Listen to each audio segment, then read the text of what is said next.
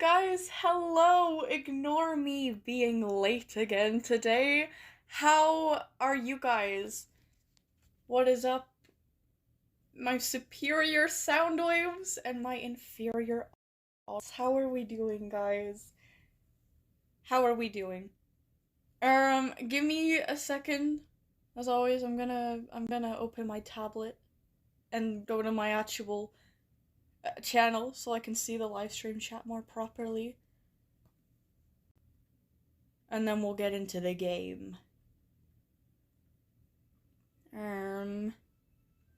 Okay, there we go. Hi everyone! Hello Epsilon, thank you for the rules. I'll pin that now. Hello Hawk! How's it going, Hawk? Yes, I'm still alive somehow and seeking distraction. I hope you've been doing at least decent, Hawk. Hello Quartz. Hello everyone. Hello everyone. It's nice to see everyone. Ooh! I forgot I decked out my cougar. I kind of feel like my pet needs a change, though. It's been Clef for a while. I think? I don't know. I'm gonna change it to... I'm gonna change it to... I'm gonna change it to Kane. Kane Pathos Crow, my favorite author ever! The best author ever. No, I don't have enough. No! Okay, whatever. Kane Pathos is fine. Okay. Okay. Yeah, that'll do for now. I wish there was more centipedes in, like, most games, but they are a nightmare to animate. Such a shame. Such a shame. We should start a fundraiser to Turbo Rocket Games to fund the animation for a centipede pet. How about that? Yeah, they are, though. Oh, Neptune, thank you so much. Got paid to take my money. Oh, Neptune, thank you so much. Thank you. That is a whole £2 almost. Thank you very much. I appreciate that a lot. Thank you. Thank you, Neptune. How are you? I'm doing really good, actually. The reason why I was late was because my mom bought me a McDonald's, and it was very nice. It was very nice. But it came at, like, 11, so I had to eat it. And then, you know, okay, to be honest, I was kind of taking my time, but whatever. Whatever. I still have the coffee. So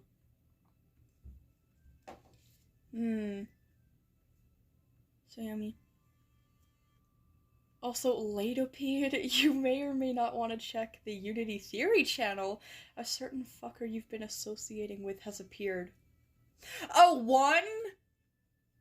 I haven't seen one in so long! My lazy lord! Oh my gosh. Okay, Okay, let me join a game and then I'll check the Discord. Let me get into a game though first in the farm map. I really hope that someday they make a gatherings, like, in the farm map. That would be so nice. The farm is my favorite map. Yeah, if you guys want to... Should I keep my name as Megatron?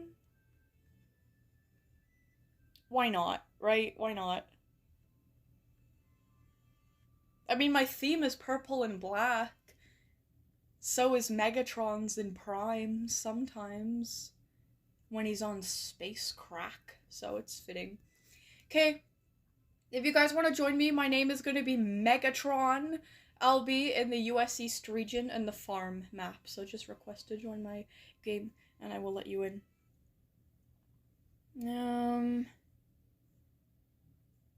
Yeah. Yeah, let me let people in and get into the game.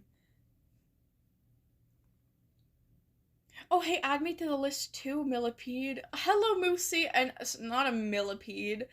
It's a centipede. Thank you.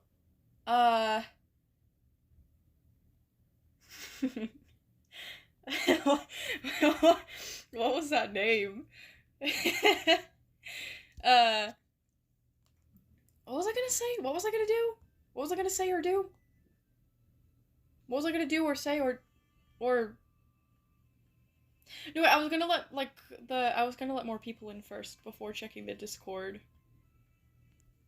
I was gonna let more people in. Also, it's a little quiet. Oh, I didn't mean to open chat. It's a little quiet. Let's turn on the sound. Can you guys hear the music of or the sounds of the game? I can't personally, but as long as you guys can, you know.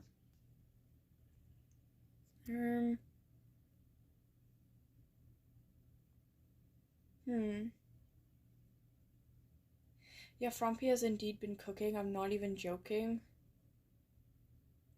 You mean either Frumpy has been literally cooking? Like, actually cooking food? Or, like, they've been on fire with the theories?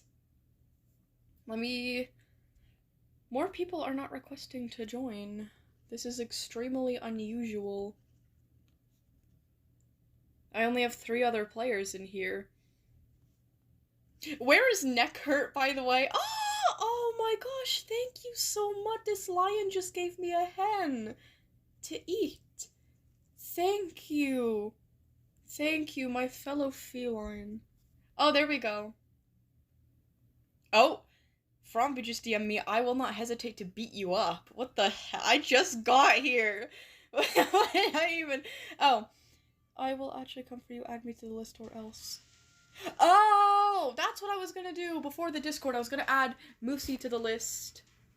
Moosey asked first. Moosey, and then Frumpy. There you go. There we go. Okay, so today we have Endlit Sahara, Moosey, and Frumpy so far. Very excited. Oh my goodness, I'm getting fed again. Thank you so much. Oh my gosh. So many people feeding me today. My mom feeding me a Mackie D's. And then this lion feeding me. Thank you so much. That is so appreciated. I'm still looking around for Neck Hurt. That's kind of a funny name. Oh, he's all the way by the boss.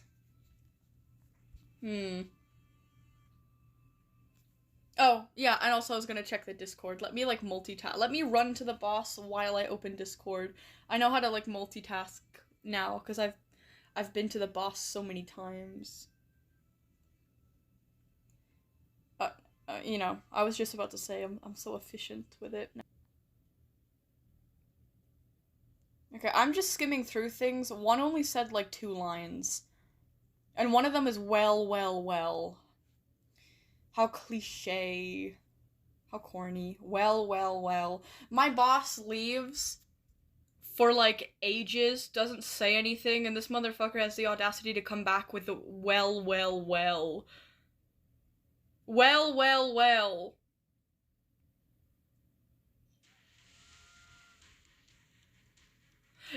Have you been keeping the boss alive? That's very appreciated, unless this is just coincidental that it's at such a low health. I think I'm gonna level up. Yay, I did! I think I leveled up 2 levels. Very nice. Well done, Neck Hurt. Well done.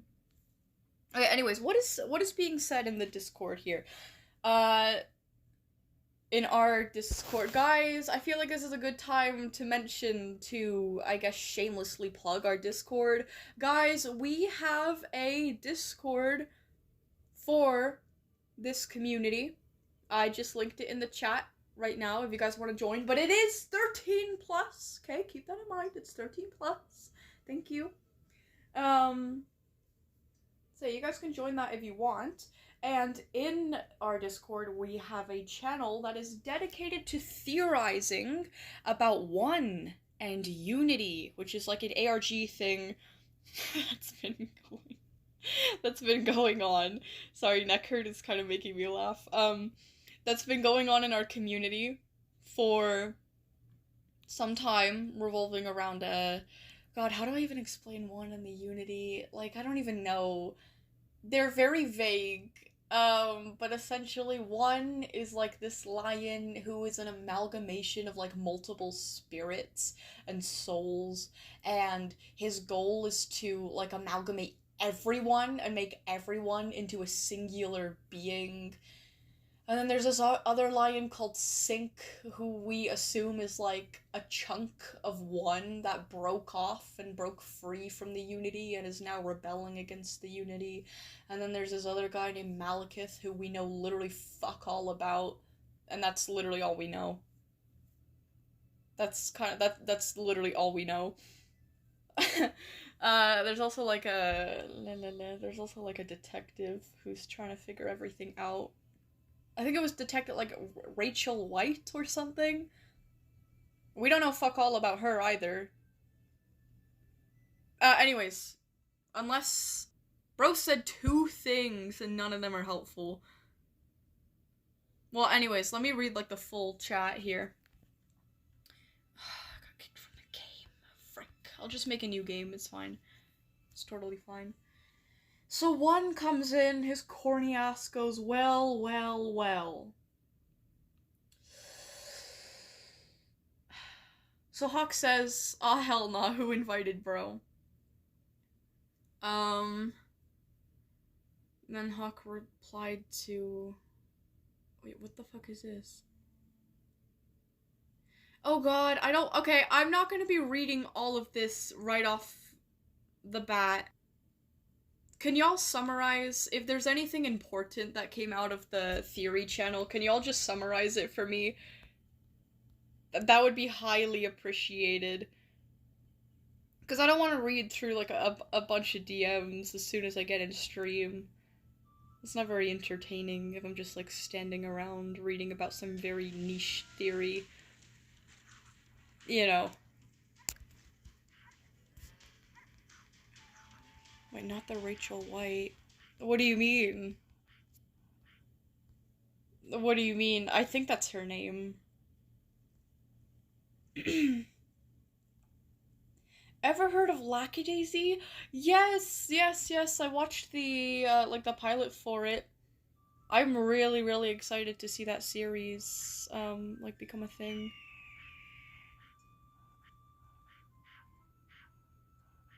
Yeah, I like the style, I like the lore so far.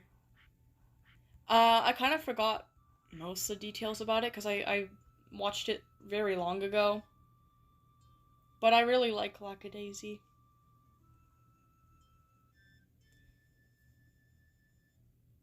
Wait, what? To the... I got disconnected again!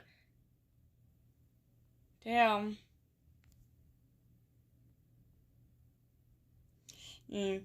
Wait, Violet, please add me to the list if you haven't already. Chapter 2 is done. Okay, let me do that. I'm very excited for your story, Aquin. There we go. Damn, I keep getting disconnected. Are we lagging? Let me check the chat. Are we lagging?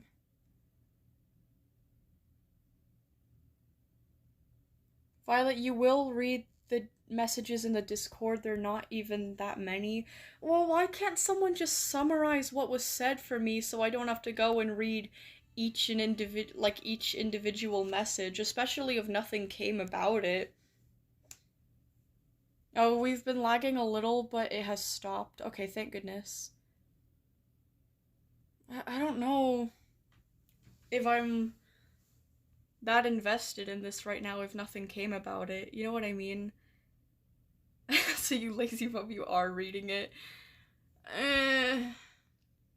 It's just I'm not really interested in reading like a bunch of DMs if literally nothing new happened or nothing relevant. You know what I mean? Oh god, we're freezing. It's not the stream, it's my game. My game just crashed.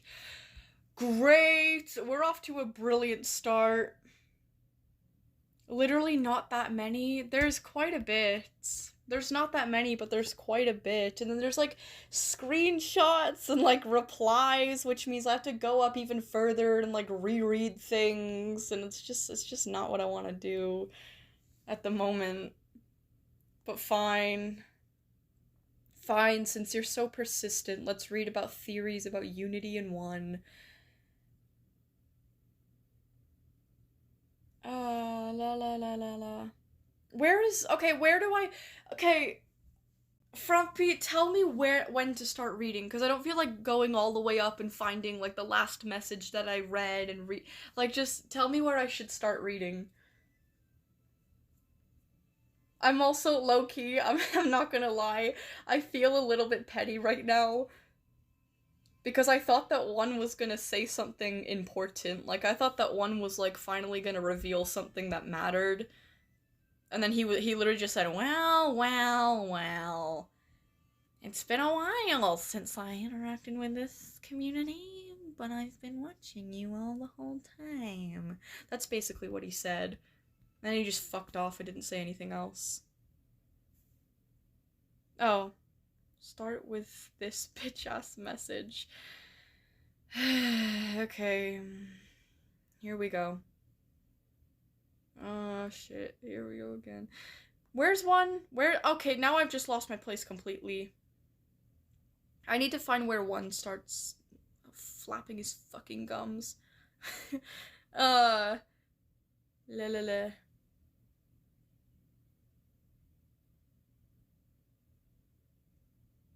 Where does he? Okay, yeah. Well, well, well, hell nah, who invited bro? Blah, blah, blah. Okay, even Frumpy made fun of him. Frumpy said, well, well, well, shut the hell up, you deadass burnt waffle kitty. You look like you got spaghetti noodles for a mane. He kinda does. He kinda does. Frumpy says, oh wait, what? Oh wait, Hawk said, also, what the fuck did I do to you? I saw this too late because I was tired. Come on. Wait, what? Okay, I'm not reading, like, all the, I'm not, like, I can't, my brain can't function, like, this well so early in the morning. Like, I really don't want to go back and read old replies and old screenshots and then connect them back to other chats, and, like, I just really don't feel like doing this, guys. I'm gonna be honest.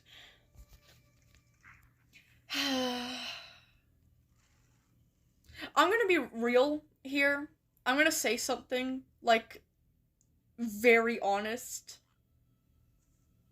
I think that I don't want to is a very valid quote unquote excuse not to do something. Like, is this saying, oh, I'm gonna, like, oh, I'm not gonna be able to make it, I have this event coming up, or oh, I'm sick. I feel like I don't want to should just be an accepted answer for something. But it's not. You can't just say you don't want to do something, which kind of sucks. Whatever. Okay, anyways, Frumpy says, I don't know. Anyways, one, what took you so long to chat, buddy? What's with the holdup? We were expecting someone else, you know, a certain sync fella. I'm sure. They keep chatting in this chat as I'm trying to catch up. How am I supposed to catch up with this chat if they keep chatting? I'm gonna be stuck here reading this chat all day. Okay, anyways, are you sure that, however... Wait, what? I'm sure you knew that, however. Why, you're a freaky little stalker. You spy on the chat, that's all you do. One, the power deity that stalks people. One, the all-powerful deity that only talks in vague sentences. One, the all-powerful deity that's about as mature as a 5-year-old who lost their iPad privileges. You're such a scary dude, aren't you, buddy? Yeah, go eat rocks. You and Sync can go do that. Pack it up, bud. We aren't intimidated. Okay, this is kind of making it worth it. Pack it up, bud. We aren't intimidated. I don't know what you mean by the day of reckoning or day of reckoning, but you know it ain't doing shit with a little like tongue out emoji. What is it called? An emoticon? I don't know. Okay. Okay, Frumpy digging into I don't even know. I don't know if that's how I should have worded that. But Frumpy having a go at one is kind of making it worth it right now. Hawk says, bro is taunting entities. Frumpy said they piss me off. It's valid. It kinda is. It kinda is. So then one says, an absolute nothing burger again. It has indeed been a while since we have spoken, yet observation from afar never ceased. Frumpy says, shut the fuck up, burnt waffle. You are the lion equivalent of someone who microwaved a frozen waffle and then put it in the toaster.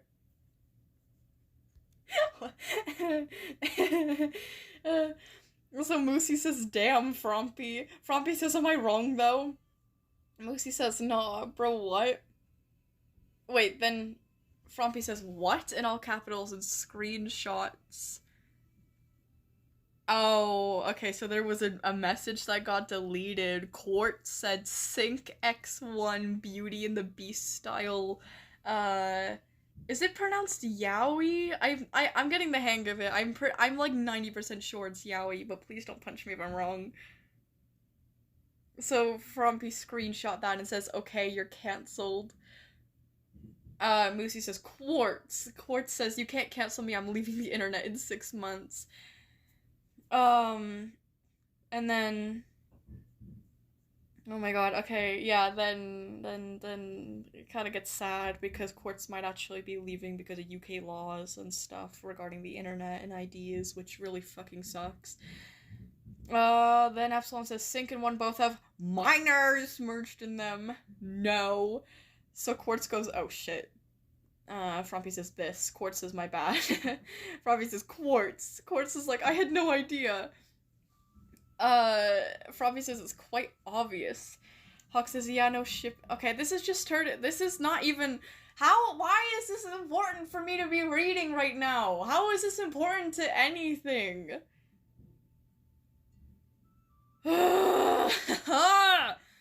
Okay, so they're just harping Quartz right now, and Quartz has apologized like a million fucking times. I'm pretty sure he wasn't even being serious in the first place, fellas, and this is coming from someone who gets like irrationally angry over like these types of topics. La la la. I'm just gonna skim through this. Do they start talking about the theories again, or no? Okay. Okay, that's where you guys wanted me to read up until. I'm not gonna read all of the new stuff. I'm gonna be honest. But yeah. Okay, what Frumpy said was actually funny, but that was kind of a nothing burger. But I think it was worth it for what Frumpy said. That was really funny. Yeah. Damn! My boss, like, barely ever shows up. And then when he does, he just says fucking nothing and then he leaves. Or he talks about some, like, vague... Like, what am I... The Day of Reckoning. Genuinely, what am I supposed to do with that other than sit in a corner, shivering, biting my nails? What do I have to work with? Oh my lord, what am I supposed to do about this? What am I supposed to do? Other than quake in my boots. What am I supposed to do with the information? What did he even say? Like, the Day of Reckoning is, like, upon us or something like that. Like, okay, I'm scared, now what? And I'm not even scared. It's like, now what? God, it's actually making me mad. I don't want to get mad over it. I just think one needs to get his act together. Like, we've been at this for, like, what, like, 5 months? I think it's been 5 months now. It feels like it's been, like, at least half a year ago. Actually, it feels like it's been longer than that, and I feel like the way it started was perfect because like we were moving at like a good pace where we could and we were given things to like theorize and guess what the unity is and whatever, and then it just like fell apart. Like then it thing with ciphers that like quite literally could not be translated. Like they literally were just they came up in like errors. Like they were made kind of poorly, not gonna lie, so they couldn't be translated properly. And they didn't even lead to anything either, other than another vague message that we can't do anything with. And I feel like it's at a point where, not naming names here, but certain people are like, oh, you guys just aren't looking into it enough. But no, I genuinely don't think we're being given enough information to reasonably deduct what's actually happening. You know? It's like, if I was trying to imply that I was gonna make an apple pie, and the only thing that I did was put an apple in front of your face, and then I expected you to somehow conclude from that I'm going to make an apple pie, that's kind of unreasonable. Like, you know what I mean? Like, we're only being given an apple here. How are we supposed to get to the apple pie? Do you understand what I'm saying? I know I'm wording it in a really stupid way, but that's the only way I really know how to describe it right now. Like, we're being given crumbs, but those crumbs don't lead us to the bread loaf. You know, the crumbs aren't telling us what kind of bread it is. Am I making sense?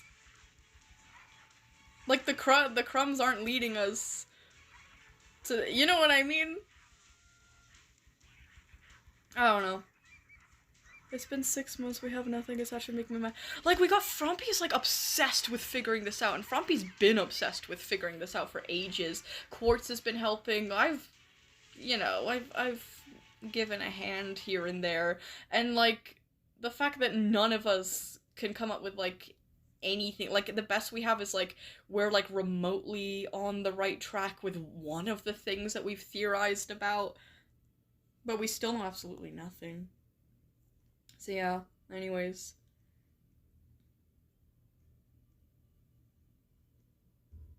Wait, what's going on? Ooh. Uh-oh. That is not my conversation. That is my circus, and that is my monkeys, but that is between the monkeys. Anyways. Oh, I thought that horse would level me up. That's so unsatisfying. I'll kill a pig. I'll kill 2 pigs. There's no wait, if there's no stream invasion or actual substantial lore given by the end of the movie, there's going to be a riot and I will be leading. Wait, what do you mean movie? Wait, movie? Hold on. Did I speak too soon about all of that? Well, I mean, I guess even if there was, like, a movie, I'd still be valid about what I've been saying, because what I've been saying relates to the past and the present, not what's happening in the future. But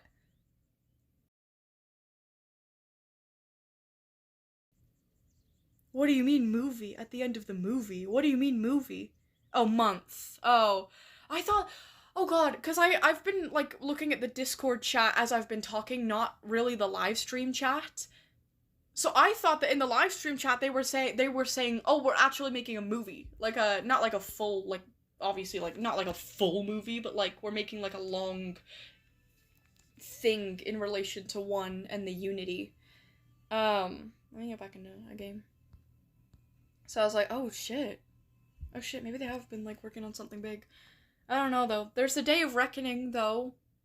There's a Day of Reckoning, which is, I don't know what that's gonna be. Genuinely, though, I would not be surprised if the Day of Reckoning was just more vague messages.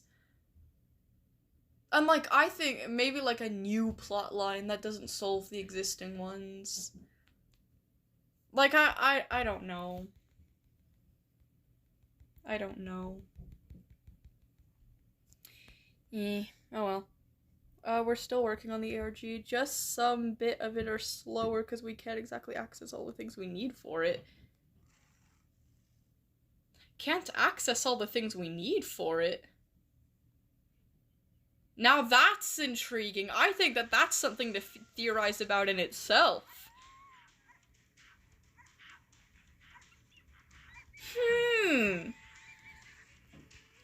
What would that imply?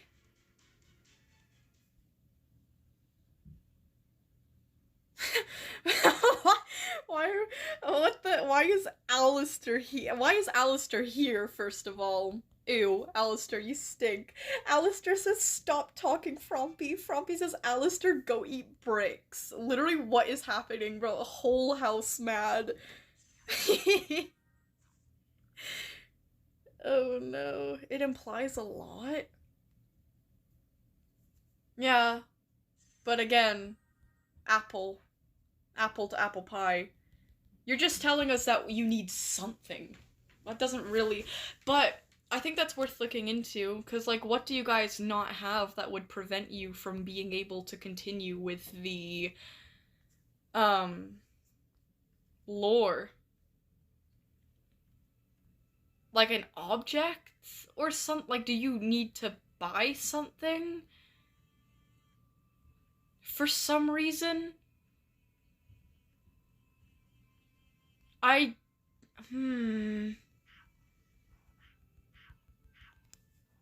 Apples mentioned. Oh, do you like apples a lot, Moosey? That's very nice. Oh, apparently Quartz hates apples. I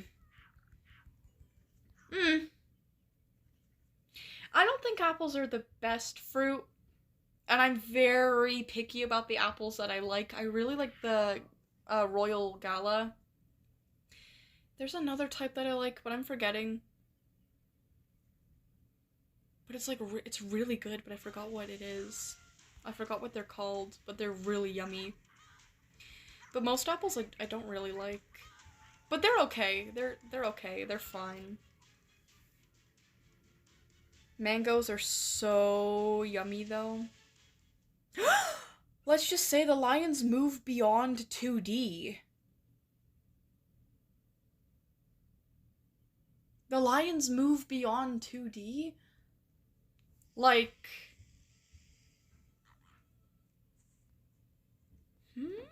Okay, well... I think I know what that might mean. On one hand, I'm very excited. That sounds incredible. On the other hand, I think it could take a while then before we get any more lore to do with the, one in the Unity. If I'm concluding the right conclusion here, I think it's genuinely going to take a very long time before we see any more. I don't know. That's a vacuum. Ignore the vacuum as best as you can. Oh wait, no, we have a lineup of things before that. So then you do have the resources to continue. Bro, drop them! We've been waiting. Drop them. No, but, like, take your time with the project, obviously. Like, you know, I can wait. I'm patient. You know.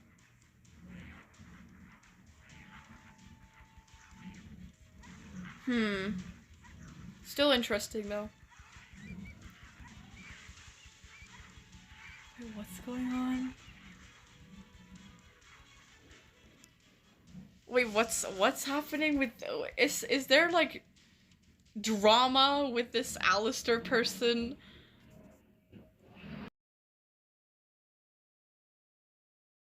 runs with the drama. Every single time. Every single time.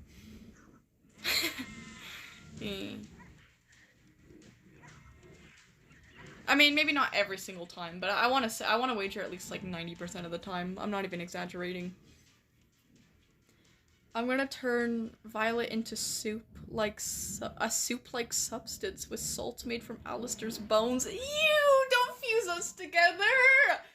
Ew! What's wrong with you? Ew! Nasty.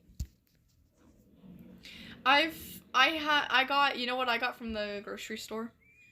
Beef broth, and I've been having it with, like, as, like, soup, and it's been really yummy. So, yeah. Since certain things are going for me, Violet and Salon know what I mean. Yeah, nothing will be revealed because privacy. Yeah. I'll leave progression to my co-writer as much as possible until things get better. Yeah, it's understandable, Hawk. You take your time with things. But yeah.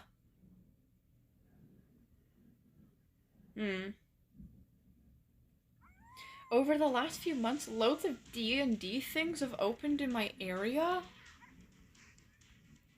D&D things? What does that mean? Am I stupid? What does that mean? D&D things have opened in your area.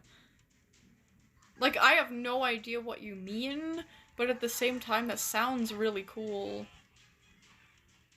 I like D&D. Guys... Oh, wait, shoot. Is D&D off for tomorrow? Because, you know... I'll keep you two updated if anything significant happens. Okay, yeah, that's appreciated, Hawk. I hope things get better, obviously. Is Canada shiny? No, she's not shiny, actually. Her skin is, like... Honestly, it's, like, half... Like human skin, half, like, chitin. I actually don't know how that word is pronounced, but, she's, like, a little reflective. She's a little bit reflective. Her skin feels, like, a little bit rubbery, almost. Almost.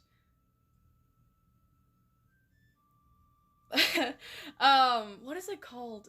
What is it called when, like, a surface is, like, she's not shiny, but, like, she's a little, like, am I thinking of matte? Or am I wrong? Is it even pronounced matte? Like, matte shine? Matte. Oh, and shine represent opposite spectrums of the surface reflection. Oh. Matte finishes absorb light, offering a muted, texture-focused look. Shine or gloss reflects light, creating a bright, polished appearance. Oh. Oh. I guess she's, like, a little shiny. She's a little shiny, but also her skin is, like, literally black, so yeah, it would reflect more light. So yeah, she's kind of shiny. She's not very, very, very shiny. She's only a little shiny, but she's fairly shiny. We could play Hello Neighbor. No, if we cancel D&D, I'm gonna take the time to work on The Wolf and the Guardian, actually. I used to, like, work on it very, like... What's the right word? Like, sporadically? Like, randomly? But now I have, like, a set schedule where I work on it every single Sunday now, at least. Like, even if I'm busy with, like, confliction and videos and, like, whatever IRL things I have going on, now I make sure that I dedicate every Sunday to writing The Wolf and the Guardian. Whether it's, like, in the afternoon or whatever, so, yeah. If D&D is cancelled, that would suck, obviously, but I would be a little bit grateful, because I would be happy to work on The Wolf and the Guardian more tomorrow, so, yeah. Oh, do that? I can't play with y'all anyway. Okay, yeah, oh, okay, yeah. Yeah. I kind of assumed, but I had to ask anyway, just in case. Like, I didn't want to, like, I don't know, just, like, not be there for D&D, like, not get ready tomorrow. And then, like, at 11, you guys are like, Helen, are you ready for D&D? You know what I mean? But yeah. Man-eating mosquitoes. What? Wait, who's talking about man-eating? What? Man-eating mosquito. Oh, wait. They already kind of are man-eating. They're just not big enough to, like, consume us whole or, like, kill us. I mean, they could kill us with diseases they carry. Kinda.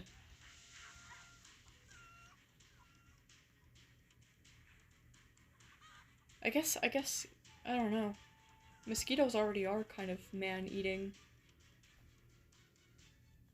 Technically everything is man-eating? How is everything man-eating? By the way, guys, I'm not human, I'm a deer.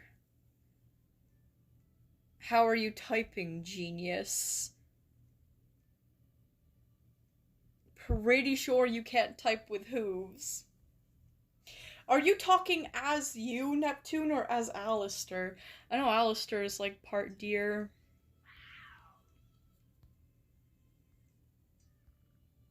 I don't know. I'm so confused. You said I'm a cockroach, Sahara? What do you mean? It keeps making me bite the, like, rooster behind me and not this one. I hate this new update. It's so annoying. Oh yeah, if you guys didn't know, Wildcraft had an update where you have to be, like, a lot closer to enemies to actually hit them now. So yeah, you basically, unless you want to get hit back by the enemies, you basically just have to run away while your pet does all the work. Like, you basically can't even contribute to the fight anymore unless you want the enemies to be able to hit you too and take damage. So that's really nice. That's really freaking nice. You have to be, like, right up in the animal's ass in order to do anything. Oh, I have an FICF object idea. Thanks. Diseases that make plants and bugs man-eating? Oh, God. Oh, that's terrifying. That's a great idea, actually. I like it when writers can take inspiration from, like, literally anything. Shows how creative they are. I think Turbo Rocket Games said that the hitbox was a bug. It's fixed now. Correct me if I'm wrong. Oh. Oh, is it fixed? Was I just complaining over nothing? Or maybe the chicken was, like, a lot closer behind me than I thought. Oh yeah, I think it is fixed. I don't know. I have no idea anymore.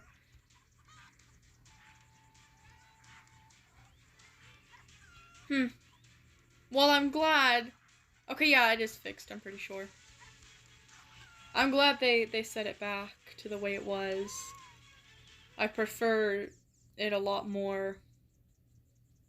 I get that it would kind of make sense for your animal to actually have to, like, make physical contact with the animal it's attacking in order for the damage to, like, register.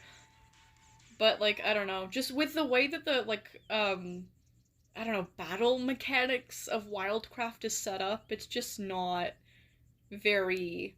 It's just not a very enjoyable experience. I don't know, maybe... I don't know. No, I just think the way that it was worked more the way that it is now. But yeah.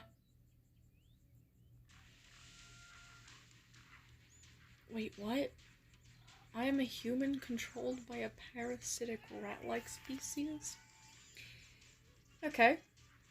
Galloping wolf eating its little horse dreams?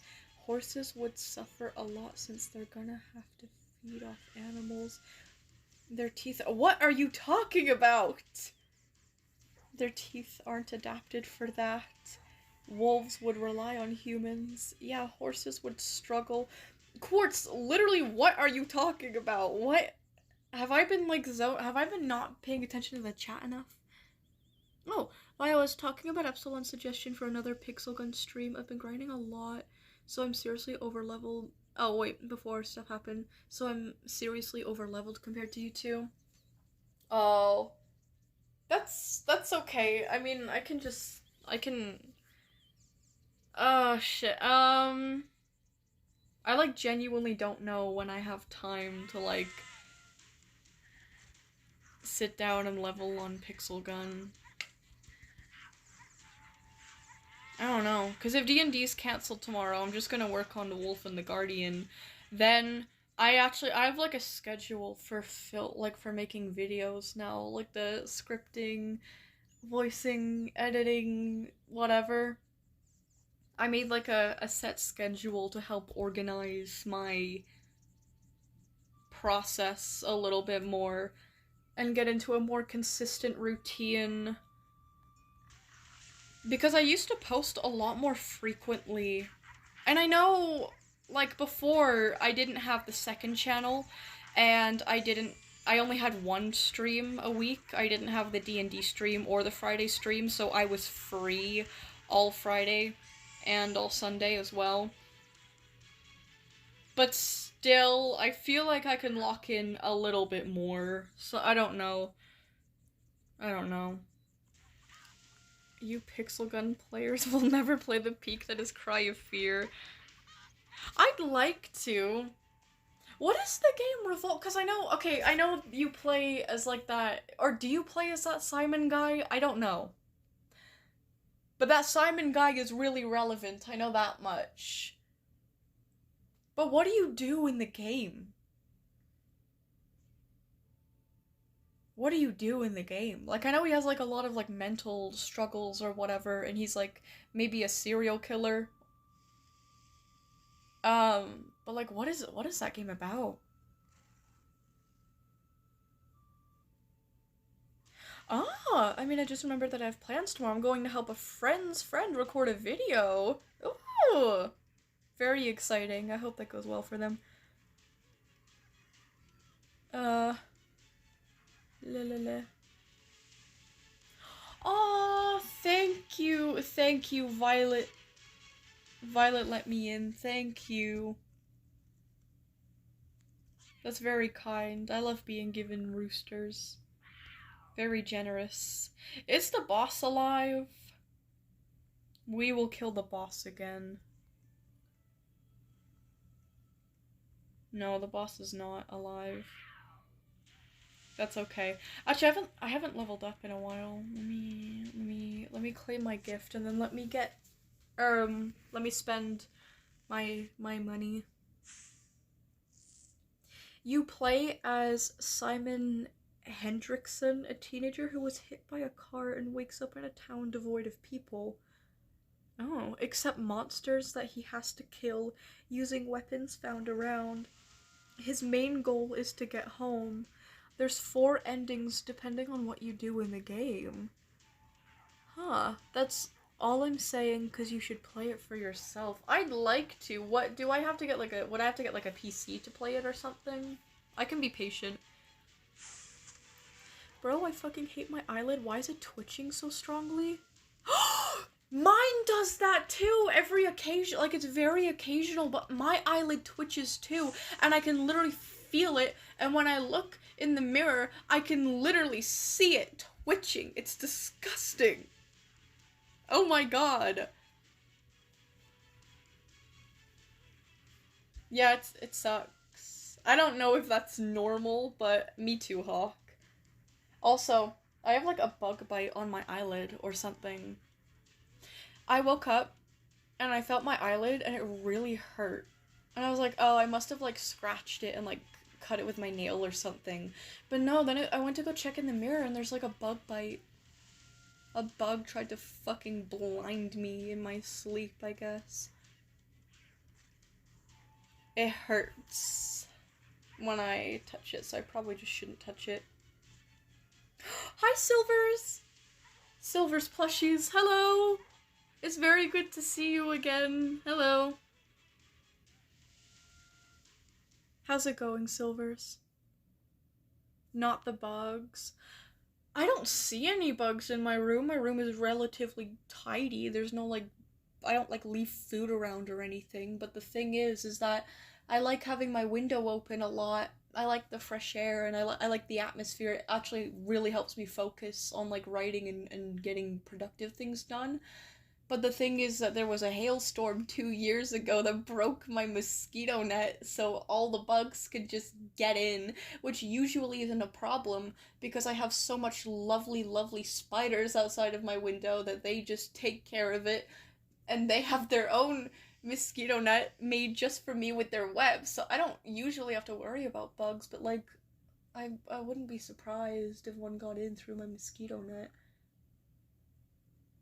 And then bit me at night. How horrible. How mean is that?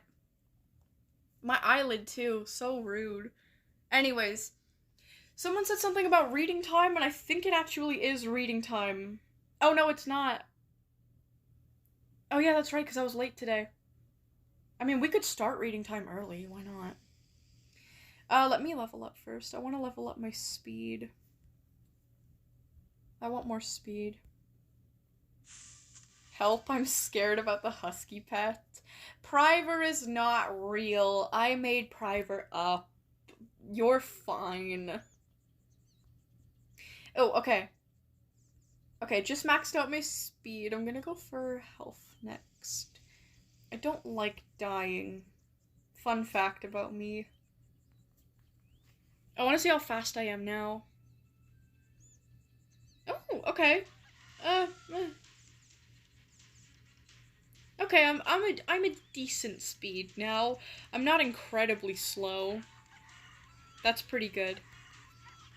Yeah, let me start reading time soon. Let me kill these roosters. Then claim whatever's no, I didn't mean to pick up the rooster. Pick up whatever I won in Wild Pass. Then I'll go to a gathering. Oh shit, I just realized my most detailed SCP wiki from Amino got deleted. No.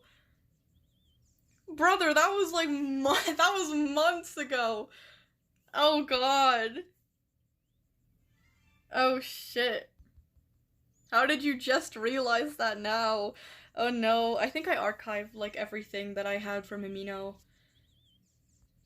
Well, actually I never posted it just on Amino. I always when I post things to like my Wattpad or whatever, it used to be Amino. Oh god.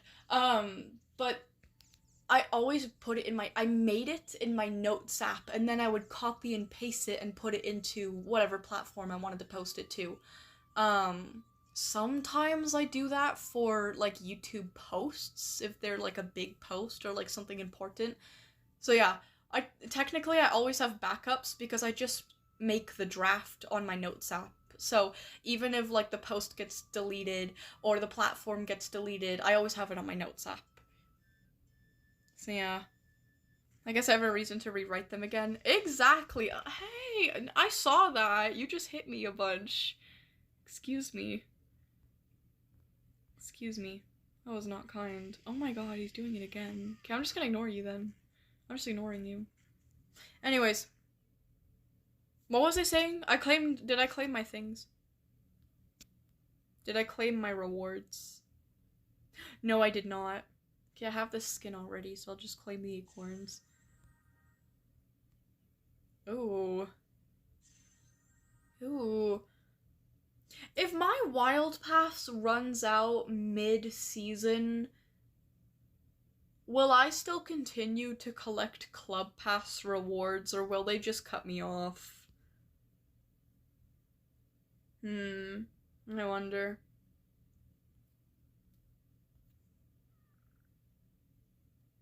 I'm not really, you know, I'm never really excited about the last items on the,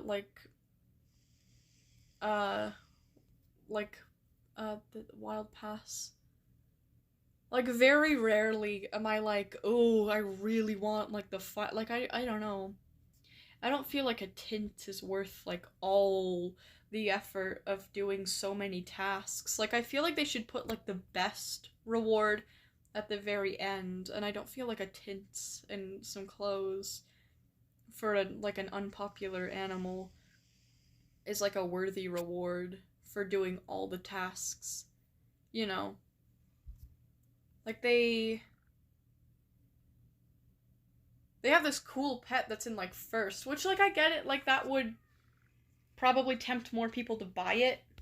Like the club pet. Okay, whatever. I'm going off on a tangent about things that aren't even important. Let me go to the gatherings. I can also rewrite their canon story again, although it's definitely cringeworthy. Well, that's why we rewrite things.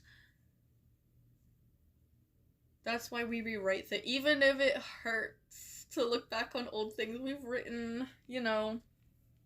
If you want to rewrite it, it's part of the process.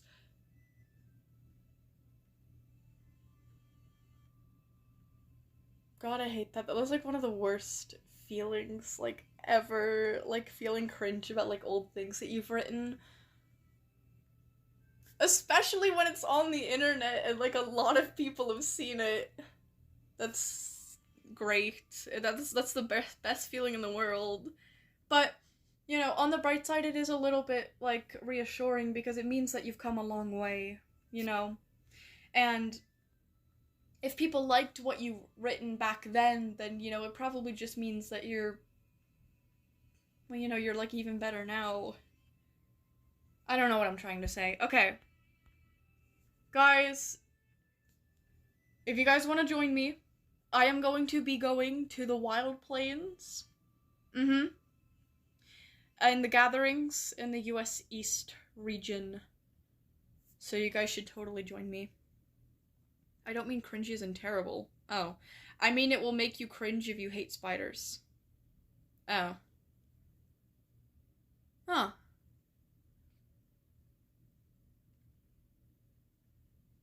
I like spiders. Huh. Oh, I didn't. Oh, I thought you meant like. Because it's like your old writing. I don't know. Me personally, I cringe a lot at my old writing. But, you know, as cringe as it is or whatever, I do see it as a sign of progress. So, like, it's not all a bad thing. But yeah. I get that cringe too. I can relate. Yeah. Yeah. It's a good thing, but it really, really, really hurts. It just really hurts. Especially, like, it's one thing to remember, like, and just think about old things that you've written. It's another thing to, like, read it all over again. Oh my god, guys. If you don't know, I'm actually going to be redoing SCP Confliction, which is, like, my, chapter by chapter series for the SCP Foundation. I'm actually, you know what? Let me go figure out how to link that in the chat. But I'm going to be redoing it. I got up to chapter 4 and I'm going to be like rewriting it, which means I have to read the earlier chapters and I really don't freaking want to. Like, I don't even think they're really bad, but it's just the fact that it's my old writing that, like, you know, I've come a long way since then. You know what I mean? I just know that I could do so much better now. Ugh, it's just freaking, it's painful. Oh yay, it's 17th in the, like, hashtag SCP though, so that's pretty okay.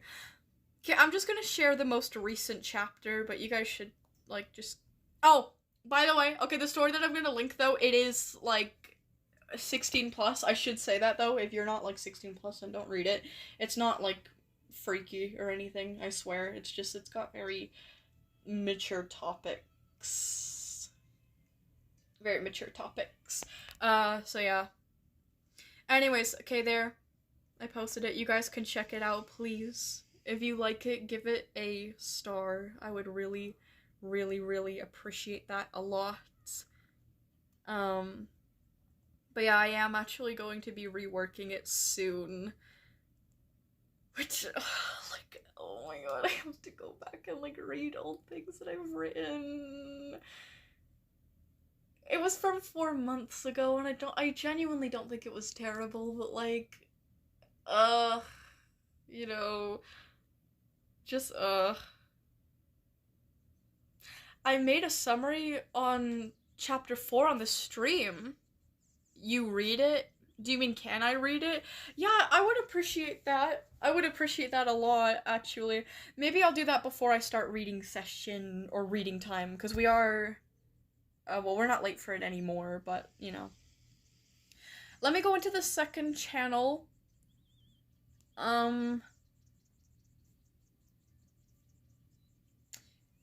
Hopefully I don't get an ad.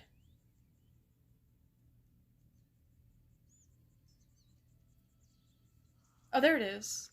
That was surprisingly easy to find. Okay, let me see. Okay, since Violet, since you didn't make a summary, I made one. Thank you. Here's a very bad summary of Confliction Chapter 4. Okay, yay. And also, this is just my understanding. I probably got some things wrong. Okay, so it starts with Kanade talking with Nia, and Nia says it's all her fault and stuff, and Kanade is trying to comfort her. Okay. Yeah, okay, Nia is putting a lot of blame on herself for the breach of 035 because she was technically the inciting incident of that event, with her whole keycard thing where she... Okay, that's a whole convoluted thing. I'm not explaining all of that, but yeah, that's right. Oh yeah, Nia tells Kanade she never lost the card or something, and Kanade is in disbelief and stuff. Yes, okay. So, Nia wanted to have an excuse to talk with the, like, head, like, researcher, like, observation staff member, whatever, of 035's containment and, like, containment procedures.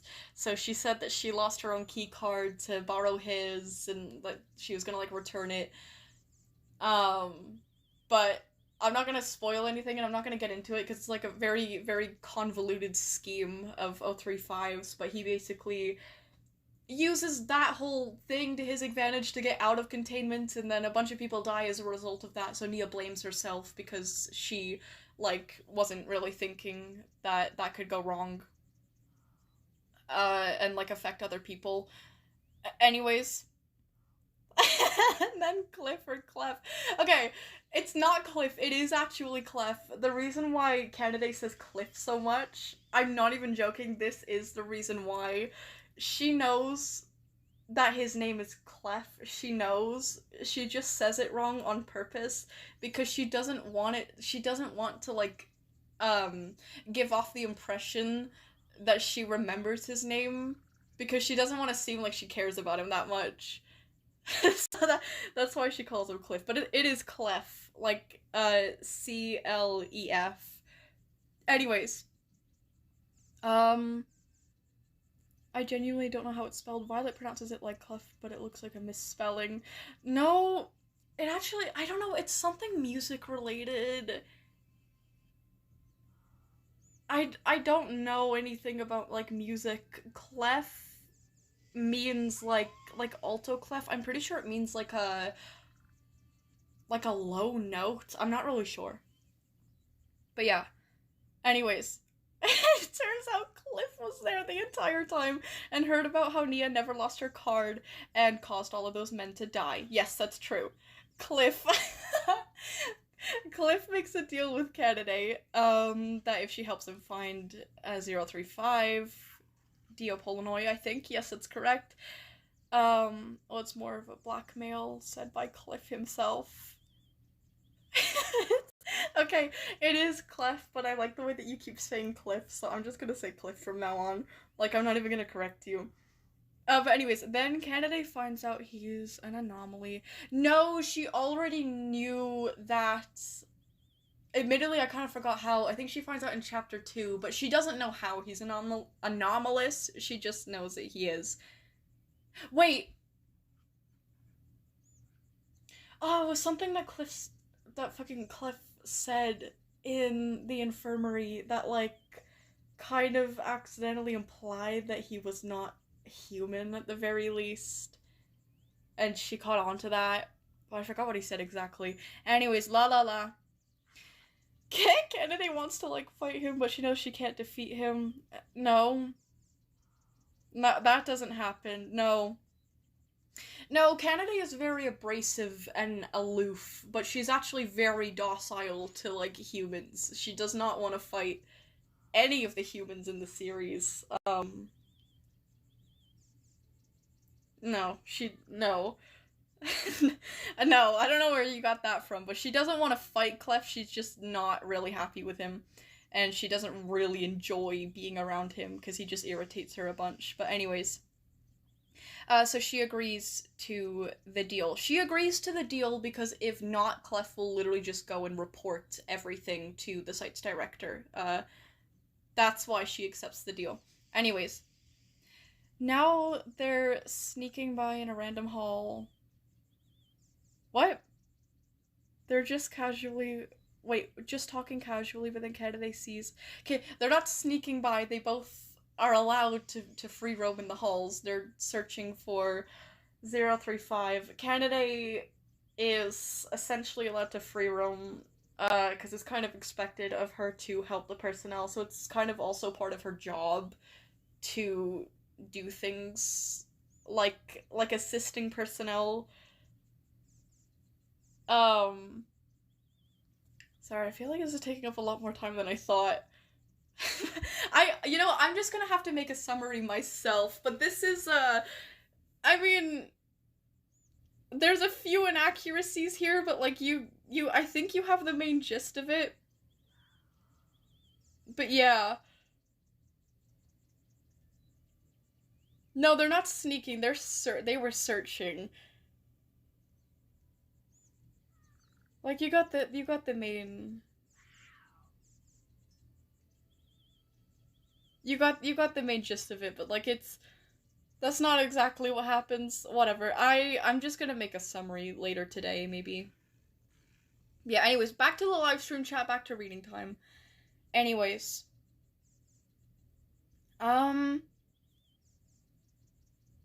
Wait, what? Wait... Aquin says, for example, Violus, huh? Are known to read sheet music in alto clef, while most higher range instruments read in treble. Oh, are you trying to explain, like, what alto clef, like, actually means? That's very nice of you, Aquin. I'm kind of dumb and I'll probably forget everything that you're telling me. But that's interesting. Did you say anything else about that? I am actually interested.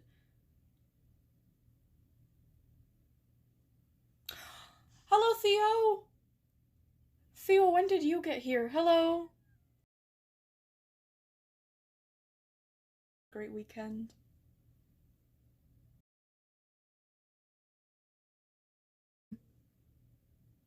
I played alto and baritone saxophone.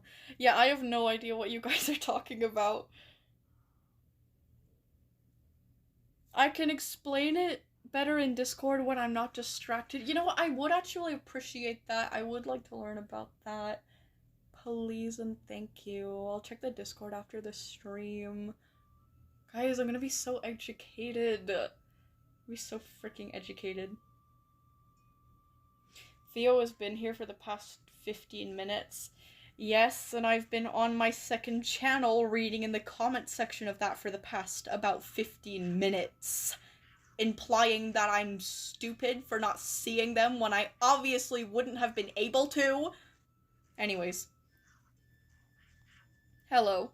Hello, Theo. It's nice to see you. Okay. We are officially going to get into reading now.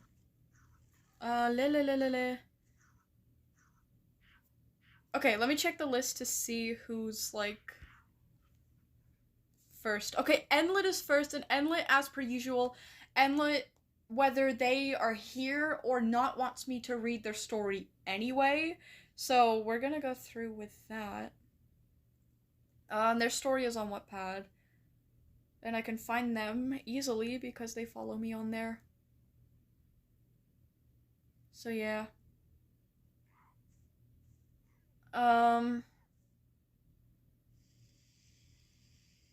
Yeah, okay, here we go. Endless story time. Oh shoot, but I don't remember which chapter we were on.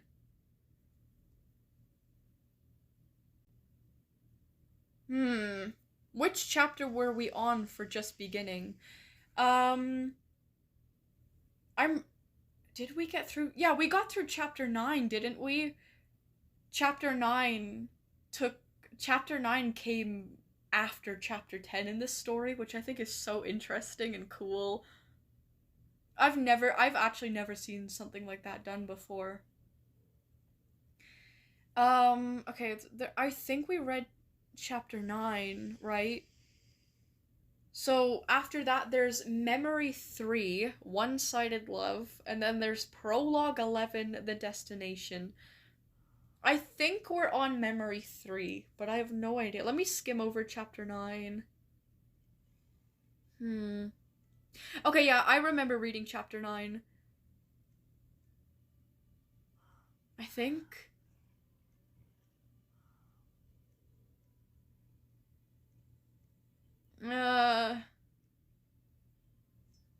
Yeah, it's Moonpillow, the protagonist of this story, becoming Stonefish.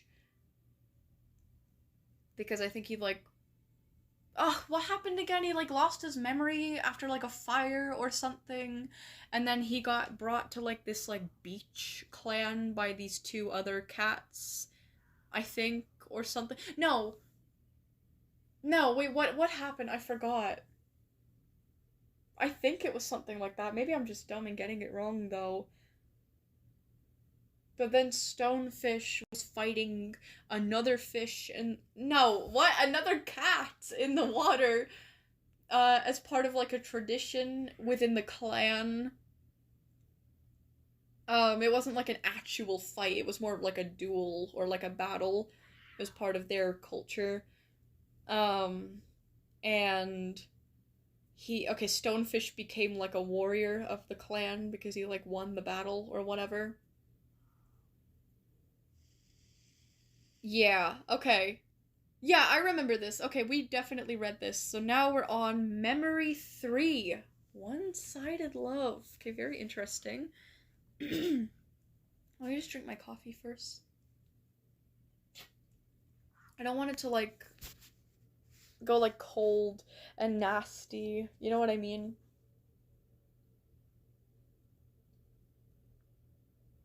What book is this? So this was from Enlit. This is, if you don't know, oh wait, yeah, if you don't know, every single week here, I check out stories and artworks, and animations and things like that by you guys, the viewers, the people in my community, that are related to topics of warrior cats or wildcraft or feather family, just anything related to the themes of the channel essentially. If you guys made it, I check it out. So this is a series by Endlit, who is, I don't think they're here right now, but they say it's okay, if they're not here, then just read their stories anyway. So this is Endlit's story. It is a Warrior Cats fan fiction called Just Beginning. So yeah. The lore, a little bit convoluted. Not convoluted in a bad way, just complex, and there's a lot for me to explain. We're currently on chapter we're currently past 10 chapters, and there's things in between the chapters, prologues and memories. Ew, I just burped. Ew, anyways. So there's there would be a lot to explain, so I recommend going back and watching old streams if you want to get caught up with the lore of the story. But anyways, yeah, sometimes I'll just recap the last chapter, but okay, that's enough yapping.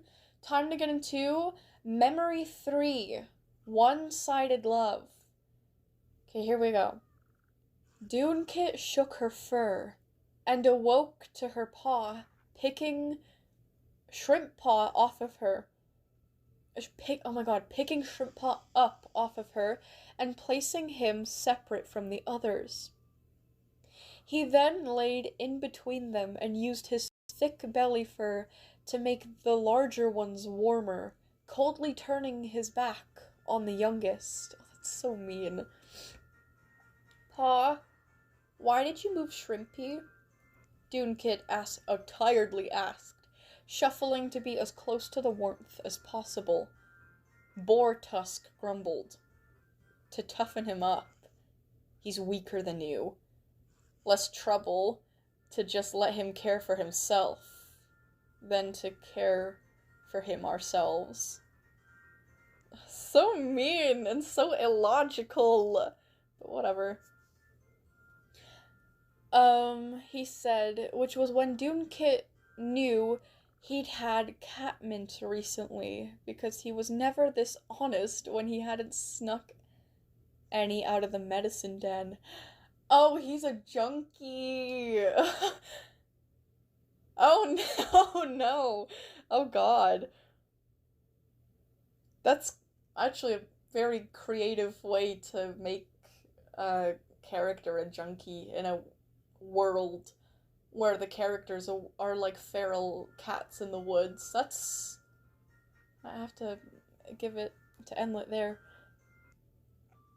She did agree that he was weaker, though, and he'd be real easy to make fun of. Short, stubby legs, tiny body, his fur stood out. Couldn't be angry without looking super cute. Leave him alone. Like a little chick, fluffy and small. They're so mean to him. But don't tell him about SCP 420-J.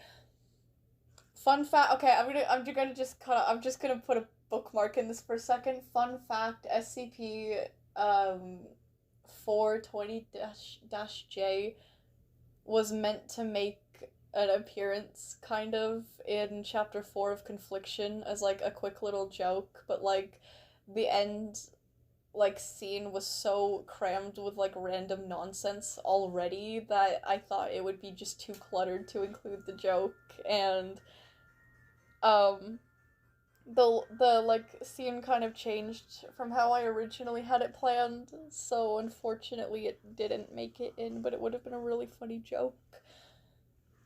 So I'm thinking of bringing it back somehow, but I'm not going to spoil anything more than that. Anyways, that's the weed one, right? Yes, it is. Yeah. I love how it's a joke SCP, but, like, so many people, like, treat it and, like, talk about it as if it's canon, and I just like to think that it is. Like, it's the only, like, canon, like, J SCP. I don't know. Anyways. Meow meow meow. They're technically canon, I guess. Whatever. She wanted her brother to be warm, but she didn't want to bother her paw, or make him look down on her. So she went along with it and drifted off to sleep. Oh my poor Shrimp Paw, he's fucking gold! In the morning, Boar Tusk kicked Shrimp Paw awake, and Dunekit opened her mouth before realizing what might happen if she did. The cons outweighed the pros. Oh no. Dunekit stood up, nibbling at his ear until he jolted up. Come on, Shrimp, if you can keep up, she mocked, her siblings confused but immediately piling onto it. Catch me if you can, Shorty, Webkit snickered. Owlkit hesitated, but Dunepaw and Boar Tusk were watching, so he knocked Shrimpaw over. Why are they all so mean to him? Rushing toward his sibling. I mean, I'm saying why. The chapter is literally explaining why, but, like, aw, come on. Oh no. Oh no, I went too far down. I lost my place, and I accidentally have to watch an ad. Where am I? He knocked Shrimp Kit over, rushing towards his sibling and Pa, who were already ahead. Shrimp Kit caught up eventually, confused, and counted it as just joking around. Oh my god. He rested his head on his sister's shoulder, and she moved away, surprisingly. Oh my god, sitting on her pa's tail. She asked, "Did I do good?" In a whisper. "Very," he said quietly. Oh my god! Now you just gotta make him feel bad. Don't worry, he'll learn from it. He lied! He knew it would just make Shrimp Kit wonder if he did something wrong, but he didn't tell the little one that part. Oh my god, is Boartusk dead already? I forgot he needs to be dead. He needs to die. Bro, major thumbs down to Boartusk. Boartusk actually sucks. He's so mean.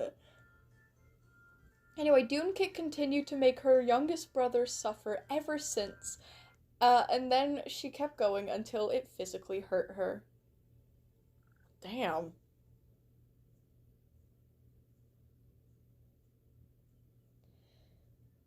Damn. Yeah, poor Shrimp Kit. Yeah. Just 'cause he was little. Aw. Yeah, that sucks. Okay, that was Memory 3. Then we have Prologue 11. So let me. I'm gonna set up my tablet and my phone in a way that it's like just more comfortable and like easy to read. Yeah, I live stream literally just on my bed on Saturdays. For those of you who don't know, I can't be bothered. Like if I'm not on camera, whatever. I'm literally just on my bed in my PJs. I'm not like lazy enough to be like laying down, but like still. It's more comfortable here, and my chair is like it's like leathery and like kind of loose, so like sometimes if I'm sitting in my chair, like it makes a noise and I get paranoid that it sounds like a fart. So I don't like sitting on it if I'm not on camera. So like whatever, you know. It's also just really distracting. Like imagine if you were in a live stream where someone was reading a story like off camera and you hear a noise from them and you're like, did they just fucking fart?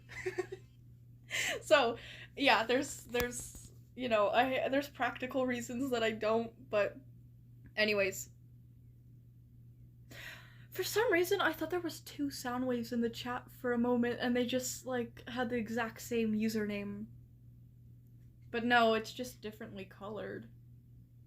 My phone is about to die, so as soon as it kicks a bucket, I'm gonna go sleep for an hour or something. Okay, Soundwave. That's understandable. You have a nice nap when you're napping. Anyways, okay. Oh, poor Shrimp Kit. That is really sad, though. Poor Shrimp Kit. Oh my gosh.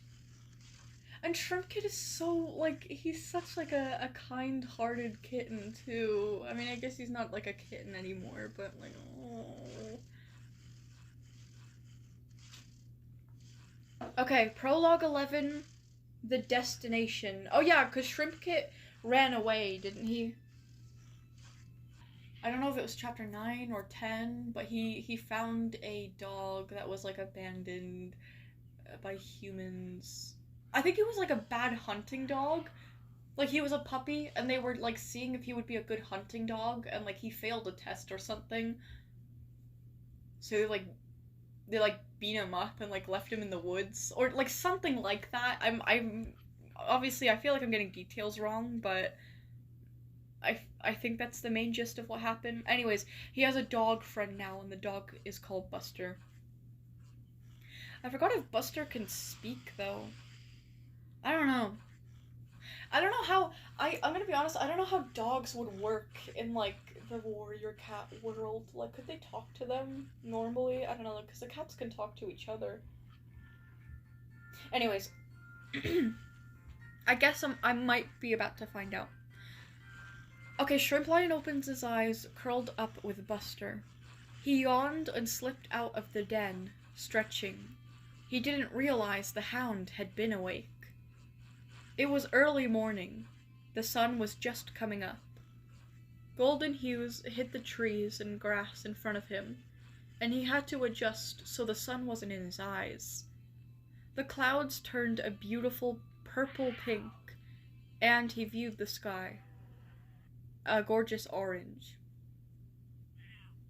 The sun rose higher, and in a few moments, maybe a minute, it was gone.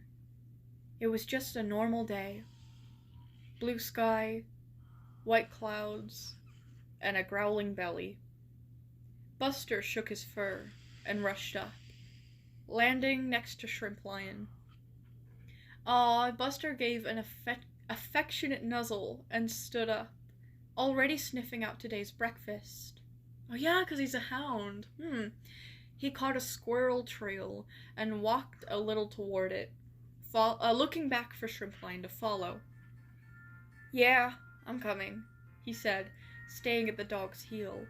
Okay, so I don't think dogs can speak in this universe.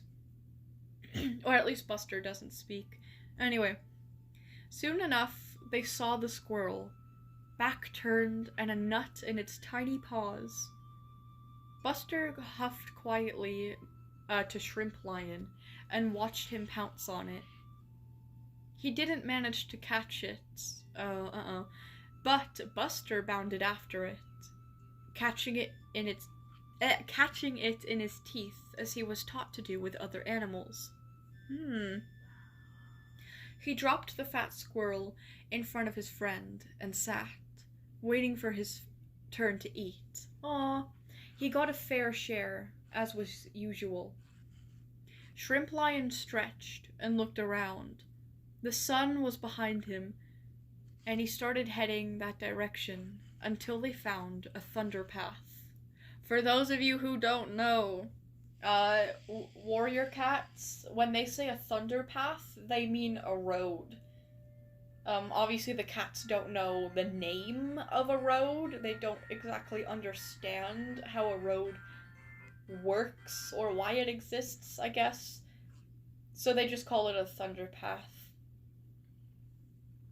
I guess it's because, if I had to assume, maybe it's because when cars drive by, it kind of feels like thunder to them, and it's like a path because it's a road, so I don't know. I'm just assuming. Anyways, they hid in the bushes and ran along it, heading north. They hid, seeing two legs riding some horses. The same ones, in fact, that abandoned Buster. Ooh! Those are not good people, if you guys remember. They must have headed further north for the foxes. Buster had a quiet, low growl, "Oh, Buster, you stupid," and followed Shrimp Lion around them. They saw the tunnel just ahead that they were supposed to go through. A cat came out, with rainbow-stained fur and a pristine dog.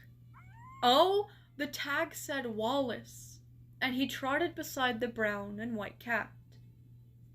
Looked a tad bit similar to Willow Branch, minus the fluffiness. I'm so fucking dumb. For a moment there, I thought that, like, maybe Willow Branch was alive, but he's definitely not. We saw him as, like, a spirit in the other chapter, I'm pretty sure. No, Willow Branch is, like, definitely dead. Which is such a shame. I wish, like, I don't know. I really like Willow Branch, even though he literally, like, died extremely early on. I don't know. Anyways. Also, Wallace and the cat, those were the two that brought in Moonpillow to, like, the beach clan, I'm pretty sure, so, yeah. Anyways, she said, "Come on now, Wallace. We've got places to be and beasts to find.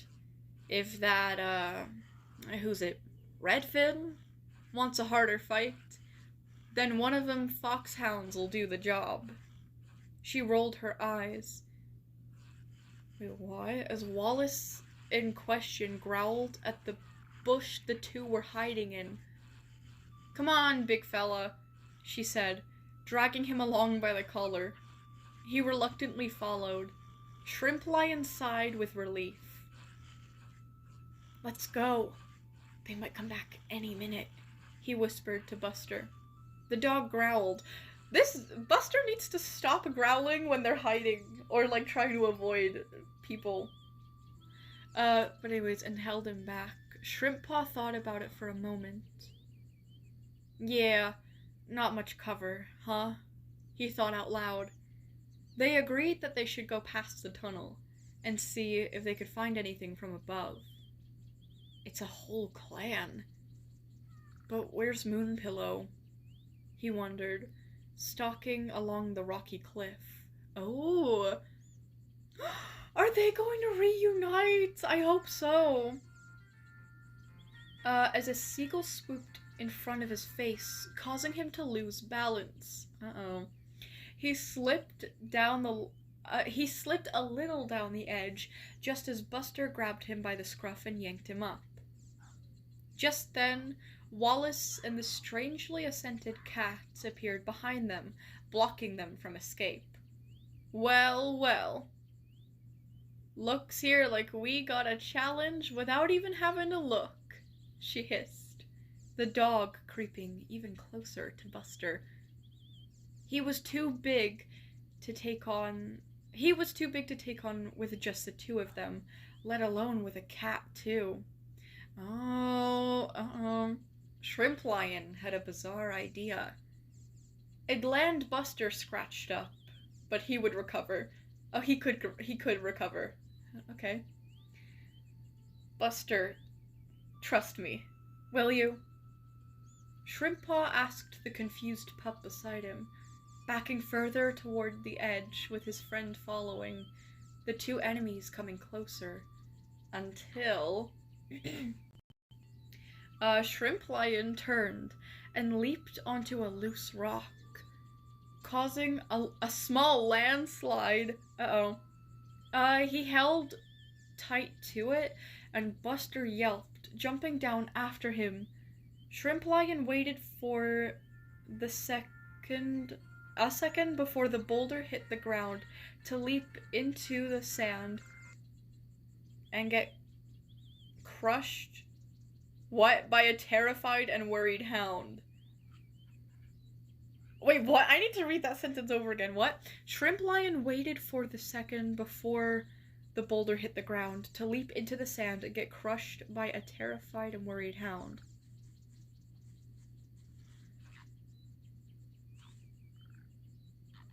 I'm so confused. What happened? Okay, hold on. I'm gonna read that whole paragraph again. Okay, Shrimp Lion turned and leapt onto a loose rock, causing a small landslide. He held on to it. The loose rock? He held tight to it, and Buster yelped, jumping down after him. Okay. Oh, Buster landed on top of him. "Hello, Enlet." Also, thank you. Thank you, that's very helpful. Okay, that's kind of what I thought, but I thought that, like, maybe I could be misunderstanding and maybe it was, like, the boulder that crushed one of them. No, okay. Okay, I understand now. Okay, Buster started growling and picked the warrior up to place him in a small cave-like den where they had shade from the sun and cover from the clan on the other side of the brand new wall that would be looking for them now. Shrimp Lion watched his buddy flop onto the ground with fresh wounds. Oh no, before cleaning them up. Aw, and cuddling right beside him for some well-deserved rest. Okay, so they're like... What, are they on, like, the border of this, like, beach clan now? They're, like, really close to Moonpillow, aka Stonefish. I'm pretty sure. That's very interesting. Very interesting.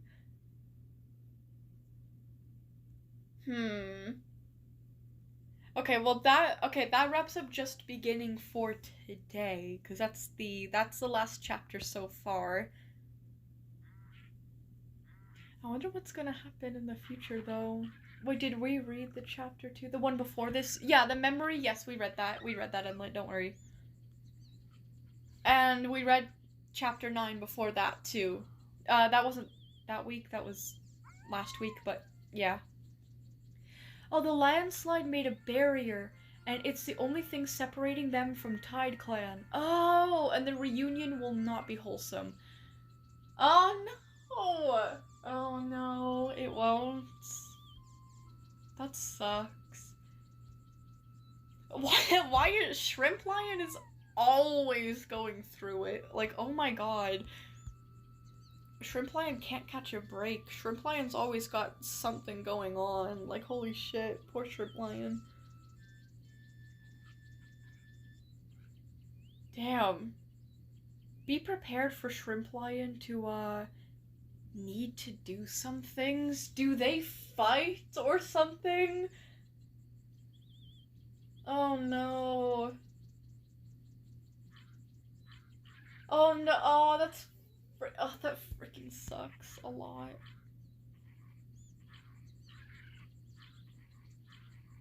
Like, that sucks majorly.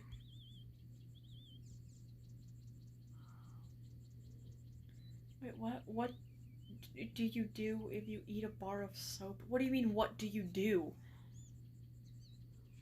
What do you mean, what do you do if you eat a bar of soap? You just don't eat a bar of soap. That's what you do. That is literally what you do. You just don't eat a bar of soap. I hope I hope this helps.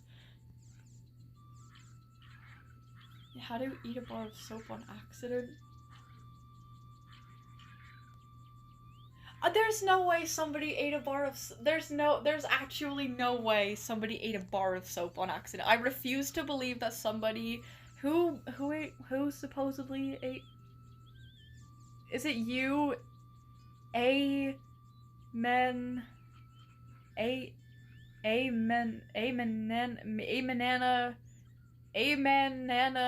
by. I'm just gonna call you Amen. Did you actually eat? Okay, you know what? I don't know what to do if you accidentally eat a bar of soap. I'm gonna Google it. What to do if you eat a bar of soap. Minus AI. God. Okay. Oh, great. So, according to healthline.com, you should call 911 or the poison control hotline at 800-222-1222 immediately if you notice any of the following symptoms after eating soap. Number 1, a burning sensation in your throat or esophagus. Number 2, seizures. Number 3, dizziness or loss of consciousness. Number 4, difficulty breathing. God. Number 5, vomiting blood. Number 6, an irregular heart rate. Lavender soap smells good. It does. It does. I like lavender soap a lot. There's this one soap bar brand that I get sometimes that has like it's supposed to be like one of those like pretentious, like snobby, like natural soap bars. Like not like fully natural, like organic, like the ones that like don't do their job, like the ones that don't actually clean you. It's really good. It's really good. I like that one a lot. It's like lavender. I think it's just lavender, but I use it sometimes. I only use it sometimes though because it's really expensive. Anyways. Anyways, Endlit. That was fire. That was peak, as always. Now I'm really concerned, though. Very concerned for Shrimp Lion. Very concerned for, Very concerned for Moon Pillow, aka Stonefish. Yeah. I guess I'll find more out about that next week. Next up on the list today, we've got Sahara. Sahara, where do you want me to check out your stuff? Is it on your YouTube community posts? Is it on another platform? What do you want me to check out? Where do you want me to look? Thank you. I will be going back and watching you read the last couple of thingamajiggas. Yay, yippee! Okay, nice. Wait, what? Look, I was young and stupid? What are you talking about? What did you say before? I tried eating a penny once? What do you mean you tried? I'm more baffled with the word tried than the fact that you attempted to eat a penny. What do you mean try? Like you failed to eat a penny? Like it's one thing to try and eat, like it's one thing to eat a penny. It's another thing to fail at eating a penny. Like I'd imagine that would be very easy, actually, like swallowing like a pill or something. Like what do you mean you tried to eat a penny? Like did your parents like confiscate it from you before you could do it or something? I'm very interested in, you know what, why did you try to eat a penny, actually? I'm not that interested in that, because like kids put things in their mouth, they like chewing on things, like whatever. I'm not that surprised at that. That's just like child behavior. What I'm more intrigued about is the fact that you failed somehow to eat a penny. Oh, I almost choked on it, but I spit it out, luckily. Oh, okay, I see. I see. Okay, so... Huh. I mean, yeah, fortunately you spit it out. I don't know. I feel like I shouldn't be talking because I've never tried to eat a penny before, but I'd imagine that eating a penny would be very easy. I don't know. Anyways, guys, don't try to eat a penny. Don't do that. M-Corn, you updated the document? Ooh! Okay, nice. Let me add you to the list. Okay, did Sahara say anything? Oh god, is Sahara here? Yeah, you are. So, I'm actually not done yet. I was drawing the thumbnail while listening to the stream in the background, but I will post it in the community post when I'm done. Ah, okay.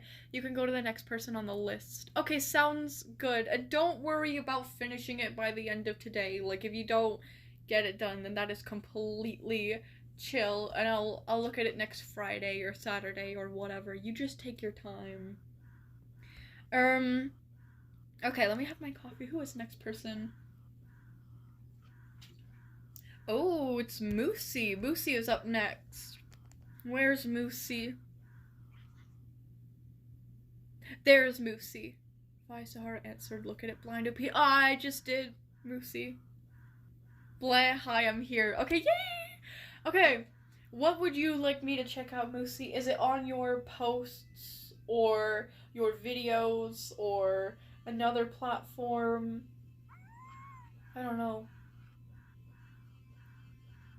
More of you guys need to get Wattpad so you guys can post your stories on there and you guys won't have to worry about a character limit.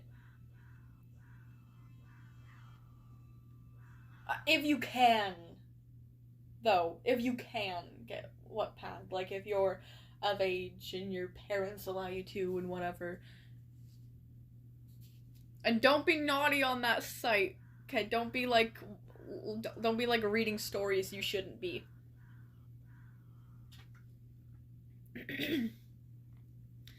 I was like 3 when I tried eating it, by the way. Oh my god. Oh my god. Babies are like hamsters. Like, they find like the silliest ways to die. I mean, I don't really want to make a joke about that or anything, but like, holy shit.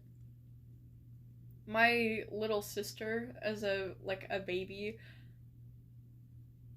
Never mind. I was gonna say like a really silly. Well, it wasn't silly. I guess the circumstances of how it happened was silly. Anyway, I'm not gonna. Never mind. Forget I even like anything. Oh wait, what? Oh, it's on your post fly. Sorry. Okay, let's check up what's on Moosey's posts.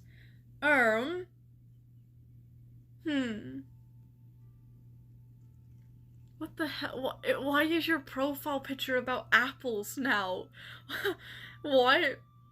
You put like, what is it, an opaque image of like apples over your profile picture. You changed your username to Moosey and Apples, and you have 2 apples in your username now? I did not know you were like that about apples. I did not know apples were that serious for you. You know what? Good for you, though. Good for you. I personally think that pears are better, but, you know. Well, I think that a lot of fruits are better than apples. I like apples, as long as they're certain types of apples. I like pears, I like raspberries, I like strawberries, love mangoes. Ugh, mangoes are my favorite. Love pineapples, bananas, blackberries, those dragon fruits. Yeah, oranges. I love fruits. Anyways, okay. It's finally time! Part 1 of Leather Lore. Also, am I pronouncing it right when I say leather? Because it's spelled with 2 E's. Am I supposed to be saying leather? Have I been pronouncing it right? Before I start reading this, I feel like I should. It's lether? Lether. Okay. Not leather. Lether. Lether. Okay. I have to remember that. Okay. Lether was once a young cougar. Once pure, innocent, even. But he's always had a taste for power. When the others were trying to play, like tag or something, he'd make sure that when he got the tag, he'd keep it and threaten others with it. Oh no. Oh no.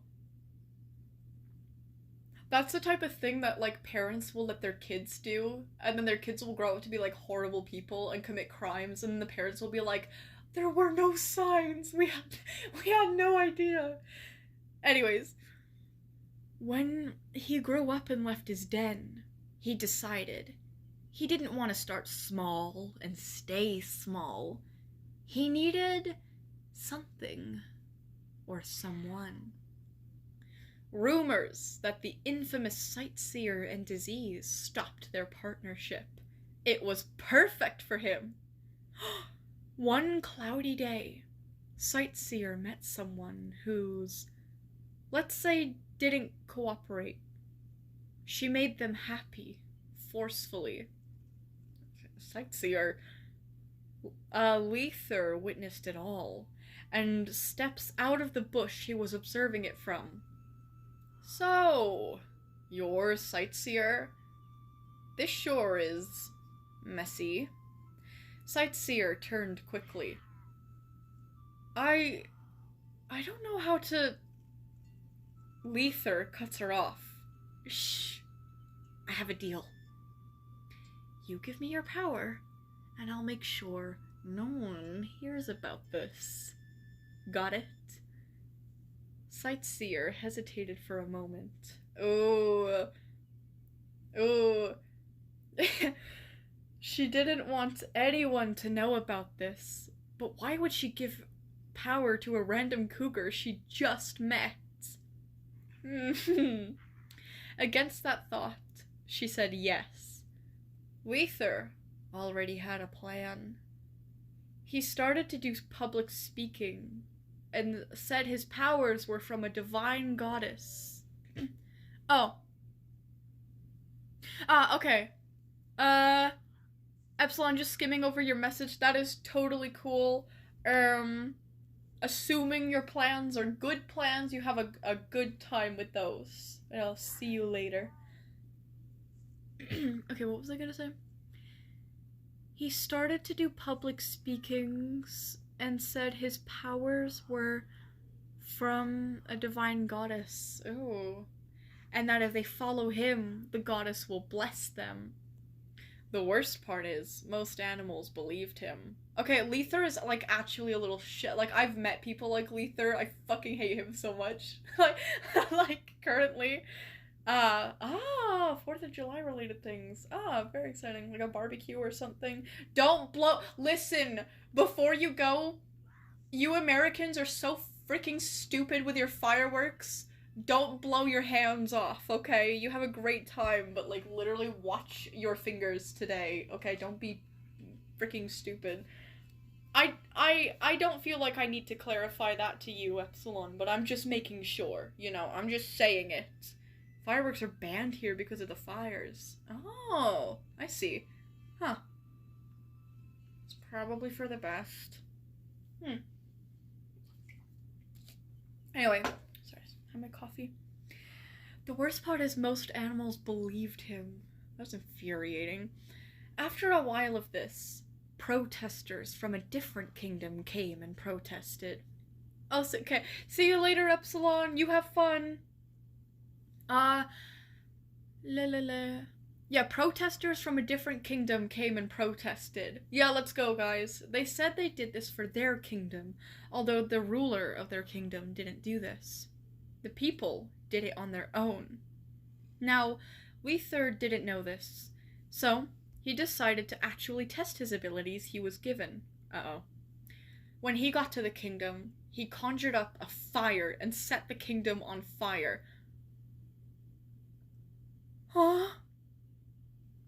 After the fire actually started to do damage, he saw multiple animals run out. Guards, village folk, cooks, and finally the king. The king was looking horrified. Yeah, what the fuck? Half of his face was burned off! I must find the avatar to restore my honor. Sorry. Half of his face was burned off, and when he saw Lether sitting there, grinning, the king ran at him in fury. Yeah, get that bitch! He pinned Lether down easily. You monster! Do you not know who I just lost? Uh-oh. Lether shoves him off. Oh, boo-hoo about the thing you lost. What kingdom will you rule now, ex-king? Lether's such a cornball, too. Lether grins, and is gone in a second. The king shakes in horror and agony. I will find you, and you will pay for what you did, Lether. Alright, that was part 1. I will get the next part out soon. My bad if it felt quickly paced. No, I thought it was pretty good. Also, Frumpy helped me. She's my twin and she knows all the lore. This was very fire. I hate Lether though. Oh my god. Oh my god. I hate Lether.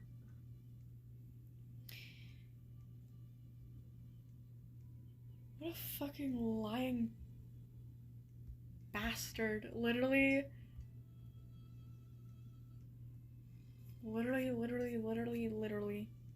Avatar: The Last Airbender.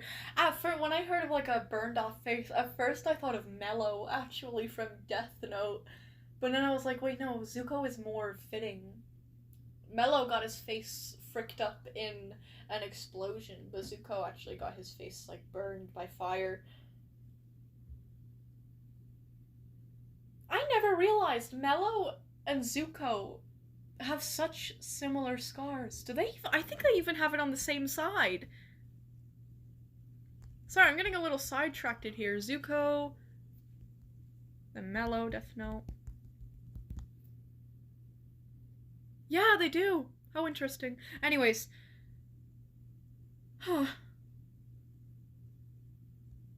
Okay, I really like this story. I do not like Lether, though. I'll tell you that much.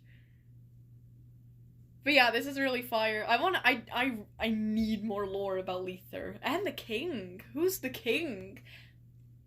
There's also, 2 images attached to this post. Oh my god.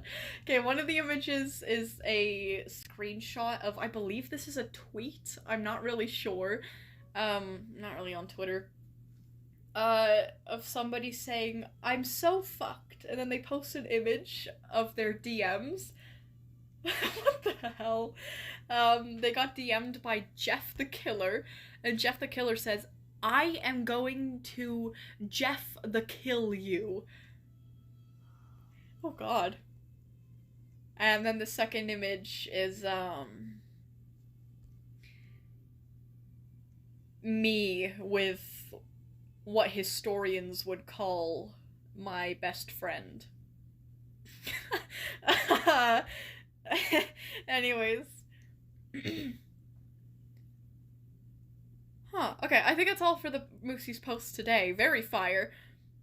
But we also have a post under this that says, guys, go sub to my peak friend at VVG9J6G. They're underrated as hell. You know what? I'm gonna subscribe to them right now. Bam. Why not? Why not? Do I know them at all? No. But, you know, I trust Moosey's judgment. So, yeah. Anyways.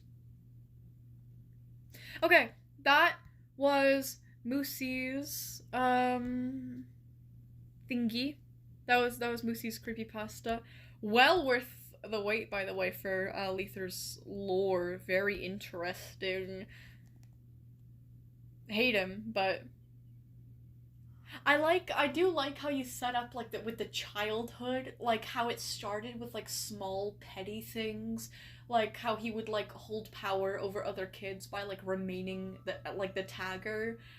That is really interesting to me, because that is actually how it starts with a lot of people. Like, a lot of terrible people in their adulthood started off doing, like, really small things that, like, adults would just, like, brush off as, like, nothing, or, like, maybe even funny behavior as well. You see with, like, like, boys will be boys, or, like, if a guy teases you, that just means he likes you, you know? Like, they don't correct the behavior of, like, young boys, like, essentially, like, tormenting girls in their class, or, like, harassing them, even, like, assaulting them, like, throwing things at them, or, like, pulling their hair and things like that. And then they grow up thinking that that's acceptable, and obviously it escalates because they only get away with it.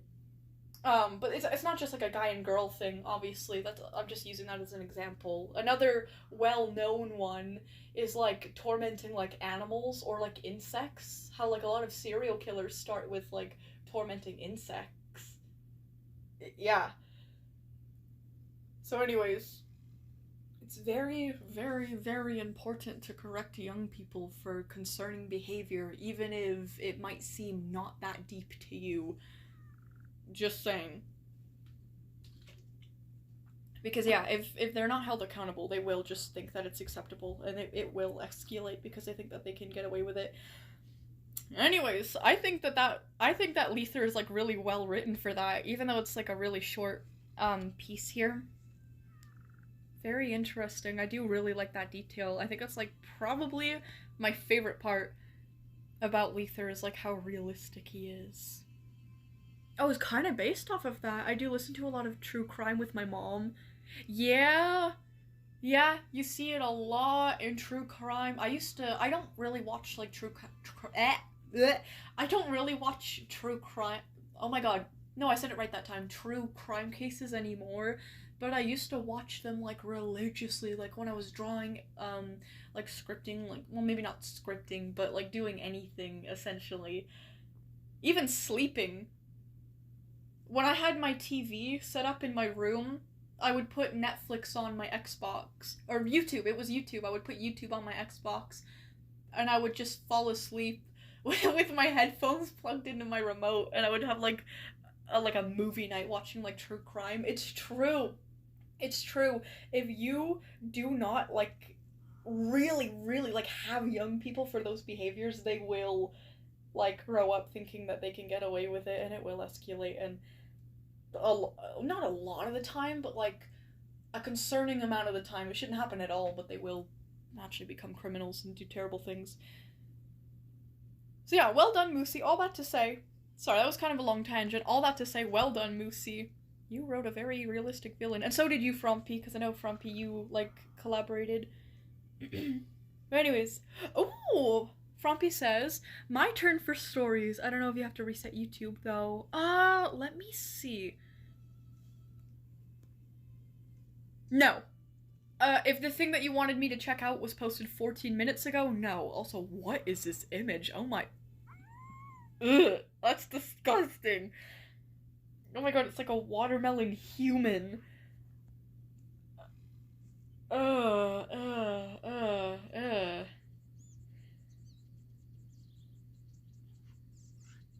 my god, that looks like that looks like the YouTube thumbnail of like a really niche, like, horror, like, urban legend or something. And the title would be like, The Horrors of the Watermelon Woman. r/watermelon woman. I don't know. I love those videos, by the way, I'm not dissing them. Anyways, okay. You said, okay, so here are the things for Horror with Violet to look at today. It's not really much, but it's something. Okay. Also, look at the images. Sorry if some of them make you uncomfy. It's okay. It's okay. The watermelon thingy. It's terrifying. What the Ew! Okay, the second image is like Barney, but like he's really buff, but like grotesquely so. Like he's incredibly defined in a very like veiny, bumpy way. Wait, what? Oh, Julian, awesome! Awesome, awesome, awesome. Let me add you to the list. Julian said they had art. Anyways, okay, the third image. What the fuck? That cannot be a real place. What? How do I even describe this to people? Like, I'm not screen sharing. I cannot screen share because I stream on my phone and I check your stuff. You got your guys' stuff out on my tablet. But it's like 3 people, like they look like government officials or maybe like part of the monarchy, I don't know. And they're walking through this like maze, but the maze is like designed to look like walls of flesh. Like oral cavities, I guess. Like there's teeth and it kind of looks like a throat. It's just, what the hell? It's very dimly lit, and it's like built more like a cave system than a maze. I don't know. This looks like it could be an SCP, to be honest. Okay, the fourth image is somehow even creepier. It's like a mascot of Elmo on a bed, and he's like waving, like laying on his side. I don't know why that's so creepy to me. I think you can kind of see the person inside of the suit through the mouth of the mask, but like honestly, the eyes on the helmet are freaking me out more than that. Okay, number 5, we've got that looks like a humanoid baby creature hybrid with a very enlarged tick. Right, lovely. Okay, 6th image is just Shrek's head on, like, Mike Wazowski's body. Alright. Ow! Oh my god! The 7th image, ugh! Ugh! Ew! Oh my god! The 2nd image is like this nasty ass bathroom. This fucking, ugh! It's like, okay, it's, the setting is this like nasty ass decrepit, like it looks like abandoned bathroom, I would say, if it wasn't for the lighting. implying that the place has electricity, but the toilet is disgusting. Like, the condition of the toilet is disgusting. There's barely any water in it, but the water is, like, brown as shit. Like, quite literally. But the main thing about this image is that there's frogs all over. In the toilet, on the toilet, like, lifted seat. Frogs everywhere. Where did you get this image? Oh my god, this is horrible. I don't like frogs either, so, like, this is just even worse for me. Oh my god. Ew! Ew! Ew, then the 8th one is, like, a man with, like, you wouldn't think that this is, like, grotesque by me describing it, but, like, it's a man with, like, grapes attached to his eyes and, like, his mouth. I don't know, it's just something about the image is so disgusting. Like, it's so close up and detailed. Ugh. Okay, the 9th image is pretty tame. It's like a apple with, like, a face on it. And then, okay, the 10th is, like, a comment section. Oh, it's supposed to be Sightseer and Lether. Okay. Sightseer says, "My child was kidnapped. Have you seen him? Please, help me." And then Lether comments a bunch of those, like, the smiley emoji with, like, the hearts. I actually know where that screenshot comes from. It comes from a video where this guy was, I think he was Chinese, but he didn't speak English, right? So anytime that anyone commented on his videos, he would just reply with that, like, smiling heart emoji, no matter what the comment said, because he would just assume that it was, like, a positive comment, right? He didn't understand, so people would start commenting, like, really concerning things in his comment section because they knew that he would reply with, like, the smiley face. So that's where that comes from. Anyways, okay, those are the images. Frumpy, where do you find them? Where do you find them? How? You have, like, a very unique ability to find the most unsettling images. Very interesting. Oh. Okay. There's a post that says, "Me yapping about 1 and sync redesigns." Oh, interesting. Okay, let me have my coffee. My coffee that has officially been sitting here for, over 2 hours and 8 minutes and 16 seconds. That is a fox. That is a flying fox. How gracious. Sorry, so I'm so used to, like, animals being able to fly. I'm so used to, like hackers and sometimes when somebody's flying around the map. Very cool. Anyways. Keyboard spam. Okay, so if you're not on Discord, basically, like, a week or 2 ago, I redesigned my personal designs for 1 and sync, since they're old, weren't the best and lacked personality, which would have been fine since those fuckers lack personality anyways. Slash, HJ, which I'm pretty sure means a half joke? I'm not sure. Am I the only one who sometimes, not all the time, but, like, tone tags confuse me more than they help me? I'm not talking, like, the, like, J, like, /J/serious, because, like, those ones are obvious, but, like, the super detailed ones, like, the super niche ones that I have to Google, I don't know. Sometimes they confuse me more than anything. But I understand, they're probably not for me then, you know. Anyways, Lele.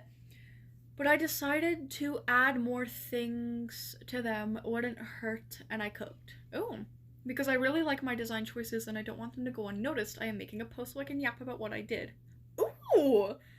One of the most obvious changes is that they have two different versions, which I made solely because they're deities that supposedly have powers, question mark in brackets.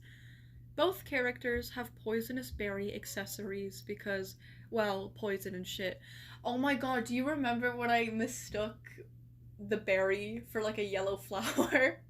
And I was like, oh my god, that's so cool. He has like the yellow flower because it's the opposite of like a because yellow is like the opposite of purple. I thought he had the yellow flower to like oppose me.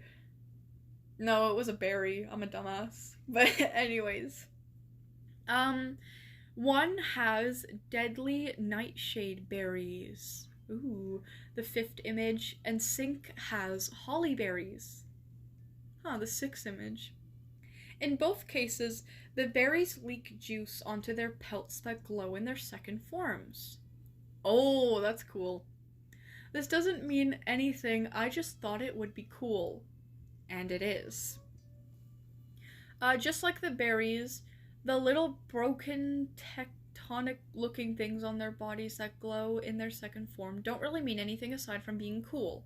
Okay, the only thing that has any meaning... Sorry, just had to, like, burp quietly real quick. The only thing that has meaning is both of them having it in the first place, because I am dead set on them being a part of each other at one point, or at least connected in some way. I'm pretty sure that's obvious. Yeah, I agree. I changed up one's eyes because previously they were literally just black voids that had the unity symbol in them, unofficial symbol, by the way. I literally made it because I thought of it once 4 months ago, and I just said, yep, purple with black on the eye edges with a simple white dot in them.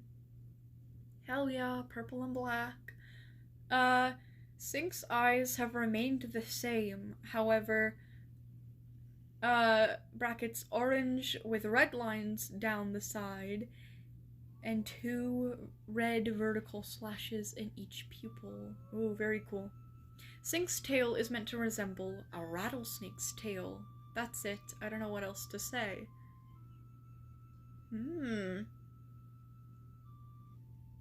Okay.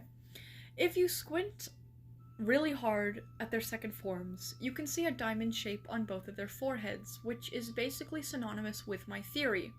Brackets, I don't think it's a theory at this point, of them being connected at one point. One has a diamond that has been slashed through, and Sync has a diamond outline with the line through it as well. I'm not making sense, just look at the design. Okay, I'm getting to that soon, I think? Yeah. I might have already... I already saw it, right? On a Discord? On the Discord? I don't know. Anyways, I'll just continue reading for now. Just like the berries... No, I already read that part. Okay, there we go. No. I still lost my place. Okay, here we go. Didn't include them in the actual design because I was going to make an actual reference sheet with those included, but I'm too lazy to do that right now, so I made separate images of them. But basically, I like to think that any individual affected by Unity and or Sync, yes, I know the Sync infection thing was mostly just me and Moosey did it as like a bit or something, and I don't know if Hawk and Epsilon intended it to be canon, but I'm counting it anyways. Yeah, would end up getting a mark on their eye that slowly fades over time as the individual heals. Oh, cool! If affected by Unity, a dark purple chip near the top of both eyes... Wait, what? A dark purple chip near the top of both eyes appear once they escape and recover. If affected by Sync... Oh, my battery's getting lower. Let me start charging my phone now. Sorry, I was charging my tablet. I don't have the double charging block anymore, so I can only charge one of my devices at a time. I have to choose between either the phone and the tablet, and my phone was pretty low this morning, and my phone was pretty high in battery. Anyways, what was I saying? Where was I? Sync's first version eyes appear in second version eyes, but instead as a bright purple. Funnily enough, I, for some reason, forgot to add the rest of the squiggles in one's eye, so there was just an awkward singular squiggle until I actually changed it to be correct. So if you saw the design via Discord, it was technically not finished. Ah, okay, I see. Um, Wait, did I read ahead too much? No. Why do I keep losing my place? How does this keep happening?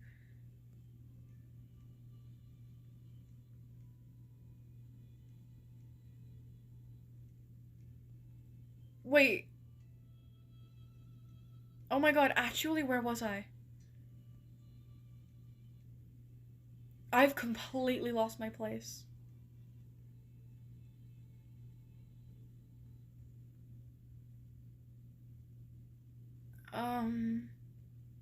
Oh, okay, I think I found it. Yeah, okay, here we go. Okay, one soul hat, and the reason for that is kind of funny, to be honest. Basically, in the Wildcraft group chat of the Discord, everyone low-key pissed off Bello, so she exiled herself before coming back an hour later to say that she educated herself on a fictional device called the Femur Breaker. Oh my god, I remember that! And thought she could replicate this IRL. It's more of a machine than a device. It's more of a, well, it is exactly what it sounds like. It's a femur breaker. I'll leave that to your guys' imagination, or you guys can just Google it. It's SCP related. Anyways, and thought she could replicate this IRL. Oh my god, I completely forgot that she did that. She wanted to make a femur breaker for herself. Not to use on herself, but just like for herself as a gift to herself to use on other people. Thanks for reminding me about that, by the way. Thanks for reminding me, aka Bello by extension, in a way, that she was trying to make a femur breaker. Anyways. Sync then said that the device was optimal to test on Violet. Oh god. And that one's avatar must be stopped, which triggered said interaction in the 9th image. To pay homage to that, and to that soul's apparently shitty. Okay, let me just skim to the 9th image so I can know what we're talking about. Oh, okay, apparently, okay. Corvid Caller replies to Sync and says, well, Sync said, I believe that device is optimal to test on Violet. One's avatar must be stopped. Corvid said, you need to be stopped too. You more unstable than the average OC mindset after someone gives them too much fucking lore. Go get therapy. Sync says, apologies, a younger soul is feel a little verbal today. He's extra mad today, as today was his birthday. Aww. Corvid Caller says, meh, it's fine. I could care less about that lackluster insult. Oh, that's so sweet. That's why you gave him a party hat. That's actually really sweet. Huh. Okay, Sync's souls reside in the sun marking on his chest. Oh, how cool. And it glows bright red when in his soul version, at least in my design and personal headcanons, which is why you can see a soul connected to said marking via the tail. Ooh. Okay, very cool. Anywho, that's basically all I had to say about my little designs. Obviously, they're not canon, they're just personal things I made for when I draw them next time. That's basically it. Last image is just me crashing out because I was told on Violet's SCP stream that Sync would be showing up in the Discord, so I kind of screamed for Sync to get his ass out of the shadows so I could strangle the lore out of him. I mean, talk to him. But instead I got burnt kitty cat saying, well. I love how we got, like, not, like, exactly angry, but, like, I love how we kind of focused on the same thing, Frumpy. I like how we immediately made fun of him for the same thing. But anyways, in the Unity lore channel, instead of any actual damn lore, where's my lore? We're on the same, like, wavelength. But anyways, okay, let me see these images. Alright, guys, I can't screen share. You guys should just go check out Frumpy's channel. Go subscribe and support it, and then you can see. I still laugh at Bello trying to host the Squid Games. Yeah. Oh no, she never went through with that, did she? She got Lily to be the host. Oh, poor Lily. she doesn't like Discord. She wants to go home. Yeah, she got Lily to be the host, but I don't think there was enough participants to actually go through with it, so she gave up with it. She didn't think that it would be that entertaining. Maybe I'll make Bello go through with it. Maybe I'll make, or I guess Lily now, host the Squid Games. And then Bello can work on the femur breaker as well. Lily just wanted to go home. She did not like the aura of Discord as a platform. Anyways, okay. Okay, yeah, here's Form 1 that I saw. Okay, yeah, I do realize now that his... Yeah, that is definitely a berry on his head with leaves around it and not a yellow flower.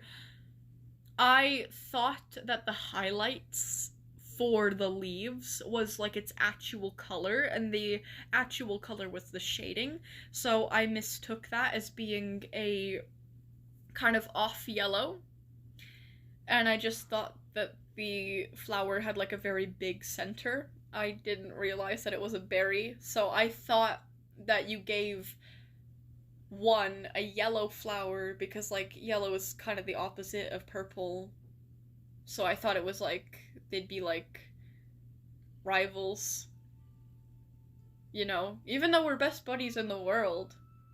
I thought it was to symbolize our opposing forces, but yeah. That's so cool, though. That is very cool. No, I definitely see that I was completely wrong, though. I mean, you can literally see that's actually a very well-rendered berry. Anyways, I like the tuft of hair. I like the mane. I like his expression. He looks totally pissed. Ooh, in Form 2, he looks so cool with the glowing purple. That's sick. That's very cool. I notice his, forehead marking as well. Very cool. Very nice. You can't go wrong with black and purple, I'm telling you. You can't really go wrong with black in anything. You can't go wrong with black in any other color, you can't go wrong with white in any other color, and you can't go wrong with gray in any other color. That's just like literally how colors work. Oh! Oh, I really like Sync's design. Ooh. It kind of looks like he's got like blood matted into his fur with like the berry like dripping the juices into his fur. Oh, that's so cool. I like the sun design on his chest. I like his fur. I like his expression. I love the background. Can we talk about the background? The background is so simplistic, but like it's so cool. You did a really good job with the background. Obviously, you did a really good job with the design too. Ooh, and the tail! Yes, I can definitely see how that resembles a rattlesnake's tail. I think that's really creative. That's very cool. That's very beautiful. Let's see him in his other. Whoa! Oh, that's so cool! Sync's soul version design literally has souls around him. Like, they look like red, like, holograms of, like, all of the souls that are contained within his vessel, I guess. Whoa, and his eyes. His eyes look like they reflect like a blood moon in them. That's really, really, really freaking cool. which is a good thing. It looks good. I like how it glows. That's incredible. The berries were the deadly nightshade berries and the holly berries. Oh yeah, they do look very similar to how you drew them. Actually, very similar. Whoa, close up of Mark. With the mark on their eyes. Ooh, post-Unity eye marking. Whoa. Close up Sync's eye marking. Oh, that's so cool. Then there's a screenshot I already read. Then there's, oh yeah, here's a screenshot of you crashing out. You said, Sync, get your ass here right now. I saw what was said in live chat and I need to know shit. Get over here or I'm slaughtering Hawk. What? Leave Hawk alone. What the hell? And once I slaughter Hawk, I'm coming for Epsilon next. Excuse you? Then you wouldn't even have any theories. And then you won't exist anymore. Get out here. Rah. I know you're there, little schizo shit. I just want to talk with a smiley face. Just get out of the shadows now. Berlinski puts like a shocked face. Frumpy says, I will personally come for you myself. Get out here. And then you replied to Berlinski and you said, oh hi, ignore this. Like really sweet, like. Okay, really though? Very sick designs. Like super, super cool. I can't tell which one I like more. Maybe one's... I like one more as a character, and I like black and purple more as a color combo, but they're both incredible. Well done, Frumpy. What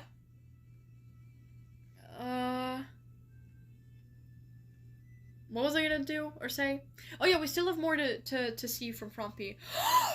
Song of Violets Chapter 2! Let's go! Oh my freaking god. Let's go. Okay, yippee, yippee, yippee. Song of Violets Chapter 2, guys.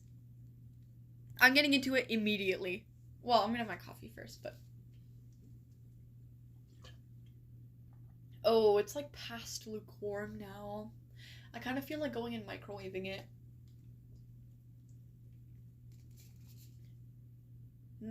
Extra large coffee with 3 cream and 3 Splenda.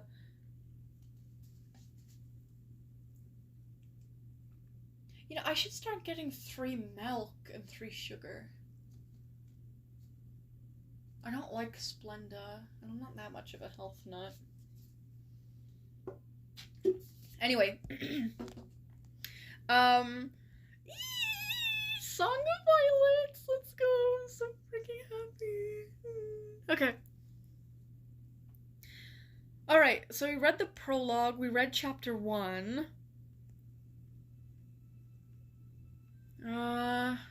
Well, it's been a while since I've read these, though.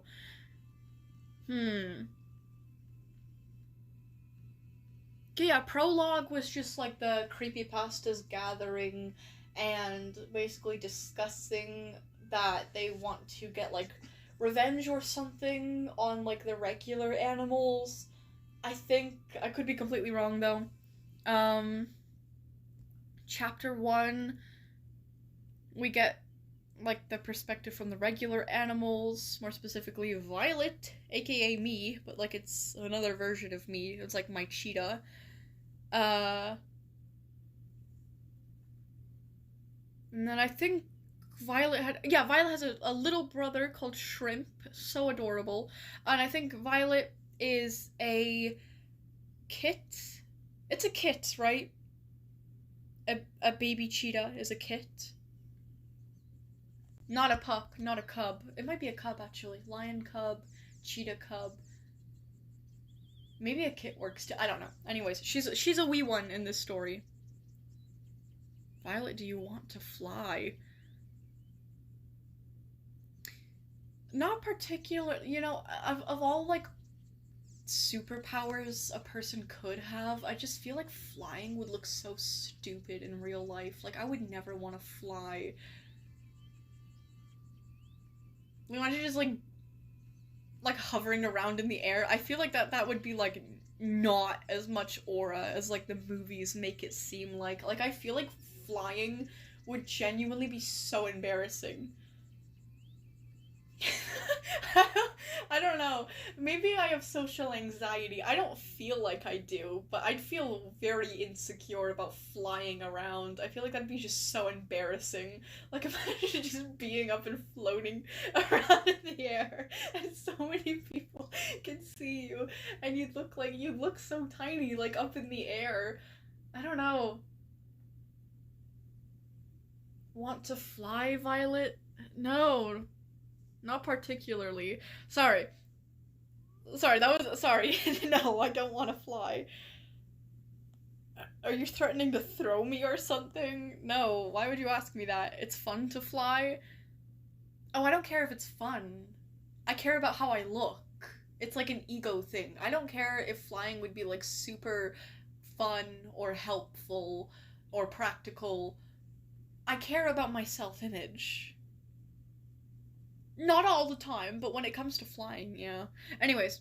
Yeah, they had a mom, a mother, the tree trunk group, that's right, that's like the clan name. So I'm just like skimming over this. Oh yeah, and then there was a bully, wasn't there? Yeah, Loki was the leader of the tree trunk group, is the leader. Who was the bully again? There was a bully in the first chapter.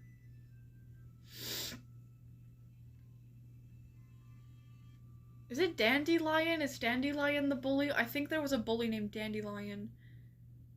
Yeah, Violet recognized the figure of Dandelion, who was always rude to them. Frumpy! Have I been dumb the entire time? Dandelion is also a flower name. And yellow. Is that why? Dandelion is the asshat, yes. Is that why you named them Dandelion, though? Because, like, they're rivals, I guess? That kind of reminds... You know those memes where it's like... I don't know how to describe it. Like...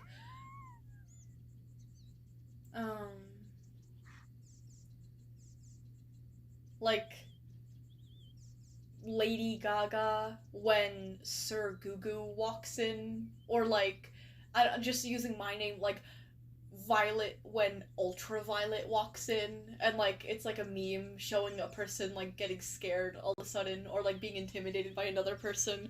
It's like name when like the opposite of their name or like a play on their name walks in. It kind of reminds me of that, like Violet when Dandelion walks in. I named him Dandelion because he's yellowish. Oh, I thought it was like genius. Okay, then I'm just being an idiot. Okay. I'm looking into this way too much. I made these names literally a year ago. I didn't have this type of thinking back then. Is there any more Squidwards I should know about, ref? I loved that episode of SpongeBob. You know what you should do, though? You should just say that, yeah, that's the reason. You should just claim that that's the reason. Like, no one has to know. No one has to know. You could just say, you know. Anyways, okay, I'm gonna stop, like, procrastinating and actually read the story. So yeah, anyways, chapter 2 of the Song of Violets, Constellations. You wanna do what? Ash snapped at Violet, his red eyes glittering in the sun. Violet, Porly, and Katsune had gotten back with the prey, and Violet introduced her plan. She and her friends were going to hunt down one of the anomalies and beat it in a fight. Ooh, uh-oh. She knew just one thing. What? Sorry, I read that so wrong. Oh, here we go again. She knew just the one. A ghostly wolf that lived by the sea and drowned all he came across. That's a smart one to go after, Violet. Well done. After winning, they would all be recognized for their achievements. No one would doubt them then. It's a great idea, right? She had asked Ash. Porly and Kitsune exchanged worried glances. Welly simply stared. Violet was confused. Violet's kinda dumb. They outnumbered the wolf. It wouldn't be that hard to beat it, just hard to fight, right? No, actually, Ash answered firmly. That's a dumb idea. Do you want to die? Did you even think while making this one up? Violet nearly flinched at his harsh tone. She knew he was blunt, but his angry disapproval was a surprise, to say the least. Aww. Well, we can always run away if things get too bad, Violet stammered. Still slightly shaken up by Ash's outburst. I mean, that was a valid crash out from Ash, but poor Violet. Welly, still staring from where he stood behind Ash, blinked a few times before rolling his eyes. So, you assume we can win a fight with a grown ghost wolf that has drowned? Let me think. Way stronger animals than us? Porly asked, confused. Hey! I said... Violet started. And you think that if things go south, we can just run away without it running us down and killing us anyway? Porly continued. At that, Violet went silent. How was she supposed to come back from that? Kitsune sighed. Yeah, didn't think this one through, did ya? He grabbed a feather as he spoke and began tearing off the after feather as Violet took several steps closer to him, aggravated. Excuse me? Of course I thought about it. Who do you think I am, you jerk? She growled. She spent a while thinking about her plan, just for them to be mean to her over it. No, she was right. They could beat it. They were just wrong. You guys are just chickens. Big fat chickens. Uh-huh. The golden wolf looked up at her with a blank expression. A face that lacked emotion, yet said more than a sentence ever could. What the actual hell are you saying? No one spoke at all. Even the wind stilled briefly. Violet held her head high, as defiantly as she could, looking down at all of her friends, in a way to tell them, I'm right, you're wrong. Alright, fine. I'll go. A voice piped up. What? Porly? Ash gasped, shocked. Violet was astonished. She didn't think that would actually work. Porly trotted over to Violet with a squirrel she had gotten from a prey storage earlier. But if we die, I blame you, she warned Violet, who was now practically bouncing from excitement. Hurry up then, Violet blurted out, who was running down into the more bushy area of the heart. Oh, not waiting for a single reply. A small finch landed a stone near the bushes that Violet and Porly were sneaking through. It watched them curiously for a time before flying away, the two cheetahs oblivious to the little bird. It's a spy, isn't it? It's subtle foreshadowing. That bird is going to be very relevant or something later, maybe. Or maybe I'm just looking into this too much. I don't know. I got into Alice in Borderland yesterday, and I kept looking into everything like, way too much. But I actually did predict some things right, according to my sister. Anyways. La la la la la.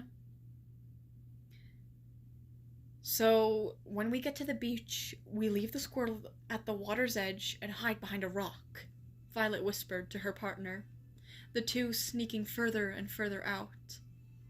Poorly tilted her head to one side. Okay, and we wait a little until Drowned Wolf arrives.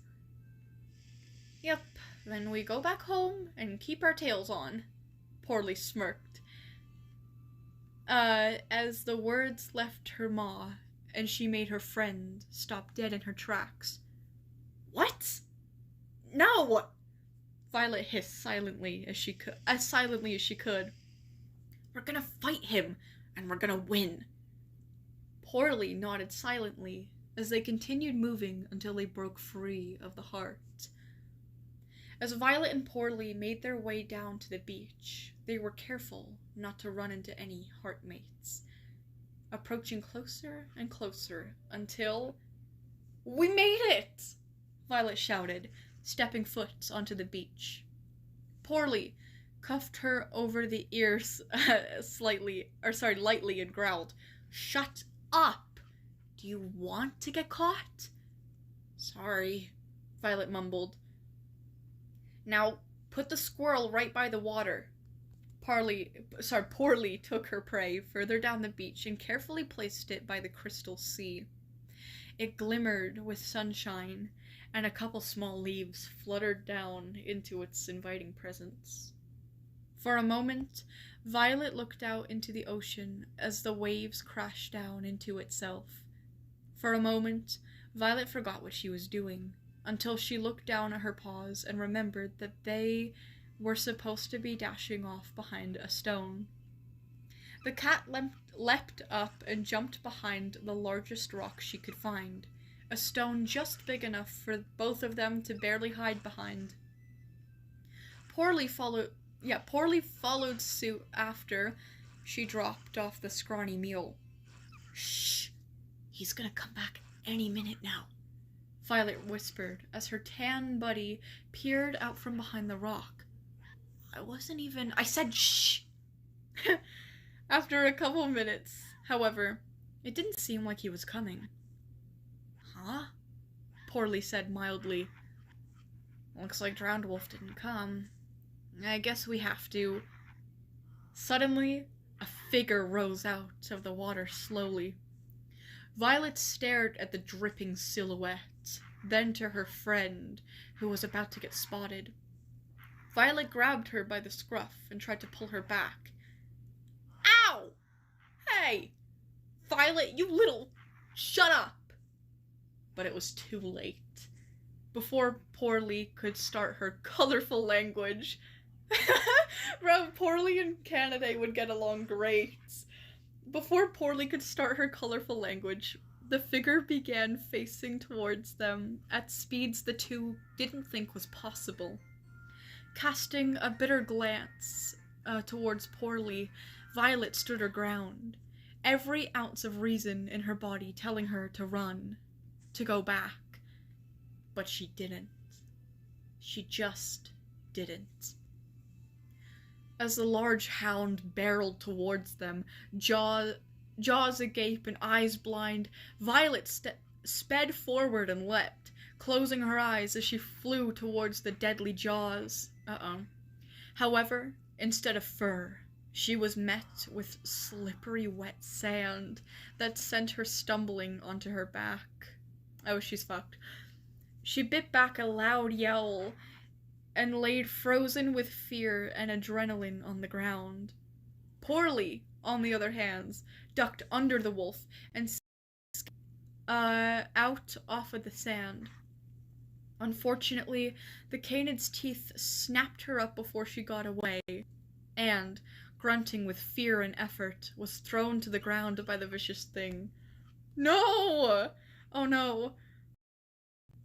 The whole time, Violet was struggling to get up. When she did eventually regain her balance, she did so just in time to see Poorly slammed into the earth. Poor Poorly. Violet gasped and charged forward, nearly slipping once as she pounced on the drowned wolf's tail. He spun around in rage as she bit down relentlessly, giving Poorly time to get back to the heart. Aww. Violet scaled up his gnarly back and saw Poorly squealing in fear as she ran away. Asshole! Violet snapped in rage. Oh, is she... I thought she was calling Poorly an asshole for running away mid-fight for a second. Maybe she is. I don't know. I think she's saying that to, I think she's saying that to Drowned Wolf, though, but that would be really funny if she said that to Poorly. She snapped in rage as she dug her claws deeper into his back, before shutting her maw quickly when she realized what she just said. The entity... Oh, it was directed at both partially. Okay, I see. Oh, that's funny. Before shutting her maw quickly when she realized what she just said, the entity snarled and ran his face down the shore. All Violet felt was fear, anger, adrenaline, and a strange sense of fun. Until he crashed into a tree, throwing his back against it and flinging Violet off. She went flying down the beach, skidding just barely in front of the water. Before she could process anything, however, teeth snapped near her face, missing by mere centimeters. Screeching with fright, she ducked beneath his maw and fled into the forest, the whole time being hounded by that hound. And the worst part was that there was no way she could get out of this. All that happened was because of her doing. Violet leapt above a fallen tree branch as Drowned Wolf crashed through it effortlessly, screaming into the woods as she called out, "Someone help!" And that is the end of chapter 2. That was hella enjoyable. I love this so much. The character interactions, the action, the dialogue. This was so peak. This was actually so peak. I had a lot of fun reading this chapter. Frumpy, well done. Thanks. No, thank you for making such a lovely, lovely chapter. I can't wait to see more. Huh. I remember in the original, I think Violet was she swimming and then she got, dragged down by Drowned Wolf? I don't remember, but I like this direction. I really like this direction. It's really funny. I like her relation with Poorly, too. Very funny. Yeah, I enjoyed that a lot. I cannot wait for chapter 3. I wonder if anyone will help her, and if so, who and how. That would be interesting. That's interesting to know. But yeah, you left off on a really good cliffhanger. Okay. Okay, back to posts here. Okay, next we've got a shit post. That's brilliant. Oh no, it's a shit post story. Alright. Oh god. Okay. Shitpost story because yes. Whoa. Whoa. And then whoa. You're just typing a bunch of woes. Are you supposed to be singing? I don't know. Wait, what? In the OG, Violet went alone. Instead of going straight for attacking, she tried to intimidate him, failed, and got snatched and nearly drowned. Oh. Still very on brand, but... okay, yeah, I remember that now. But I really like the direction that this chapter is taking as well. Very nice. I like the added, character interactions and whatnot.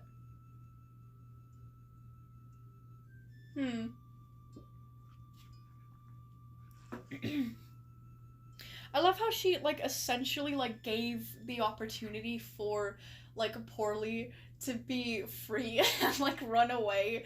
And then when Poorly actually does it, she takes offense to it. And she calls her an asshole. I think that's my favorite part about this. I don't know, it's really funny. Anyways, okay, now it's time to read a shitpost story. Once upon a time, a wild Frumpy was minding her own business when Violet fell from a tree in front of her. Is that a D&D reference? What? Said Frumpy. Violet sat up, pulled out a ray gun, and said, "No witnesses," and blasted Frumpy into goo. Oh, that's not nice. What did I do that for? Oh, it was unintentional. She thought Poorly was gonna help, but she dipped because of fear. Oh, I think that makes it even better. Oh, it's so funny. I don't know. It's just so funny to me. Anyways. Suddenly, Frumpy began leaking orange goo from her body, and eventually reformed into a copy of Frumpy. Shit, I forgot about that, said Violet. Frumpster shook her head and said, "I'ma go execute Sink. Bye-bye," and teleported away. Violet teared up and said, "They grow up so fast." Well, I fall out of a tree, kill Frumpy immediately. Frumpy reforms back to life and is like, okay, I'm gonna kill someone else now, not you. Bye. Yeah, I totally would be proud. Anyways, meanwhile, Hawk and Epsilon were plotting things because, yes, when suddenly one rose out of the floor and said, "To be or not to be? That is the question.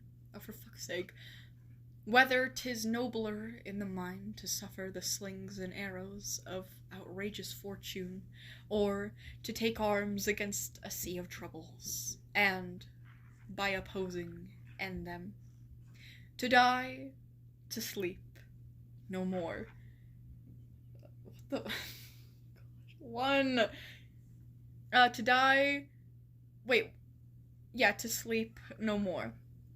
And, by a sleep, to say we end the heartache and the 1,000 natural shocks that flesh is heir to.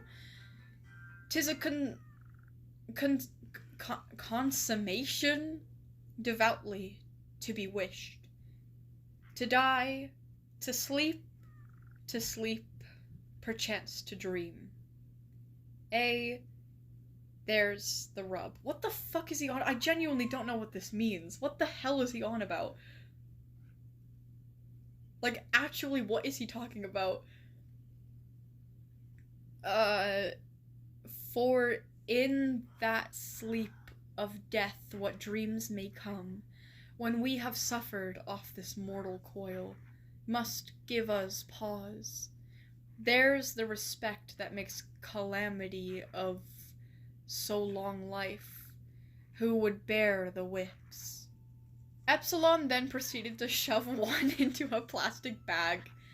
"Bitch," he said silently. A Hawk got up and said, "I must sharpen my bonking bats. See you later." Why would Hawk have to sharpen a bonking bat? Not only is a bat like a blunt weapon, but it's specifically for boinking. Why? Or fucking bonking. Sorry, not boinking. Whoops.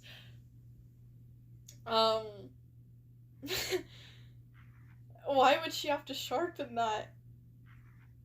It's kind of terrifying. How would you even sharpen a bat? Oh my god. Moosey, Kamari, Wave, and Wab were chilling on Mount Everest casually, and Wave got a snow cone from the depths of the mountain. Does Doused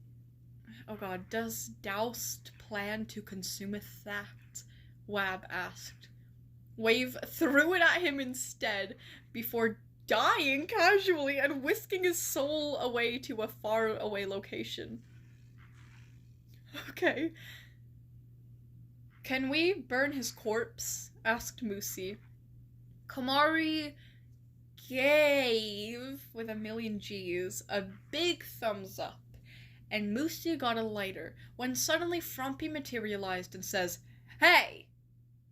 Only I am allowed to authorize destruction of my own characters, and I do not authorize it." Wab faded away into mist, and Musi shot Frumpy with a water gun. Hey, wait. This is a cursed story. Why isn't it all really cursed? I can fix this. Uh-oh. Violet spontaneously, I'm assuming that's what it's supposed to say, but there's a lot of keyboard spam, combusted into perfume, and a keyboard spam, I think that's supposed to say bunch of coconut crabs ate her corpse, while the Jurassic theme played in the background. What? And suddenly, Frumpy began doing a summoning ritual and summoned Dr. Gears! And suddenly Dr. Gears ate half of the planet like a fat ass. And Hawk says, "No! My bonking bats!" Then yells a bunch and got so mad she exploded the other half of the planet, and only Wab, Sink, Frumpy's corpse, and Epsilon survived. Oh, and were launched into space. Part 2 coming soon! JK, I'm not done. Oh god. Everyone was floating in space, and Wab said, "This douse indeed sucks." When the orange goo reformed Frumpy again. "Hey guys, what are we doing?" Oh. She said. Epsilon looked at her and reformed the planet again before leaving to get toast. World save, right? Wrong. Frumpy summoned a massive foot and beat everyone to death with it. Okay, I'm kind of glad I'm already dead. With it while screaming. Violet, read this next part in full seriousness with a demonic gremlin voice. What? Or else I'm drawing Peanut X Dio fan art. Oh my god. The things I do for you guys. Okay, here we go. Okay, well, Frumpy, not me, says, "Toes! They're so yummy! Toes!" And then Frumpy was alone. Frumpy was me. Frumpy is me. I hear them. The screams of those I've killed, of those I've beaten, of those I've harmed. I look around, the corpses gathering as more fall. I look at my hands, bloodied with guts and toe crust. Okay, seriously. And I ask myself, after all of this, was it worth it to win in a game where no one else was playing? Was it worth it to become a monster, to fulfill my selfish desires? I let myself fall, letting out one last breath as the cold embrace of death carries me away. And that's it. That's the end. And then there's a cursed image of a giant peanut with a mouth, and it's smiling, and it only has a top row of teeth. Oh, well, that was something. Okay, random Discord screenshots is what's up next. Holy shit. Literally just random screenshots, nothing really big like a convo, you're good, bye. Okay, thank goodness. Okay. Discord is fun, guys. Oh, I already read this first screenshot, it's just you crashing out over Sync, telling Sync to get into the chat. So we can skip that one. Okay, then you said, Sync, hurry up. I know you're there. I know you're coming. And I just want you to know that when I see you, I'm gonna make sure every ounce of your message is analyzed.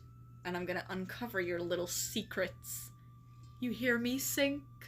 Your vague little warnings and ciphers don't scare me at all, little lion. They enrage me. They fuel me. They're all I have. Oh my god. What the hell? And if I can't get anything figured out after 6 months of wasting my time solving everything with everyone else, then we're gonna have some problems. Half a year, and all we've got are 3 characters, some vague hints, and nothing of value. Mark my words, Sync. I'm awaiting your arrival. Make it quick. With a little smiley face. For legal reasons, this is a joke, and I'm not actually losing it over a lion ARG. I promise you, I'm okay. Alright. Very, very good to know. When did one say that one said greetings to thee as well? When did one say that? Hawk says, boy, get back into the ARG world or wherever the fuck you live. Anyways, hi. Then Frumpy says, where was the Sync I was promised? I want lore. And I want it specifically out of that bitch because I like yelling at him. Then he put a bunch of keyboard spam, and then he said, anywho. Okay, this screenshot I also already read, like, at the beginning of the stream. That was when, one came in and said, well. So you made fun of him for saying that. You made fun of him. Okay, I'll read this a little bit. But anyways, one. What took you so long to chat, buddy? What's with the hold up? Were you expecting someone else? You know? A certain... Oh, no, God, I read that wrong. We were expecting someone else. You know? A certain Sync fella. I'm sure you knew that, however. Why, you're a freaky little stalker. You spy on the chat. That's all you do. One, the all-powerful deity that stalks people. One, the all-powerful deity that only talks in vague sentences. One, the all-powerful deity that's about as mature as a 5-year-old who lost their iPad privileges. You're such a scary dude, aren't you, buddy? Yeah. Go eat rocks. You and Sync can go do that. Pack it up, bud. We aren't intimidated. So yeah, we did already read that, so I just wanted to read it again because it's funny.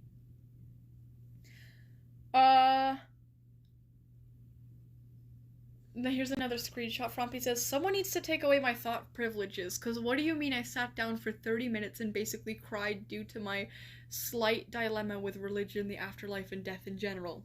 Oh, that's such a very sad. I need to stop thinking about this shit. I am making myself terrified over something that hopefully isn't gonna happen for a good long while. Goddamn.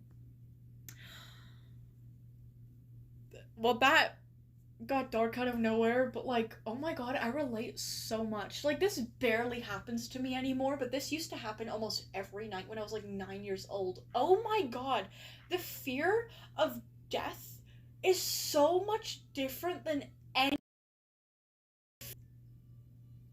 Like, it is so much different.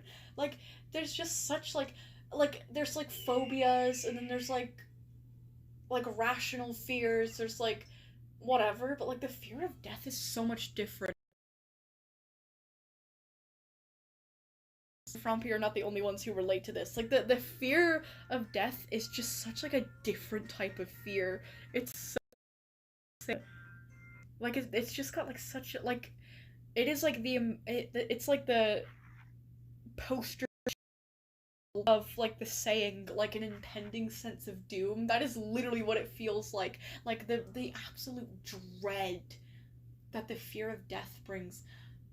I don't know. I used to be, like, so scared of death when I was, like, 9.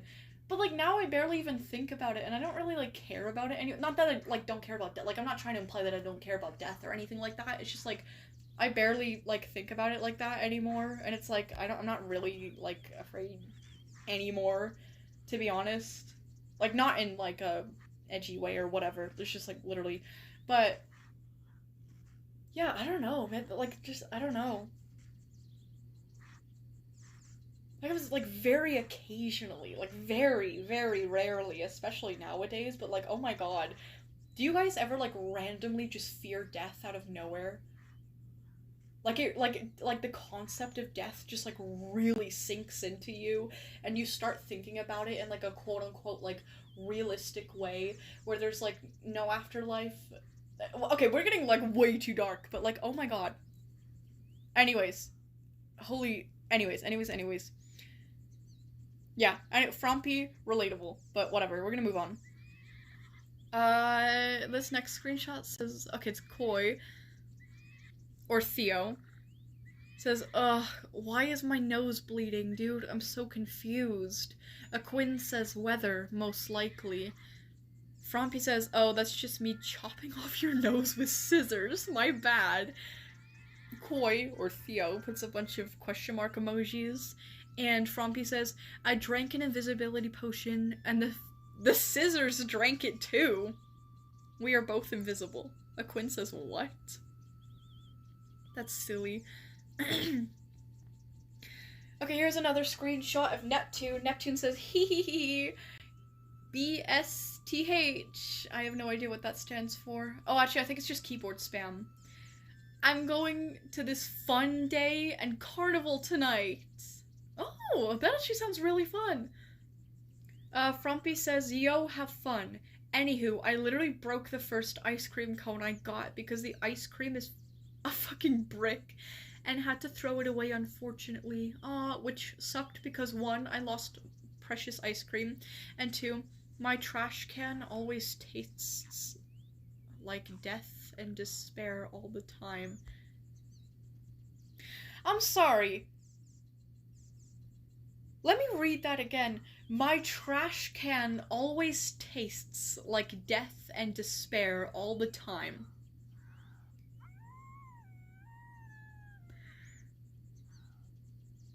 Excuse me? And the spoon got stuck in the cone. Oh, okay, you auto-corrected. You said smells in all capitals, not tastes. No, I meant smells. I don't taste my trash can. I meant smells. You probably need a new trash can if that's the case. It's probably because your trash can is old and, like, garbage is, like, at the bottom or, like, the sides of it. Or you just need to wash, like, take out your bin bag or whatever and, like, just wash out your bin. Like, just actually, like, clean it. Or just get a new one. Anyway. I was so confused for a second. Anyways. Okay. Then Frumpy says in this other screenshot, I was going to get an ice cream cone because I can't sleep and I'm hungry. There's a fucking roach in my utensil cabinet. Welp, looks like I'm not eating ice cream today. What is with you guys and encountering roaches? I've never seen a cockroach in my life. Apparently, Alberta has cockroaches, which blows my mind. I didn't even know that. I've never saw a cockroach. I was literally talking about it in the Discord the other day, how, like, I thought, like, we didn't have cockroaches in Alberta. And I think it was actually Frumpy, or, like, Frumpy is one of her characters that told me, yes, we do. And I was like, no, they're, like, super rare, because I've never seen a cockroach. But apparently they do, because a couple days after that, actually, my brother was at the zoo, and he saw a cockroach. And he thought it was so weird to see a cockroach. He took a picture of it. He took a picture of the cockroach and he showed me, and I was like, whoa, ew. Yeah, apparently we do have cockroaches here. Anyways, okay, we still got more to get through here, so I'm not trying to linger on anything for too long. Something else, sync art, I guess. How cool! Oh, what a nice background! Whoa! this artwork is incredible. Oh my god, the back base. Oh my gosh. I drew Sync, I guess. I wanted to experiment with this little cardboard aesthetic thing. I don't know what it's called, but I like it. It's fine. I think it's incredible. Huh. Anywho, I also just watched his stream from yesterday, and all I'm gonna say is, oh, the SCP stream. All I'm gonna say is me breaking the fourth wall is amazing. Violet peak cinema, and I would like a scene where I show up in a frame during something serious and say, this is a load of malarkey or some shit like that. Thank you very much. Okay, I'll keep that in mind. You can be like a reoccurring gag in the story. Thank you very much. Not sure what else to put here, so just have Violet with with animation. It's low-key bald right now. The third slide of the post. Oh my goodness, it's me. Oh, it's Violet. She's like swaying her head and swaying her tail. She's so content and happy to be alive. How cute. Sorry, very talented. Very, very talented. Then we've got... Ooh. Oh, that's the comic link. Yes, yes, yes. Okay, not necessary thing to read on screen, but you guys can have it. Okay, let me screenshot the link, actually, and then when I want to, like, after stream, when I want to check that out, I'll just, like, put the screenshot into Google Images and then, like, copy and paste the text and then enter the link. That'll probably be easier for me to find. Anyways, then we got a really cool Warrior Cats PMV. Listen, Violet, do not click off. I know you will. It's like 2 to 3 minutes long, you lazy bum. Stop calling me a bum. I don't like being called a bum. There's, like, I don't know. I don't like it. I don't associate with that. It ruins my aura. Anyways, okay, fine, I'll watch it. If you guys want to watch it with me, let me click on the link and tell you what video it is. Okay, it is called... Oh, I don't even know if that's a word. Okay, I'll just, like, spell it. It's TOEWGMO. Blue Star PMV. Content warning for blood, death, gore. Read description. Oh, flashing images, lights. Okay. Let me just watch this ad for IBIS Paint. IBIS Paint, whatever. Oh, okay, let's see this. The one everyone will get mad over. Oh, okay, that's what the title was an acronym for. What the hell? Okay, just straight up there was a dead cat. Very sad. Oh god. Fuck you, mom, and fuck you, dad. Fuck the... What? Hold on, the lyrics. What? Fuck you, mom, and fuck you, dad. Damn. Fuck the rules you always had. Fuck the way I used to smile. Oh. High school life, go away. Adult life, here to stay. Older now, got some kids. Love you all. Die for this. Oh my god.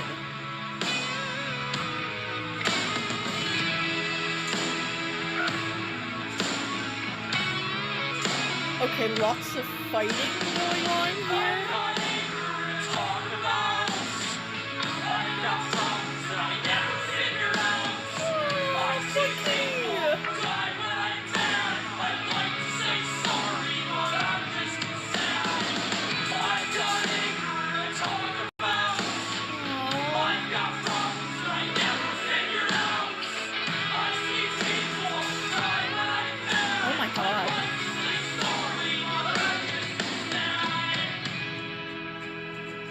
Oh my god, what the hell? Like, I don't know the lore of Warrior Cats, but like, oh my god.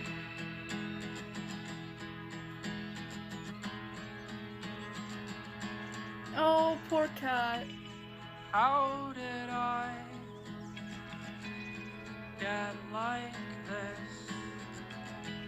I like So their fur markings. afraid of everything. How did I get Was that a dog? Oh my god, was that a Rottweiler? so Oh my god. afraid of everything? And you see me, son. I was like, friend is trying to save him, get him! Or her, I don't know, get them. I can see you, Dad. I can see you, Oh. Dad. I can see you, Dad. I can see you, Dad. Oh, is it a happy ending? I don't know, they look like spirits at the end, but oh, it seems like a happy ending, at least. Very nice. That was beautiful, by the way. The artwork and the expressions were very, very, very well done. That was. Who is that gray cat again? I feel like I recognize that one. What the hell did I just hear? The PMV. Oh, Blue Star fucking died at the end. Oh, okay. Oh, I didn't know that. No. Blue Star is the gray one, right? That's sad. That's really, really sad. His life just sucked and then he died. Shit. Damn. Damn. Oh, that's sad. I mean, like, it looked like a happy ending. Like, he looked very happy as a spirit, I guess. At least that. It's bittersweet. That was incredible, though. That was really, really, really, really, really good. I was very impressed. Very shocked at multiple points, but, you know. Very nice artwork, very nice drawings. Okay, I think that concludes the things that Frumpy wanted me to see today. Yes. Okay. Who is next? Good question, M-Corn. I wonder if Sahara has completed her thing. Is Sahara still here? Does anyone know? Oh my god, Bello. How long has Bello been in the chat for? Did Bello leave? I see Bello higher up in the chat. Hello, Bello. I hope Bello didn't hear the things that I said about her in my SCP stream on the second channel.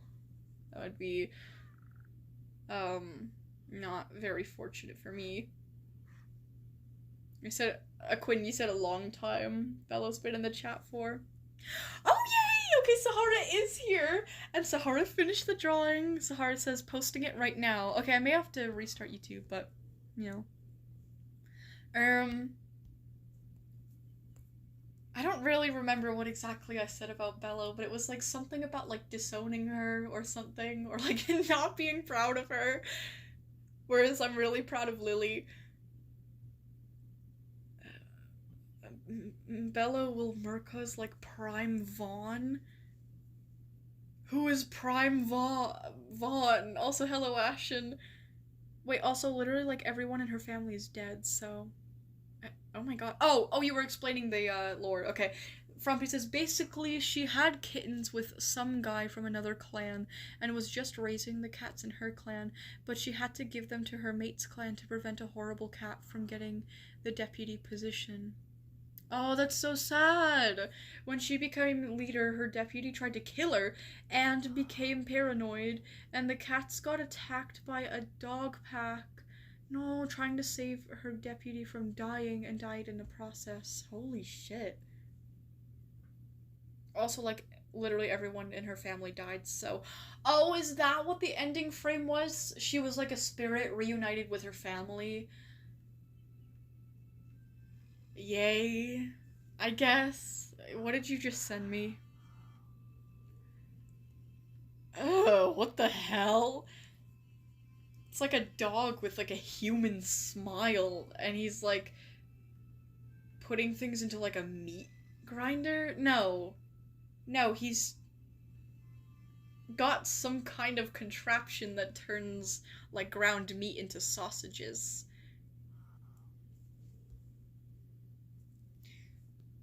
Uh-huh. And then you sent the image of the frogs in the toilet again. It's so gross! Like, one of them is, like, sweet, like, ew! Ew! One of them is, like, directly in, like, the shit water. Ew! I don't even think they're stuck in the toilet.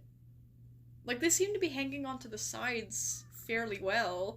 They're not slipping. They're just hanging out there because they want to be. Ew. Ew.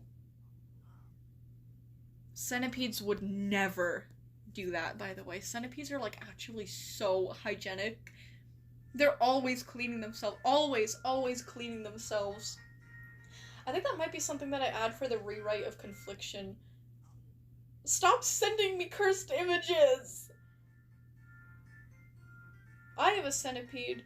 She's not a giant centipede. Giant centipedes are illegal to own in Canada, but she's a stone centipede. And whenever I bring her out to, like, feed her or whatever, she's always preening, like, whether she's preening her legs or her antennae, always cleaning herself. So hygienic. Literally such hygienic animals. Always so clean. Ew! Peas! Ew! Ew! Ew! Ew! Ew! Okay, that's enough Discord for me. Bye! Ew! Wait, Violet, it's posted, and since it was posted, I think you should restart YouTube. Well, I'll just check first, because if it's not, then it'll be a lot simpler. Yay! Okay. Yippee! It worked. Okay, post from 3 minutes ago. Violet, don't move. It's looking at you. Huh? SCP stream thumbnail idea I cooked up in a few hours. Fun fact, while drawing, I almost ruined this, but I managed to save it. This is so cute, but also, what the hell is that? Oh my god, that's actually so cute! Okay, it's Violet as my cheetah, but there's, like, something behind me? It's like this horned, transparent, like, red outlined creature, and it's just staring at me. It's just standing there menacingly.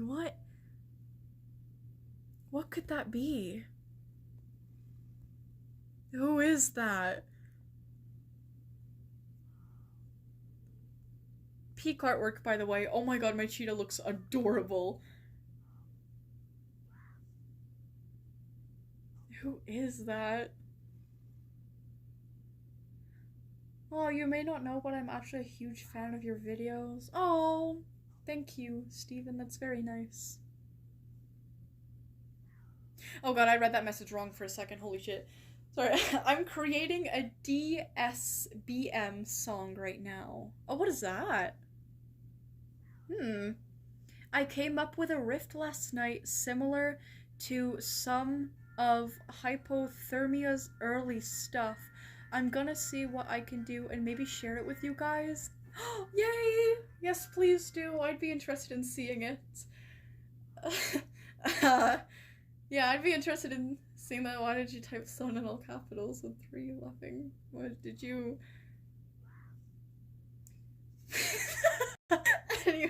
Anyways, yeah, I'd definitely like to see it when you're finished. I'd be very interested in that.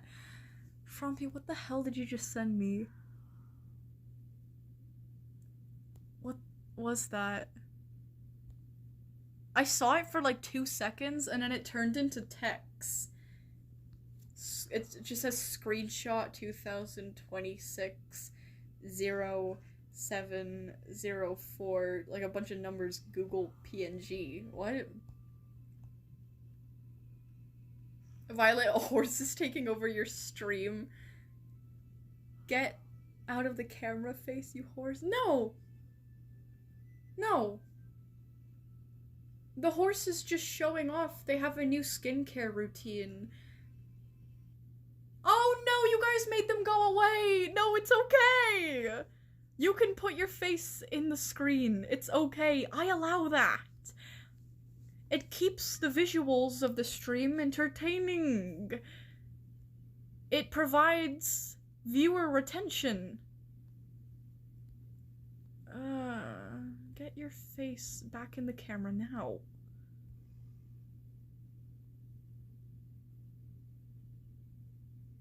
Beautiful. Beautiful. Anyways. Violinoscopy? What? I think that's a new one. I sent an explanation of the drawing in my last message. Oh, yippee! Violet, in a creepy, eerie gray space with thousands of moons in the sky, while an entity that lives there stares at her, ready to pounce at her at any moment and tear her apart. Is that some, like, SCP that I have not heard of before? That sounds suspiciously detailed.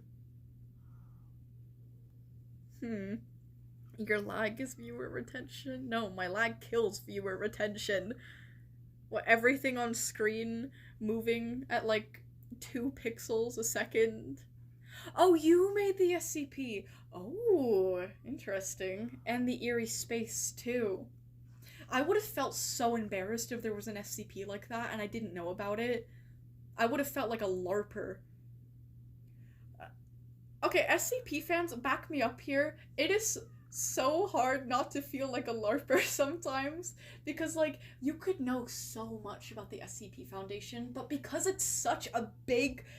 because it is literally the biggest piece of writing, or, like, the biggest collaborative writing piece in human history, there's just so much to know about that, like, you literally just can't know everything, especially since, like, it's an ongoing thing. It's always gonna be an ongoing thing.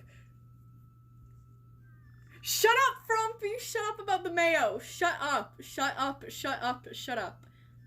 I don't know. Especially if you're like me, and you're like bad with remembering SCPs by their numbers. So somebody will say like an SCP that I know, like I've probably like read their entire document, like I know about the SCP, but I don't know like them by number. So then somebody will say an SCP that like I absolutely know, but I'm like, which one is that? And I just sound like a LARPing dumbass. I don't know. There's also like certain like tales and things, because I think it would like genuinely really upset me and like really mess me up if I actually read it. I don't know. Anyways.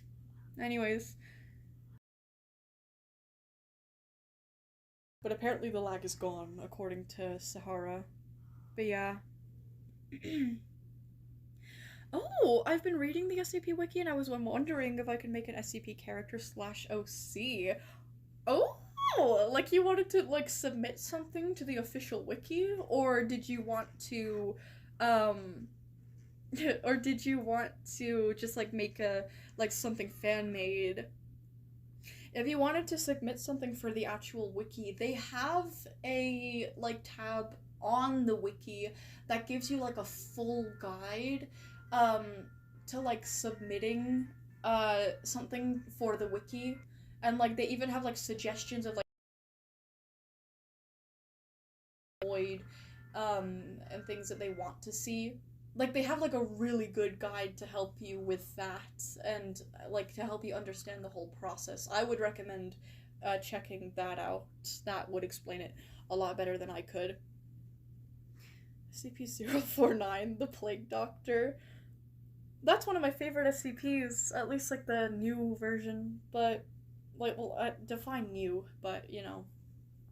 I actually went as him for Halloween, fun fact, and it is like by far the coolest Halloween costume I've ever gone as, ever. So much so that I'm going as him again next year. Yeah, it's pretty cool. I'm gonna make it better this time, though. Anyways, my favorite I mean, I feel like everyone here knows this at this point, but my favorite SCP of all time, my favorite fictional character of all time is SCP-035, aka Dio Polinoy, the former Black Lord of Alagata. Now's not the time to rant about my husband. We've got more to read. So let me cross off Sahara. God, I love Dio. He's so fucking gorgeous. Anyways, Aquin is next. I'm excited for this one. Horsey story. Wait, what? Guys, I got a letter from Bello. It's addressed to you, Violet. What? Oh god. Oh no. Oh no. Oh god. By the way, Violet, you can... Thank you.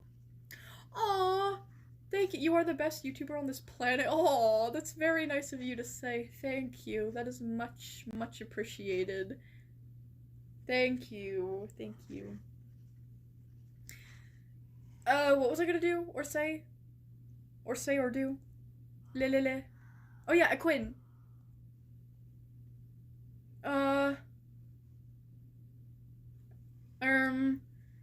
I remember your story was on Google Docs. But, how do I find it again? Is it on your, I think it might be on one of your YouTube posts.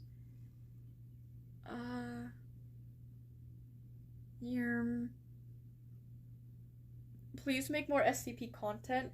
I do. So, okay. I have a second channel, actually, for my content related to the SCP Foundation. I will just link that now into the chat.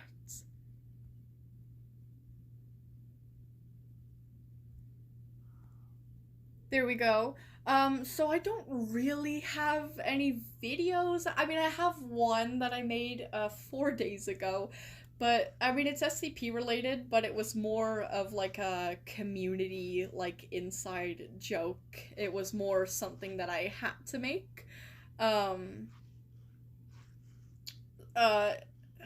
You can watch it if you want the context, but, you know, that video is going to be privated after about 3 more days. So, you know, if you want to watch it, now's the chance. I might actually keep it up, though, for the watch hours. I'm not even joking. It's getting me quite a bit of watch hours on my page, on my channel. Anyways, I do have some more I do have a few shorts that I want to post soon. But anyways, mainly, I go live every Friday on that channel, and I read, like, SCP-related things, whether it's from the wiki, or it's what you guys make, or it's my own writing. Because I will link it again, I also have a chapter-by-chapter series for the SCP Foundation called SCP Confliction. It currently has 4 chapters, but I am doing a total rework of the entire story. I just announced that yesterday, on yesterday's stream, actually, so I haven't really gotten started on the rework yet, but that is what I'm going to be working on. But for now, let me share the story as it is.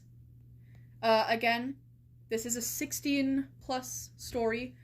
Again, it's not freaky or anything, but it does have, like, mature, dark themes and topics and everything that is not suitable for younger audiences, so just be aware of that. But yeah. The peanut thing? Yeah, the peanut thing. I don't want to talk about it.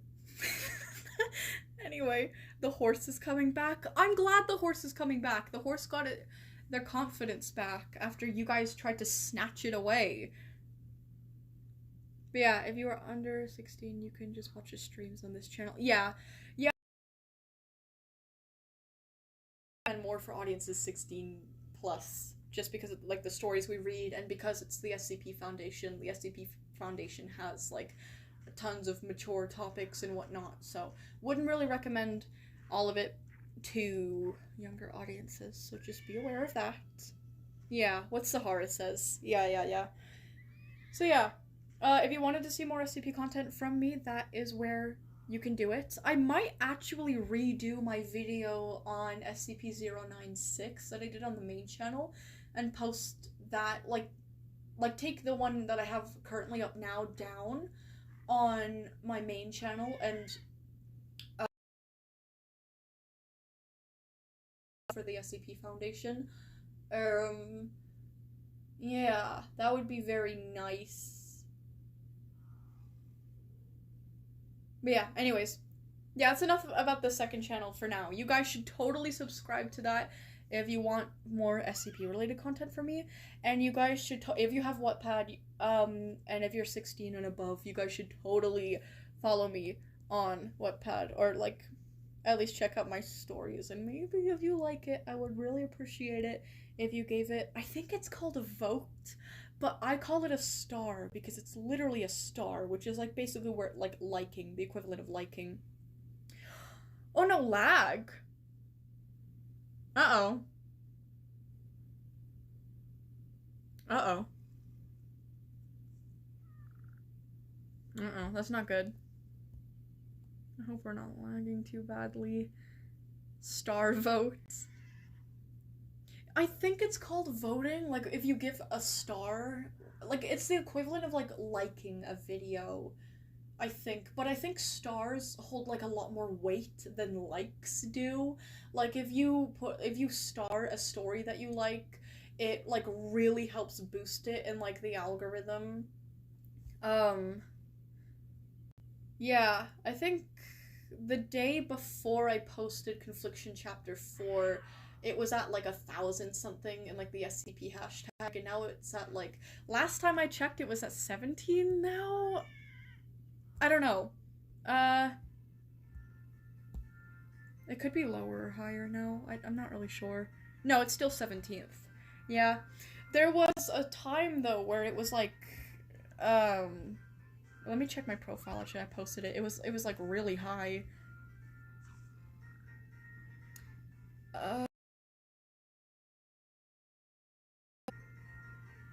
Oh, it was number 1! It was number 1 in the hashtag Containment Breach, which, to be fair, is a bit more of a niche hashtag, but yeah, I think stars really go a long way, so if you guys have Wattpad, or if you wanted to get it to read my story, giving it a star would mean a lot to me, but otherwise, oh well, you know. I'm gonna be working on a rewrite for it anyway, so, you know. Anyways. It's lagging real bad. No! No! Please, it better not be. Hi, Violet. Hello. Hello, person who just said, hi, Violet. How would I pronounce your name? Rossley, maybe? Rockley? Not really sure. But hello. Okay, assuming the lag is gone? I don't know. Somebody asked me if I ever heard of SCP-4666. Actually, I know I just said I'm really bad at recognizing SCPs by their number, but I'm pretty sure I know this one by number. That is the Yule Man. I'm saying that with a lot of confidence, because I remember, 4666, you know, the Yule Man. Let me just search the Yule Man SCP and see what number shows up. Yes! Oh, I was right. Yes, I actually almost made a creepypasta based on the Yule Man. It was going to be like this Christmas themed, oh my god, I actually might do it for Christmas next year, but it was going to be like this Christmas themed, maybe like 2 or 3-parter even. It was like a really big thing, but I never got it done in time, and it was like, obviously, like a Christmas related thing, so I didn't want to post it after Christmas. But anyways, it was supposed to be this like website that held this flash game that was like based off of Wildcraft, called like Frosty's Snow Adventure or something, where there would be this white lynx with like a top hat who was like obviously supposed to be like some kind of ripoff of Frosty the Snowman, but as you played the game, you'd learn that like she was a spirit like trapped in the game, like similar to Amanda the Adventurer, and the demon was like based off of the Yule Man. He was like this like Christmas related entity with these like elongated limbs and like creepy ass face. Oh my god, yeah, I know the Yule Man pretty well. That one's terrifying. I hate its design in a good way. But anyways, yeah. The Yule Man is like one of the scariest SCPs. I wouldn't say because they're like super well written or anything, but I think it's just like the concept and the design. Anyways. What were we doing? Who was next on the list? Oh yeah, it was a Quinn. Is there a two-headed horse creepypasta? I know there's at least one creepypasta with like multiple heads. Not really sure about a horse though. Anyways, a Quinn. Where can I find your like wait, actually I'm just gonna look for it on your channel. Pretty sure it's in posts. Yeah, there it is. You posted 7 hours ago, the document chapter 2 of my Wildcraft fanfic. Let me know what you think. Okay. Ew. Here we go.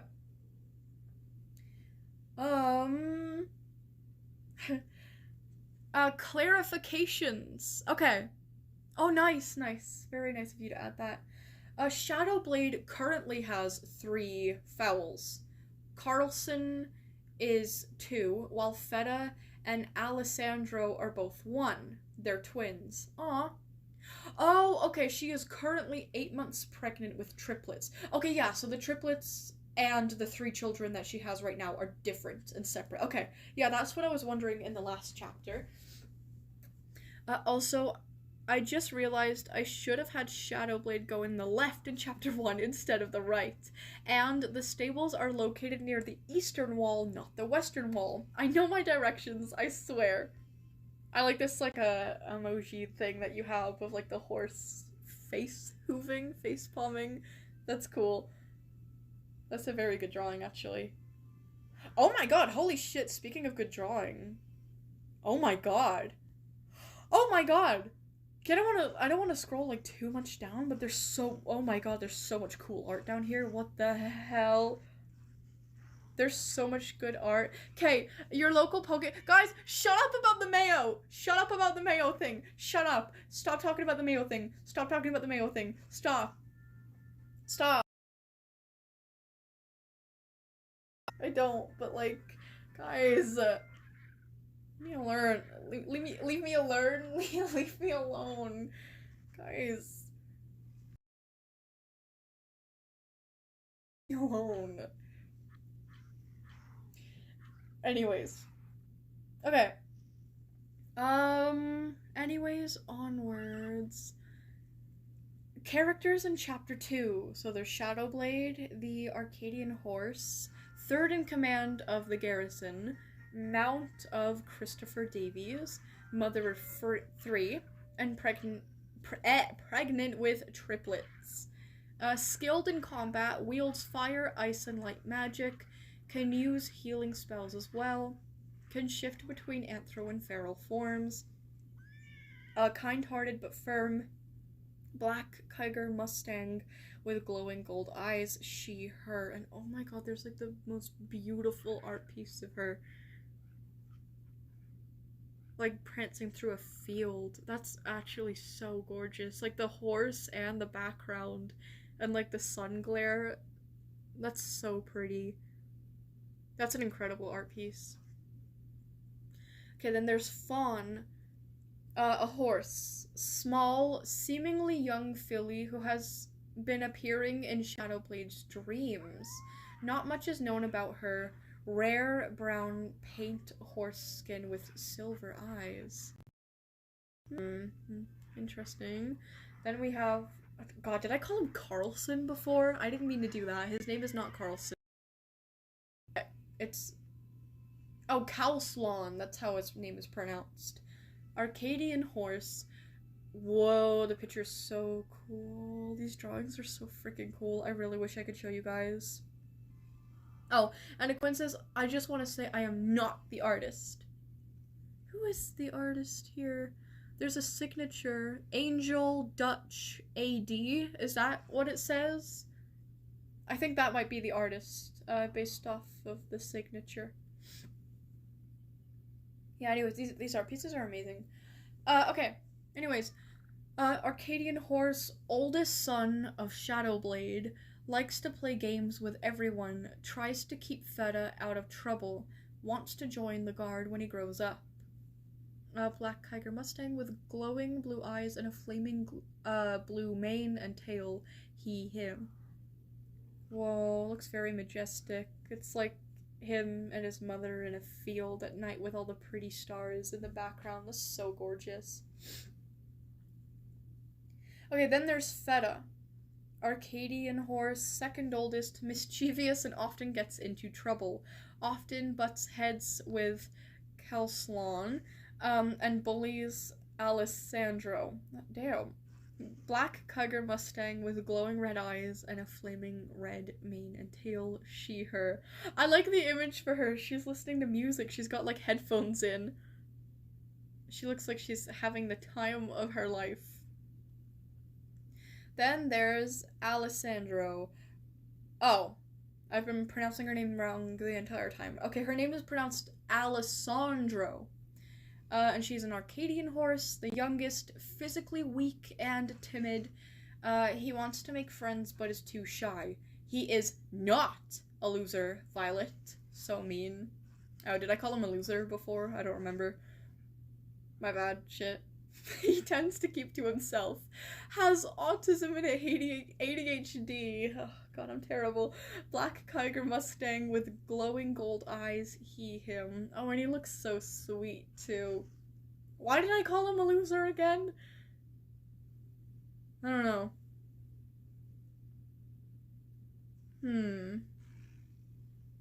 Anyways, kid, then there's Christopher Davies, who is a human, king of Arcadia and leader of the garrison. Can be blunt, but he means well. Pronounced Equinrail. Okay, thank you for that. Can shift between human, feral, and anthro horse forms. His human form, he is 5 feet and 11 inches. And he weighs 223 pounds. Oh my god, he's scrawny. Oh my god. Put some meat on his bones. Oh my god, he weighs less than me by like 20 pounds. And he's taller than me by like what? Oh god, I'm terrible with math. 7, 8, 9, 10, 11, it was 4 inches? 4 or 5 inches? Bro. Bro. Send him to McDonald's. No, I think that's maybe reasonable. That's like you can be that height and that weight. He's very light though. Anyways, reddish brown hair, tall and thin, brown eyes, anthropheral horse form, has the markings of a treble clef on his neck. Oh my god, Dr. Clef. Reference. Not shown. Okay, he, him. Oh, he's very colorful as a horse. He's like red and yellow. That's pretty cool. Then there's Bran. Oh shit, Bran Davies is pronounced Braun, actually. So I'm just pronouncing everything wrong. It's your real weight and height. I'm so sorry. I had no idea. Oh my god, I'm so sorry. I'm so sorry. I'm so sorry. I didn't really mean what I said that much. It's a reasonable weight. I'm so sorry. I apologize. I kind of forgot / don't know what gender you are, but I mean, it's also the fact that he's a guy, you know, guys are a little more weightier. I'm so sorry. I'm so sorry. I'm never commenting on somebody's like height to weight ratio again. I apologize. Male, okay. I apologize. No, that was just that. I apologize, genuinely. It's not a very bad thing, you know.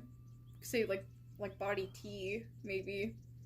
But yeah, I'm not gonna linger on that for too long, but sorry. Oh, I was born premature. Oh, it's hard keeping the weight on. Oh, you know, actually, Epsilon has a similar condition. Epsilon is like, Epsilon doesn't have a lot of weight as well, despite being like 6'5", literally 6'5", by the way. He's insanely tall. So, you know, yeah. Anyways, yeah. Epsilon is the same thing. My bad. My bad. Anyways, okay. I'm just gonna continue. Braun Davies. I've been pronouncing that wrong the entire time, too. Prince of Arcadia, the brother of Christopher Davies, and second in command of the garrison. Albino with gold eyes. He, him. Then we have Shadowmare, horse, Shadowblade's mates. Oh yeah, I remember. Black with glowing red eyes from Skyrim. He, him. Very interesting. Then we have Arpor Rigspur, pronounced... Okay, Okay, I pronounced his name right, Arpor Rigspur. A high elf. High-ranking member of the garrison. Friend of Christopher Davies. He, him... And then we have Jake, an Arcadian horse. And we also have artwork for him, too, which looks very, very cool. Oh, I like the fur around, like, his, like, hooves, actually. That's very cool. Wait, there's a quote at the bottom. Has been with Christopher Davies from the very beginning, second mount of the king. He, him. Huh. That's cool. I like the artwork. Okay. Then there's Lieutenant Echoes Shens, pronounced Echoes Shens. Okay. So I pronounced that right, I think. Human Arcadian guard assigned to the stables of Finn Castle. They, them. And we got Lieutenant Jiao Mez, assigned with Lieutenant Shens, she, her. Then we've got Lieutenant He, elf, member of the garrison, patrols the eastern wall, he, him. Then we've got Private Asa, Arcadian unicorn. Oh, that's cool. Assigned with Lieutenant He, gold with a black, these ones. At the bottom of the art piece, there's like the name Doll Divine. Yeah. So I'm pretty sure that's the artist for these images. Such a nice art style. Okay. Then there's also Boxer. Boxer, a horse, an old draft horse Christopher and Jake saved from slaughter. Oh, very nice of them. Shire Clydesdale. Freshly retired and really trying to learn the rest of the alphabet. Aw. Dark bay, reddish dark brown, with a wide stripe down his nose. Gives him a somewhat stupid appearance. Aw. Kudos if anyone gets the reference. Oh, I did not. I don't even know. I didn't even know that was a reference. I still don't know what that could be a reference to.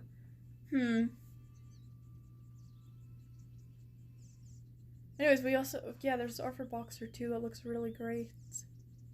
I like their colors. They all look good color schemes. Ooh. Then there's Pendragon, a horse, usually stalled next to Shadowblade. Ooh. Okay, he's got like a more golden, and like, yeah, just like a more golden color. Very nice. Then we have Private Nar Otek. Okay, pronounced Otek. Alright. Human, a new recruit, he, him. Then we have Private Keto. Oh, pronounced Keto. Arcadian horse, Private Otek's horse. Chestnut, reddish brown, with brown eyes and a short tail. Unable to show in ref. Ah, okay. Oh gosh, it looks like he's practically missing his tail. I wonder if there's like a story behind that. Blaze, a wide stripe down his face. Stalking on right hind leg, unable to show markings in reference. Huh. Oh, the real loser. Okay, interesting. Okay, here we go. Now we're getting into chapter 2. Fawn the Fowl. Oh. Okay.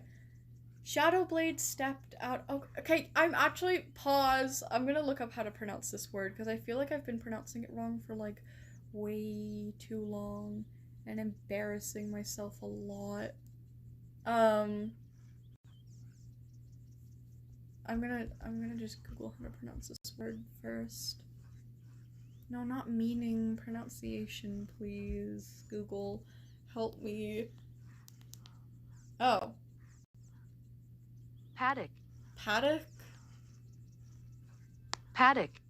Paddock. Okay, yeah, that's... I totally haven't been saying paddock. That's great. Anyways, okay.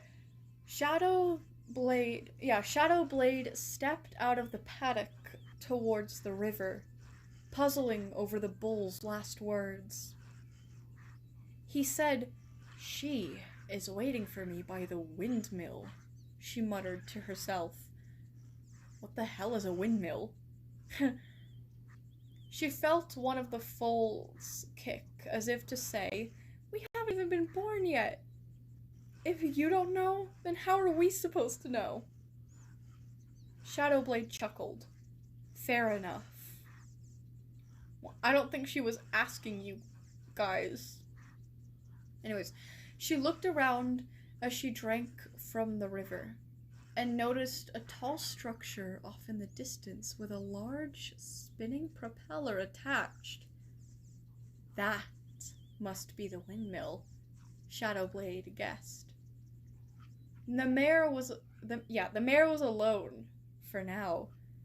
No horses, birds, cattle, pigs, sheep, or goats. No humans either.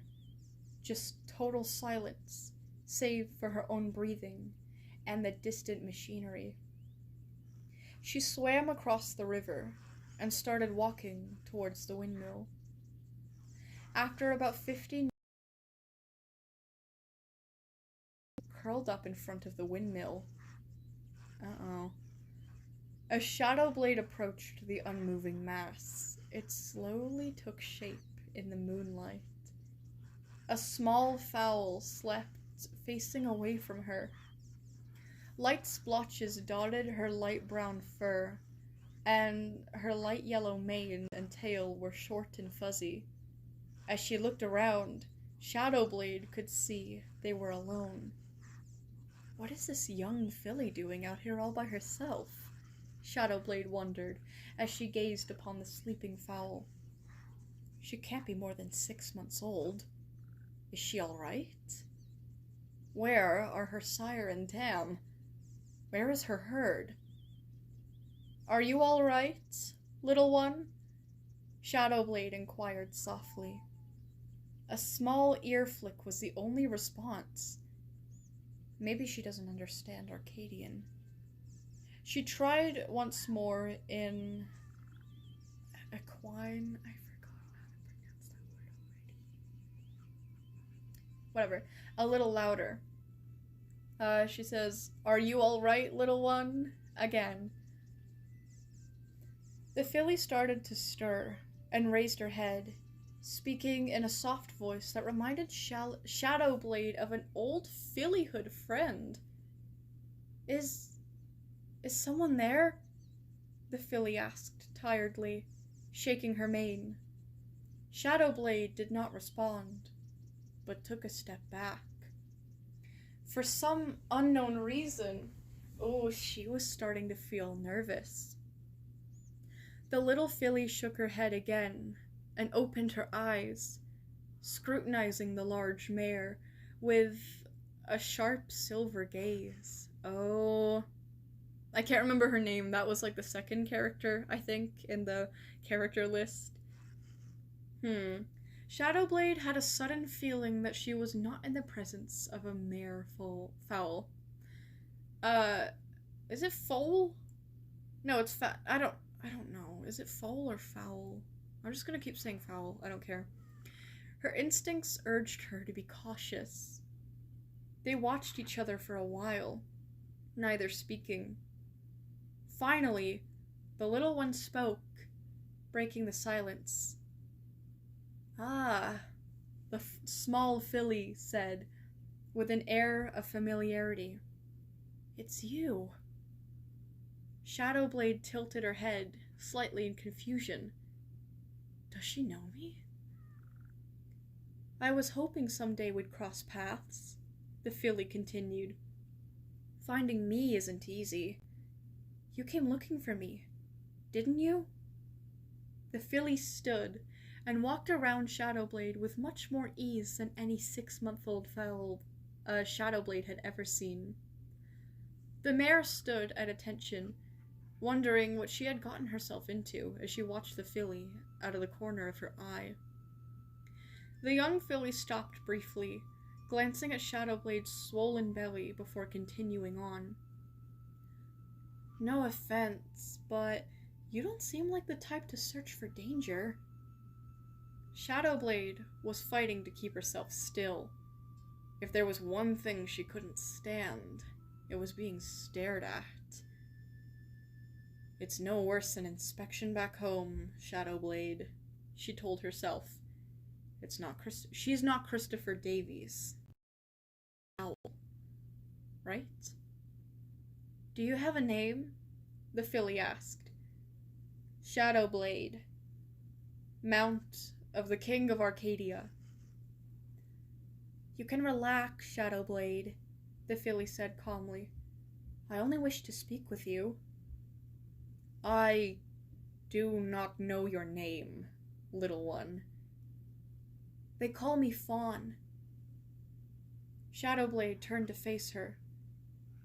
"So, what motivated you to come looking for me?" Fawn inquired. The Shadowblade cleared her throat. "The bull told me to go to the windmill that you were... Wait, what? The bull told me to go to the windmill, and that you were waiting for me." "That's dangerous," Fawn warned. "I'd rather you not face harm." "What would you have me do?" the black mare demanded with a hint of frustration. "I didn't ask to be here." "Be patient, and I will tell you." Shadowblade bowed her head. "I'm sorry." Fawn flicked an ear dismissively. "I have a rare gift." Shadowblade's ears perked instantly as she gave the filly her full attention. I can sense approaching danger. Like those dangerous entities. Priver, Leaf the Fox, Avarice. Or it's Avarice, isn't it? Whatever. Even Restless and Bellow. Shadowblade had never heard of these entities before, and yet she felt unease at the mention of their names. She could have sworn she heard faint, distorted laughter upon the mention of Bellow. Oh my god, uh-oh. But I can... The words burst out of Shadowblade's mouth before she could stop herself. "Keep me safe?" The thought was absolutely absurd in her mind. The image of a full-grown, heavily pregnant mare cowering behind a tiny filly was simply too ridiculous. It was insulting.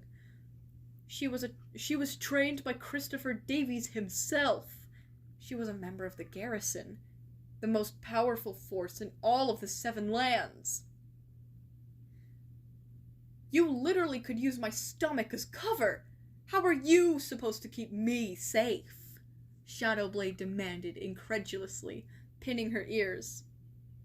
A shadow grew behind Fawn, before a gigantic mustang, much bigger than Shadowmare or even Boxer, leapt out, wielding a scythe in its mouth. Oh shit, it's Scythehorse. Scythehorse is fucking big, by the way. Sometimes I forget what a big horse he is. I made him to be, like, way bigger than the biggest horse in Wildcraft. He's probably, like, the size of a moose.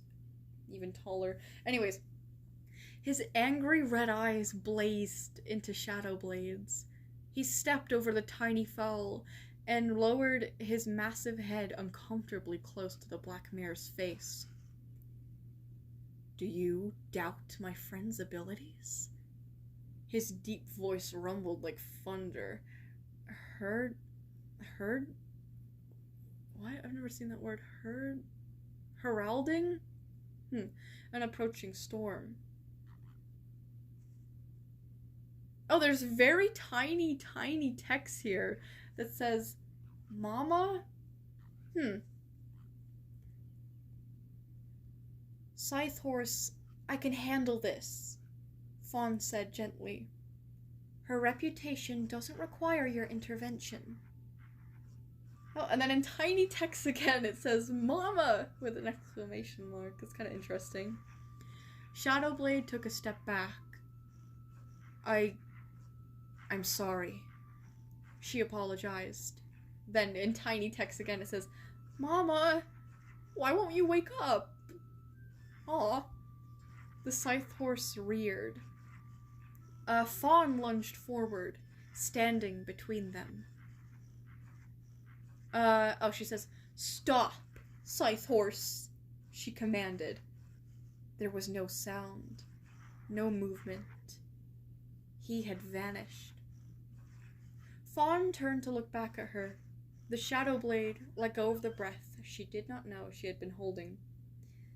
My apologies for my friend's behavior, Fawn said. He's very protective of me. Oh, then in the tiny text again it says Shadowblade. So obviously, okay, Shadowblade is dreaming, and I guess her children are trying to get, or one of her children at least is trying to get her attention, or to get her to wake up. Anyways. I understand your reluctance, but just hear me out. I can warn you when you're in an entity's presence. I can tell you how to stay safe, but only if you let me. Shadowblade hesitated, mulling over her options. What happens if I say no? She asks. If you say no, then I will leave you alone. You will never see me again. If you say yes, I will warn you whenever an entity draws near, and I... Wait, what? Oh, if you say yes, yeah, I will warn you whenever an entity draws near, and I can tell you how to stay safe. You don't have to decide right now, but know that whatever you decide is final. And in tiny text again it says Shadowblade! Fawn then walked over and pinned Shadowblade with a silver eye. However, the filly's voice took a sharp edge to it. If you choose to accept my help, and then perform horrific deeds, I will hand you over to him. Shadowblade tensed as an image of the scythe flashed in her mind. Ooh.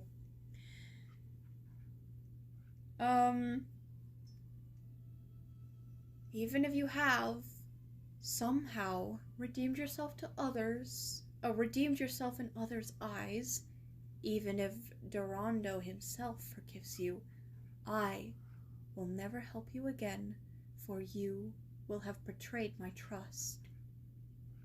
You know who she reminds me of? A little bit? Melina. Melina from Elden Ring. Why do I make everything about Elden Ring? I love Elden Ring so much, but she reminds me of Melina a little bit, and like the way that she warns you against like using the frenzied flame. If you know, you know. If you don't know, I'm sorry for confusing you guys. Anyways, back to the story. Shadowblade bristled. Do you really think you can get away with threatening me? I don't threaten. I inform. And then in tiny text again, I think this is the last time, it says, Shadowblade, wake up! And then it kind of cuts with like a little... I don't even know what those symbols are. Anyways. Okay, the scene like transitions to another setting. Anyways. Shadowmare. Have you seen Shadowblade? Christopher asked. She was supposed to report to me 15 minutes ago. The black stallion shook his head. She might still be sleeping. She slept terribly last night. Were the triplets keeping her up again? No. Feta and Alessandro were bickering last night, and Feta apparently had some choice words for her brother. Shadowblade said she was going to have a word with Private Keto this morning, or is it? No, it's Keto this morning, on his improper conduct. Christopher sighed, shaking his head as he started walking towards the stables. Did anything of note happen during your patrol last night?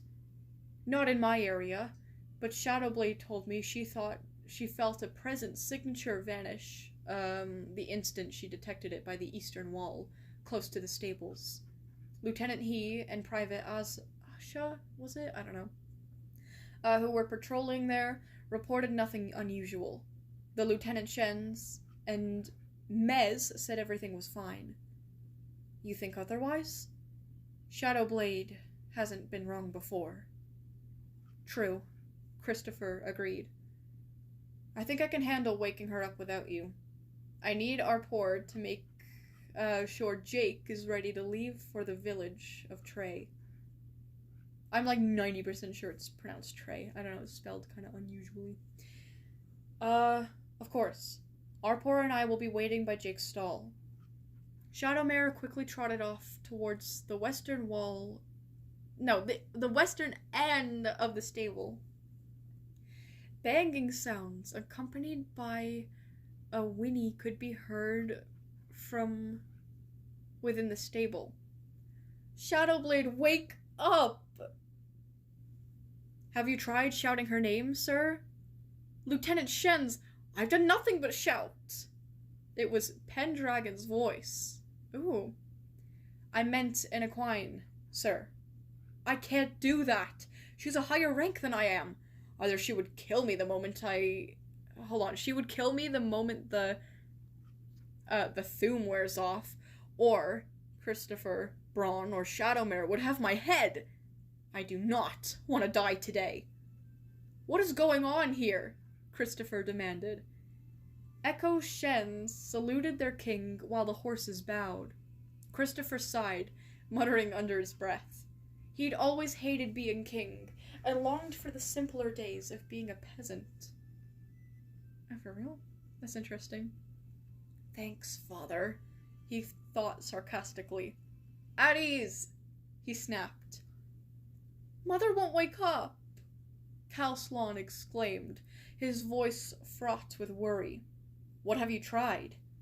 Well, Kalslon, Feta, and the others have been nudging her, and we've been calling out to her, sir. Echoes replied. Okay. What else? The lieutenant and Pendragon glanced at each other nervously. That's it, Pendragon admitted. That's it? Christopher repeated, dumbfounded. Neither of you went in and checked? Without waiting for an answer, he entered Shadowblade's stall and knelt down by her side. I can see she's still breathing, he noted before he brushed his hair aside and rested an ear on her belly. She doesn't seem to be any block. He winced as his head shot up. Something wrong, sir? No, he said, rubbing the side of his head. The fowls are definitely fine, though, even with soft hooves. That was strong. Oh, did they kick him? He started pushing on the pregnant mare's stomach, trying to stir up the fowls into a frenzy. I can pounce on her, Feta offered, crouching down. It works all the time. No, Feta, Christopher shouted. Kalslon had never seen his sister shut down so quickly before. The black filly immediately lay down, with her head down as well. Your siblings are in there. Do you really want to risk them getting hurt? Sorry, Uncle Christopher, Feta mumbled. Oh god, I keep forgetting how to pronounce that word. I'm just gonna say Aquin. The Aquin reached over and ruffled Fetta's mane. I'm sorry, Fetta. I tend to forget you're just a fowl. You were only trying to help. Thank you. After a couple minutes of trying to stir up the fowls enough to wake the sleeping mare, Christopher sighed, glancing up towards the heavens. Durando, is today going to be one of those days? Okay, I'm assuming, maybe it's Durando, actually, with the way that things are commonly pronounced in this world. I'm assuming Durando is like their equivalent of God or something in this universe. I don't know. A couple seconds of silence passed before he closes his eyes. Wonderful, he growled before standing up. I need you, he ordered, pointing to the Lieutenant Shens and the three fowls. Fetta, Calslon, and Alessandro to move. I don't want any of you getting hurt when I call out to her. The four promptly moved out of the way of the stall door. Lieutenant Shens, open up the doors to the stable all the way. Calslon, notify Lieutenant Mez. I do not want anything or anyone to get in the way because Shadowblade cannot and will not stop until she obeys the call. Do you understand? Yes, my king. I just have one question. Which door? The one closest to Jake's stall. I have business in the village of Trey, and I'm already running late. I will meet you there. The guard sprinted with surprising speed down the aisle, keeping pace with Calslon. Christopher huffed. They're able to run that quickly in armor? That's actually impressive. He stood and turned to Fetta and Alessandro. Stay there. Christopher's eyes began to glow before a white flash enveloped him, and he disappeared. Almost immediately, he appeared on the other side of the stable. The guards saluted as Christopher informed them of his plans and assured him that no one would get in the way. He opened one of the doors just as Echoes arrived to open the other door. The other door. How did you get here so quickly, sir? They asked. Teleportation, Christopher explained, walking out of the stables. How are you able to full armor and a sword at your side? Every day, I challenge a horse to a race, sir. Christopher glanced at them for a second. Every day? Yes, sir. You don't always have to call me sir, you know. Sorry, sir. Christopher reached out telepathically to Calslon. Calslon, have you notified Lieutenant Mez? Yes, sir, the young colt responded enthusiastically. Excellent work, young one. I am going to call your mother, so stay out of the aisle until she passes, and keep Fetta and Alessandro out of trouble. You're responsible for them, for now. Yes, sir, Uncle Chris. Aw, Christopher shut his eyes, inhaling deeply before exhaling. He could feel the magic of the Aquin blood within respond as he called upon it. He opened his eyes, staring directly into the barn, his eyes starting to glow a golden hue. He inhaled sharply, then called, Shadowblade! Get out here now! Oh, and then he just says it again. I'm too lazy to read it again. Shadowblade jolted awake immediately at the command, and scrambled to her hooves, forgetting all else as the powers of the call ensnared her. She tore out of the stall, galloping through the stables at breakneck pace, and did not stop until she spotted someone standing just outside the stable. It was Christopher Davies, and he did not look happy. His eyes bore into hers, even as the golden glow died down, returning to brown once more as the power within faded. The black mare slid into a stop in front of her king, and stared back with wide eyes, trembling. You're late, Christopher snapped. What the hell happened? Did I oversleep? Shadowblade asked. Are you asking me? Shadowblade shook her head. No, my king. So what happened? I had a dream. 3 dreams, in fact, Shadowblade recounted. I was on a strange farm I did not recognize. I met a bull, but he killed me almost instantly. Oh, immediately. I woke up to Feta and Alessandro arguing. Oh, Christopher interrupted. Okay. Shadowmare told me about the argument and the strange presence. Christopher interrupted. What happened in the second dream? I killed the bull, and he told me to go to a specific location where she waited for me. So, I did. A young fowl named Fawn offered me a deal. What was the deal? Fawn could detect certain entities. She said she could warn me when I'm in an entity's presence, but only if I would let her. Christopher sighed. What's the catch? A black and bay stallion walked over to them. My king, I'm terribly sorry to interrupt, he said, but we have to leave. The king sighed and turned to him.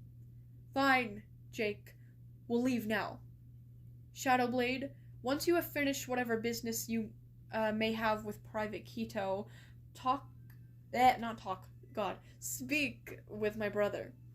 He speaks with my authority until we return. Christopher pulled himself up on Jake's back and cantered off. Mama? Shadowblade jumped a little, not realizing she had been followed. Yes, Alessandro? The little colt awkwardly stumbled toward her. What was your third dream about? Shadowblade chuckled. You won't believe me. Why not? Shadowblade smiled. Let me show you, rather than tell you. Alessandro was extremely confused when his mother sent him only a single message.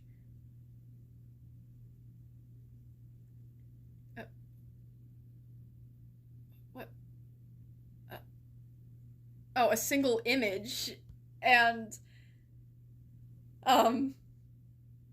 below that is the image that Frompy drew of my cheetah bald. Is that the image that Shadowblade sent? Oh my god. Mama? Yes? I think you need to go back to sleep. Okay, and that is the end of chapter 2. Oh my god. I love how descriptive these stories. I literally love this story so much. This story, I already liked horses before, but this story is making me like horses even more. Very interesting. I wonder what Fawn's, like, actual deal is. Like, I wonder why she's trying to, like, make this deal with Shadowmare. I feel like they might be connected with the way that, like, Shadowmare said that, or not said that, but, like, was reminded of, like a childhood friend by Fawn's, like, appearance. I don't know, there's definitely something going on with Fawn. She's definitely very interesting. Y'all, my hip just popped. It's okay, though. It didn't hurt, it just made a noise. Anyways, okay, end of chapter 2. Then there's, like, an author note here that says, Hey everyone, hope you enjoyed this chapter. I had a lot of fun writing this one. Thank you to Frompy for letting me use her baldlet image. I was going to put Scythehorse in the list of characters, but decided to keep it as a surprise. Ooh, what a cool surprise it was.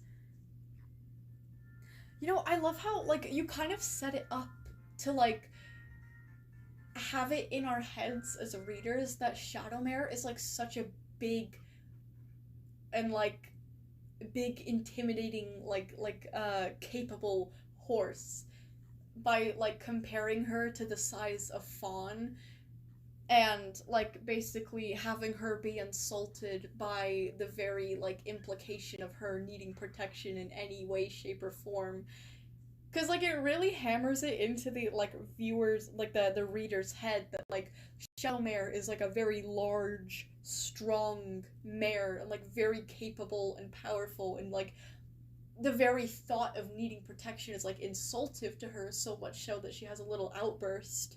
And especially like comparison to Fawn. So I don't know, it really builds it up in your head that like she's strong, like she's big and she's strong and she's powerful. And then out of nowhere you introduce this horse that's like way bigger than her and like actually intimidates her.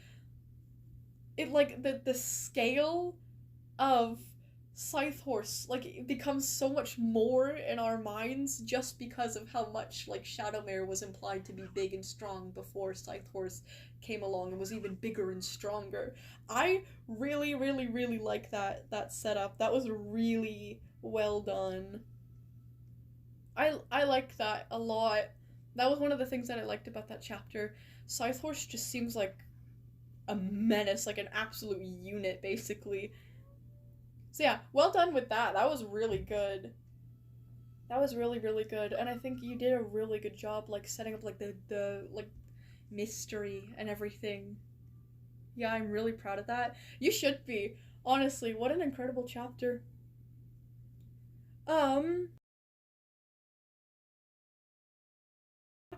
And we'll finally meet Diet. Oh, I mean Private Keto. Okay.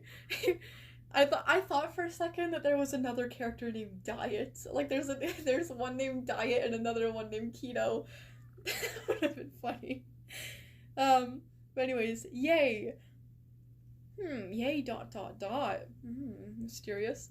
I was hoping to clarify things a bit better. Also, do you like the reference sheets and the name pronunciation guides?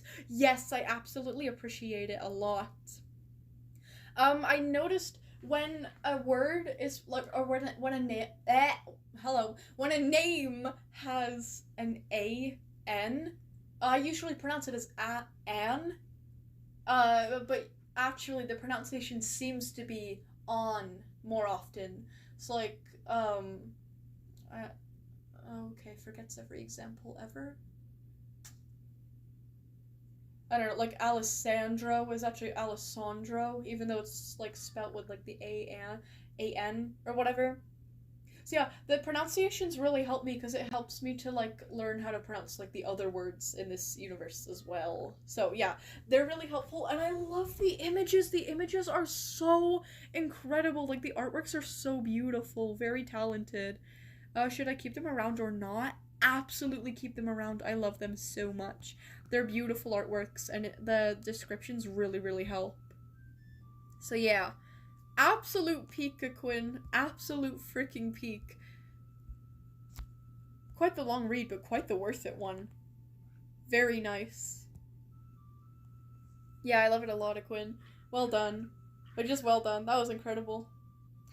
Okay, that is a Quinn story for this week. Then we've got Emcorn and Julian. Where is Emcorn? What the hell? Hi, Violet, Toilet, Loilet, Yoilet, Roilet. Hello, rules card. Don't call me Toilet. The hell is wrong with you? Vio, are you gonna do an art fight? Or anyone in chat for that matter? I'm gonna sound like the densest human alive. I have heard of art fights so many times. And you'd think, because, you know, I'm an artist, I'm a writer, like, I interact with a lot of artists and writers, like, you'd really assume that I would know what an art fight is, but I don't. I don't understand. I think it's a collaboration between two people, and maybe it's like a little bit competitive, but I have no idea what an art fight actually is. Who just said hello, frog toilet? Sahara! How dare you? I'm doing an art fight. My art fight account is called Mikomori. Oh, very cool. Oh, hello, Emcorn. I'm here, Violet. Sorry, caps lock. You guys don't have to apologize for... That was a rule, like, ages ago. Like, probably, like, oh, yeah, like, well over a year ago by now. That was not set by me, pretty sure. That was not my rule. You are allowed, everyone here is allowed to type in caps, in all caps if they want to. Oh, it's a slideshow? This slideshow is a thank you. At the last 3 slides, there will be information on the ARG. You might know me as Mcorn, but I would like you to call me Yin. Ah, okay, Yin. I'll keep it in mind. Make sure to scold me if I forget, because I am forgetful. Yin. Okay, I'll try to keep that in mind, though. I'm a small writer who loves to share my work, but doesn't get too often till I found one of my favorite YouTubers, Violet, reads her viewers every Saturday, so I created a doc for a new OC Clover. I went into a stream with chaotic but kind people. And I've participated in every stream since then. And I have tried to be in as many as I can as I started to get used to people's personalities. Oh, wait, this is really sweet. So thank you, Violet, and everyone who was kind and bright. Me out of my amnovert shell. What is an amnovert? I forgot. Is that like both an introvert and an extrovert? I don't know. But anyways, and I decided to make something for you all. That's so cute. Welcome to Feather Family, Violet. What? P.S. Sorry for the quality. Oh, shoot. It says I do not have permission to view this file. If I request access, I would need to give out my email, which, like, isn't the worst thing in the world, but I'd prefer not to do that. If you wouldn't mind, Mcorn, changing the permissions so I could see whatever it was making me get permission for, then I could check it out. That would be amnivert? Oh, ambivert. Huh. What is an amnovert? Amnovert, a person that falls squarely in the middle of introversion and extroversion spectrum. Unlike true introverts or extroverts, ambiverts. What? No, that's not what I looked up. I looked up an amnovert. Whatever. Enjoying social interaction, but also requiring some time alone to recharge. Oh, that's what I am. Actually, no, it's really specific. It's really weird. I don't know what I am, like, to be honest. Here's the thing. I really like being social in, like, crowds and big groups. Really, really love that. I love, like, the liveliness of it all, and I like how it's not too, like, one-on-one. It's not too personal. It's just, like, fun and lighthearted, and it's just, like, it's just nice to be around a big group of people, right? It's just very nice. But one-on-one, I don't really like talking one-on-one with people. Something about it just either, like, drains me or scares me, like, legitimately. I'm not that comfortable, like, talking one-on-one with people. Unless they are very, very, very, very specific people. Otherwise, it's just kind of, like, a little scary, or it, like, drains me. It drains my social battery, or whatever. So it's weird. I wouldn't say that I like big crowds and I don't like talking one-on-one, because, like, when I find, like, specific people, I really like talking one-on-one with those people. Maybe even more so than in a crowd. Like, than talking to, like, a crowd or a big group of people. But it's, like, it's so rare. And, like, it's not that there's anything wrong with, like, the people that I talk one-on-one with. I really don't know what it is. It's just, I don't really like it. Like, it just makes me, like, like, I want to go... I'd rather be alone. I'd rather just, like, have tea and write, or, like, listen to music, or, like, hang out with my dogs, or, like, stare out of a window or something, or go outside. Like, I don't know. I'm, like, really not, like a personal, like, close connection, like, one-on-one one-on-one type of, I don't know, it's weird. I don't know. Maybe I'm an ambivert, whatever, but I don't know. Anyways, Violet, reset the slideshow. Okay, here we go. Let's try this again.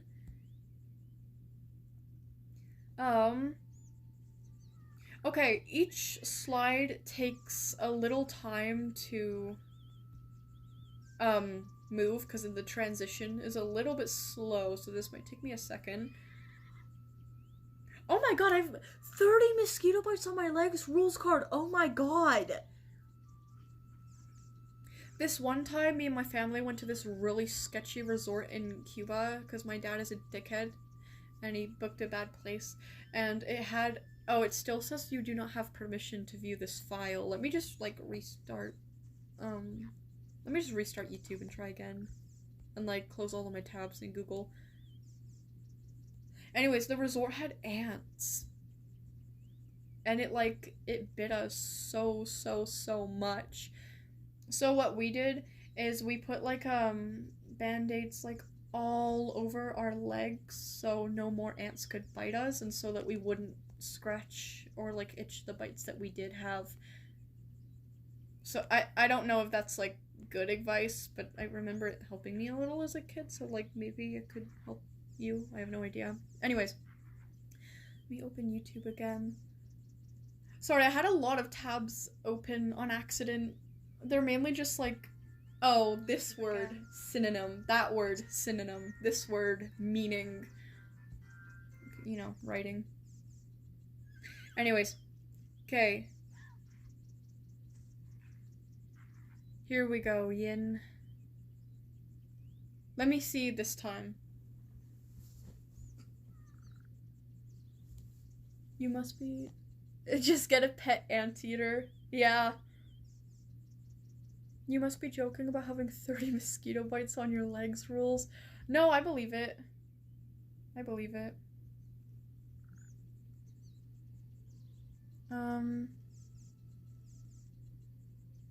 Oh.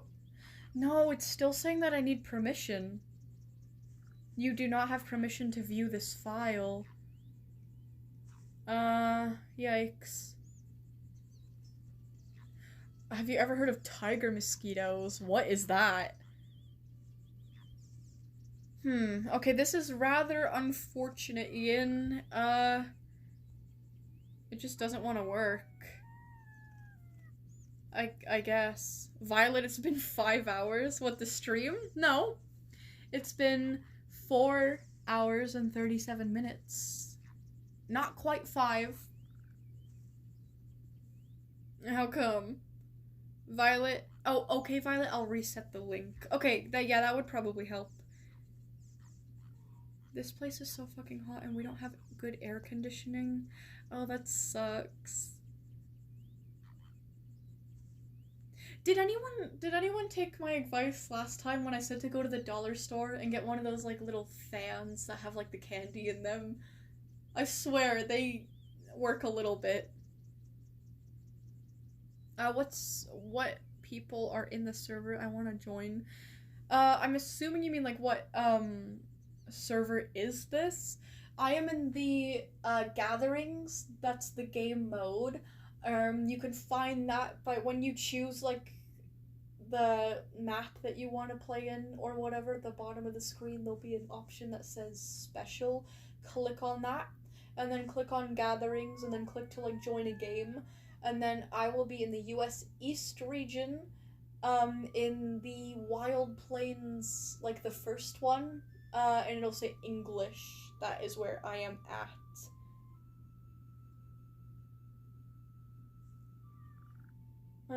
Yeah. Wait, and we only have air conditioning downstairs where the mosquitoes can get through? Oh no. You know what I heard from a YouTube short the other day? I don't know how believable it is, but apparently catnip works as a really good, like, mosquito repellent. Apparently that's what it was, like, originally, like farmed for or something, and then they realized that it works as, like, a drug for cats. Violet, my friend made a silly Bello figure, and we're big fans. Oh my gosh, Goofy, silly Nightwings. That is incredible. Oh my god, do they have the figure posted anywhere? I'd really like to check that out. That's cool. That's very, very cool. That's amazing, actually. I'd like to see that. Thank you, by the way. Oh, Rules Card says, I was at the beach earlier today and I don't like the beach. Whose thing is actually the beach? Like, let's be real for a second. Unless I'm lagging and you guys can't hear me. I don't know, my game disconnected. Probably gonna kick me out. Or crash. Whatever comes first. Oh god, it's frozen. It's just straight up frozen. What was I gonna say? Yeah, no one's thing is the beach. Unless it's like a nice beach where you can see clearly in the water, like Cuba or something. Who likes the, like the hot sand? Ugh, the sand! Getting in everything, everywhere. The water with all of the rocks and the creatures. And the dirty ass water with God knows what in it. Getting sunburns all day. I'd much rather a pool. Thank you. I spent the whole time digging holes in the sand. That's what I used to do. I think my mom might still have a video of me when I was in Cuba. And I called it my, like, antisocial hole or something, my, like, antisocial burrow, where I dug this massive ass fucking hole, like, with my hands, like, literally giant ass hole. Like, there was, like, I dug so much that there was, like, water in the bottom. Not just at the bottom, like, there's a good portion of water. And I used the sand that I dug up to make, like, a wall around the hole. I don't know. It was like, it was just my little space, you know? Anyways. Oh, Violet. Oh, sorry, Yin. Sorry. Let me go to your channel and see the link. Oh, I have to reset YouTube. It's not showing as being reset for me. Meow, meow, meow. I saw a fish and got fucking terrified. Why are fish so close to me? It's not fish that I'm worried about mainly. I mean, fucking terrified. Meh, but like, shut up, Violet. For me, it's the crabs. It's like crabs and like sharp rocks and things like that. I just hate, like, I don't know. Anyways. Okay, let me go to your channel, Yin. Go to posts. Okay, yeah, here we go. From 3 minutes ago, a new link. Okay. Let me go through this slideshow.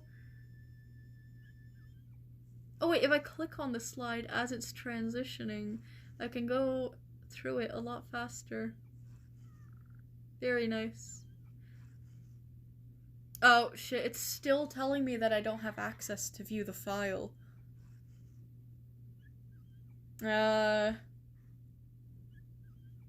well, okay, that really sucks. I don't know what could be wrong with it. It's still saying I have to request access, though. So I can't see it.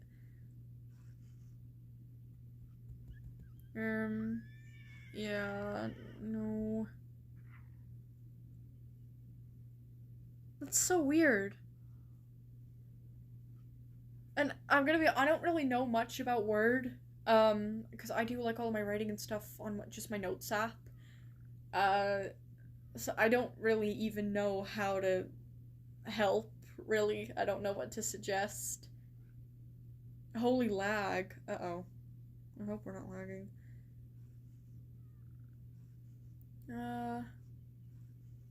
Meow, meow, meow. I have headcanons about Bella. Want to hear them? Yes, absolutely I do. Wait, by the way, Violet, Tana says, what? Dumb her ass to Susie about Noelle having a flat screen TV and not a CRT. He says dump her ass. Oh, in a special font. Oh, did you mean to say dump her ass in the quotes? You said dumb her ass. Oh. Huh. I wouldn't trust Tenna for relationship advice. Violet, I'll send you a video from my drive. Okay. Like, you're gonna post it, or... I don't know. Epic safety with quartz. Never fuck around with spray cans. Don't bring that shit even close to a heat source. And for the love of God, don't throw or puncture them. Oh god, spray cans contain butane? Is that how it's pronounced? I'm sure it's not, but incredibly flammable. Cans are pressurized. Oh my god, what the hell is on my screen? Oh my god. The way you step back. Yeah, I actually did something kind of stupid. I stopped doing it, but I did do it once or twice, and it was really naughty, and I shouldn't have done it. But I don't have any hair curlers, and I really like styling the front pieces of my hair. But the only, like, cylindrical object that I have, that would, like, make the right curls that I want is actually my hairspray can. So what I would do is I'd just use that, and then I'd, like, hair dry my hair. I wouldn't have the heat on full, and I wouldn't keep the blow dryer on it for too long, but it was still really dumb. So I stopped doing it. But Quartz is absolutely right. I should just get, like, one of those, what are they, rollers, hair rollers, whatever. Oh, Endless says, I should probably stop tossing spray cans of Raid into the kingdom of wasps that I call my bedroom. I can sleep in the den now, don't worry. Are there wasps in your bedroom, Emlet? If so, that really sucks. Oh, Rar says, my headcanons are that she likes fire. Oh, she loves fire. Come on. She teases the other creepypastas and they get fed up with it. She quite literally does in our Discord. We have a channel that's like or a chat that's just dedicated to like, using Tupper bots to chat as our creepypastas, and obviously I participate with Bello. That's exactly what Bello does, and she does love fire. Fire is actually one of her favorite things. So yeah. Huh. Mosquito incense theoretically should work on wasps. Interesting.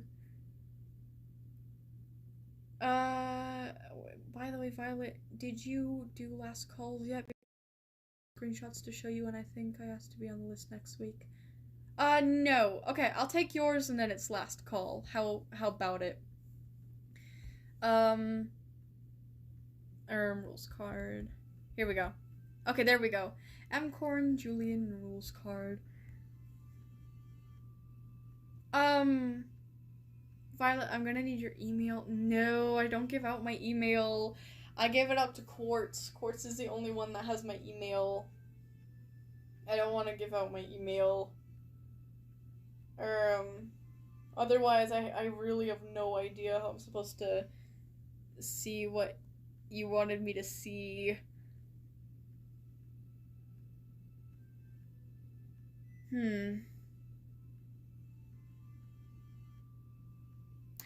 Oh!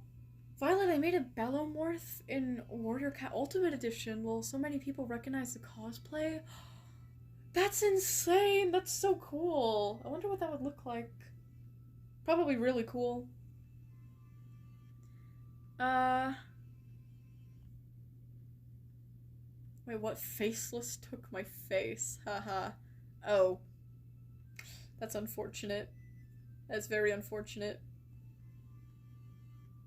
By the way, hi Vio, remember me? I'm the one who called Theo Caleb, LMAO. I vaguely remember that. I'm not really good at remembering things. Guys, her email is 09wolf.in.sheeps.clothing09gmail.com. Trust. Oh yeah, I forgot I was supposed to email that email to see what's up with like the ARG or whatever. Let's screenshot that to remind me. Oh, rules card says, okay, by the way, even if I'm not there, please look at it because I'm gonna rewatch the stream. The post from 1 week ago, you still look at those, okay? The one from 2 weeks ago is the one you don't look at. Okay, got it. Wait,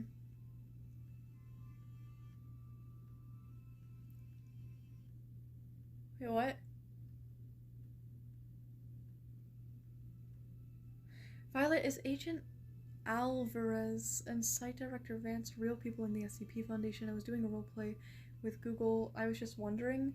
Actually, neither of those names ring a bell to me at all. Let me see. Let me Google them. Those names are completely unfamiliar to me, actually. I feel like I would have vaguely heard of them at least once. Agent Alvarez?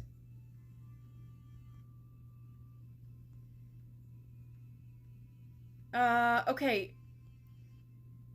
Just Googling the name, Agent Alvarez seems to be from a show called Criminal Minds? Maybe? No, that's Luke Alvarez. What?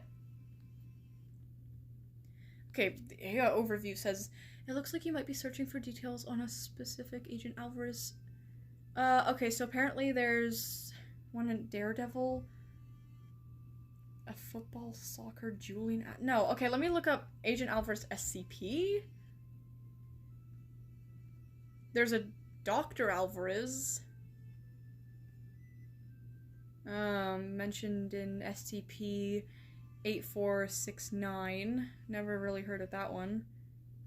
Oh, Agent Alvarez is a recurring a minor character, usually appearing in a security agent or field researcher. As a security agent or field researcher rather than a standalone anomalous entity. Okay. Oh, he interacts with Dr. Gears. Boo. And Dr. Clef in the well-known tale Date Night. Hey, I read that the other day. I don't remember here. Oh, is that the beginning dialogue? Then I have heard of him. Okay. Okay, well, apparently it's not just numbers I'm bad at. Apparently it's names, too. Okay, apparently I might know Agent Alvarez, but I don't... Like, his name doesn't really ring a bell.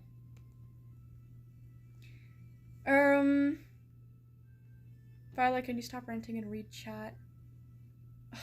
Okay, have you sorted it out? Because, like, I'm waiting for you. You uploaded the video? Okay.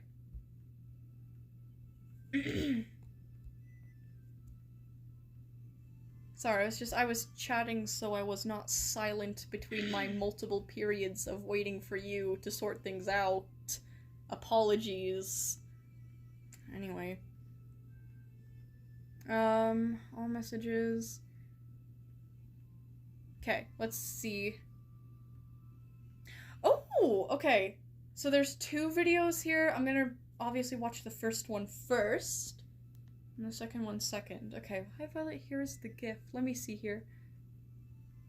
Oh!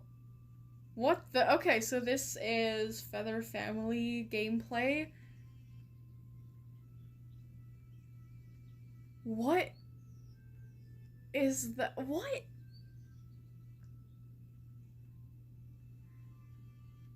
Oh my god, that is like the weirdest Feather Family avatar. I mean, it's cool. It's really cute. Do you guys know what is the... can I even call it a bird? What is the playable creature in Feather Family that's just like a deer with wings? It's gameplay of you playing as that, but like the skin is like kind of transparent and purple. That's so weird. Like, it looks cool. That's so weird. Okay, gift part 2.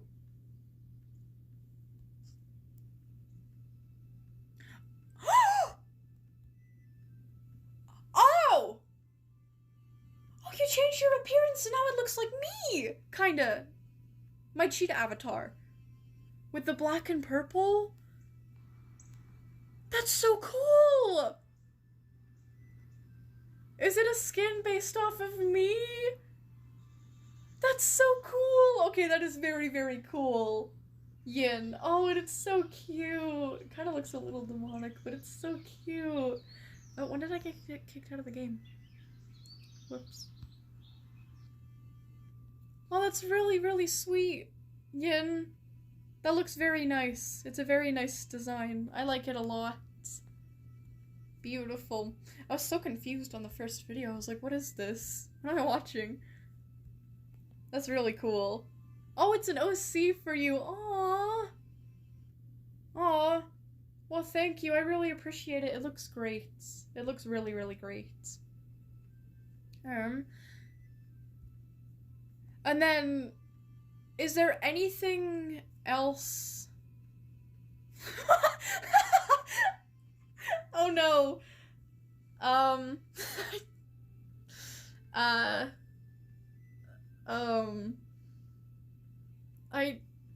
I was too lazy to give the cougar a proper name. That's why I named it Fuckface. I kind of forgot that that would, be visible to the audience today, but, yeah, anyways. Oh, now read the rest of the slides. Oh, okay. Let me go back onto the document.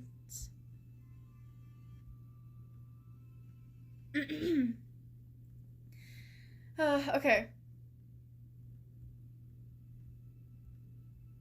It's just taking me a while.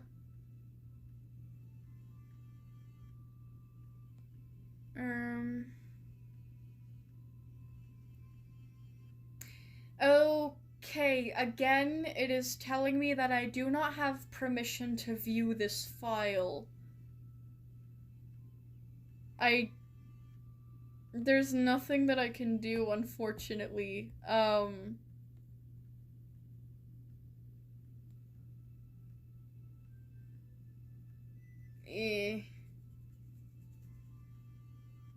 That was the videos. But you said, see, like, look at the rest of the slides. So, like, am I supposed to be seeing more? Yeah, move to the next slide. No, I cannot move to the next slide. The screen basically, like, goes, like, dimmer and tells me that, like, I don't have permission to view the file. It doesn't let me do anything from there.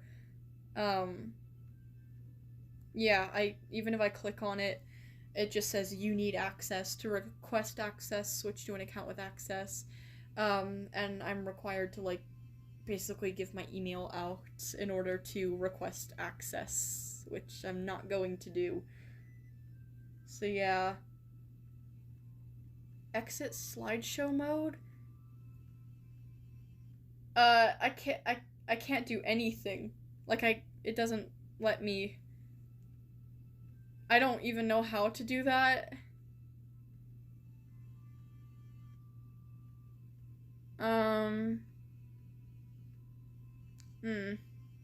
Yeah. Oh, wait, no? What? Okay, apparently, okay, there's, like, arrows at the bottom of the screen. Okay, if I click the arrows, it'll let me go to the next slide. Okay, I figured it out somehow. I don't know why it was making me get permission when I can just click on the arrows. I don't know if this is, like, a hack or something. But anyways, I'm just gonna use the arrows then, I guess. Okay, the next slide is a link. So if Violet gets traumatized by peace, she can look at cute and funny animals. Huh? Oh, is this like a link to videos of cute and funny animals? That is very nice. Oh, no, I clicked on the link and it's just a snake that says violence. That is an ugly snake. That's a really ugly snake. Anyways. Okay, now the last 3 slides, I'm going to add 1 extra slide. Okay. Oh. A song that fits Clover is labor as she strives to provide for the clan, that it drives her to overwork herself. One time, Silver had to save her as she passed out mid-flight. She is getting better but still overworks herself to exhaustion. Uh-oh. Clover is actually blind in her right eye, so she covers it so other creepypastas do not take advantage of her weakness, but she wasn't always blind in that eye. Oh, interesting. Clover enjoys rolling in lavender and mint, as she likes the scent of both plants.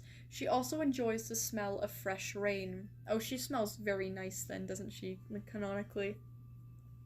The relationship between Venom and Clover is like the song Paparazzi. Okay. As Venom is trying to get to Clover to love them. Ew. But as we know, Clover loves Silver. So Venom wants to duel Silver for Clover's love. That's not how it works. I mean, I guess they're animals. So, like, technically that's how it works, but that's not how it works. They have, like, human consciences. That's not how it works. Dumbass Venom. Anyway, okay, that's interesting. That's very interesting. I'm glad I could see the rest of that. I don't know why it only worked when I clicked on, like, the arrows. That was weird, but yeah. Now read the doc. Like, are you talking about the original document? Like, the one of Clover? I think. Oh. Okay, there we go. Let me get back into a game. Oh, yes? Okay. Go to channel. Go to documents. Okay, let's see here. No, okay, that's just a slideshow. Where is the actual document? Oh, this one from a month ago. Google. There we go. Okay. Where are we at now? Where am I supposed to be reading from? Which part of this document is like the updated part?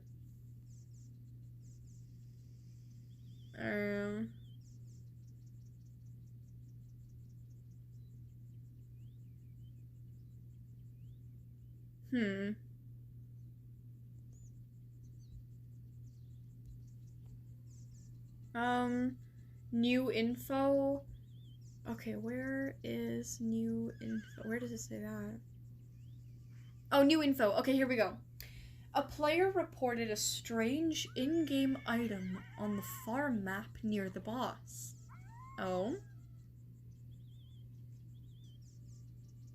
Okay. We went to the location they described and found reptile skin species? What? Is unidentified, but the documentator's hypothesis was correct. There's no way I just got kicked out of the game in the corner of my eye. Yeah, okay, I did. That's brilliant. It was a type of snake. Now, the type is unknown. The type is unknown. But we also found Drone's body with the same burns as Faceless. Oh. Just on the neck and right wing. Further investigation will take place. For now, we will refer to the snake as Venom for its ability to spread acid. Reaper will be notified.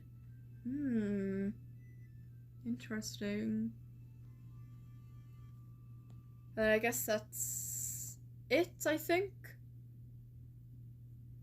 I'm pretty sure that's... is that all of the, like, new information? Rip Violet disconnecting. I know, it's happening very often, unfortunately. It's okay. Huh. Okay, that is interesting.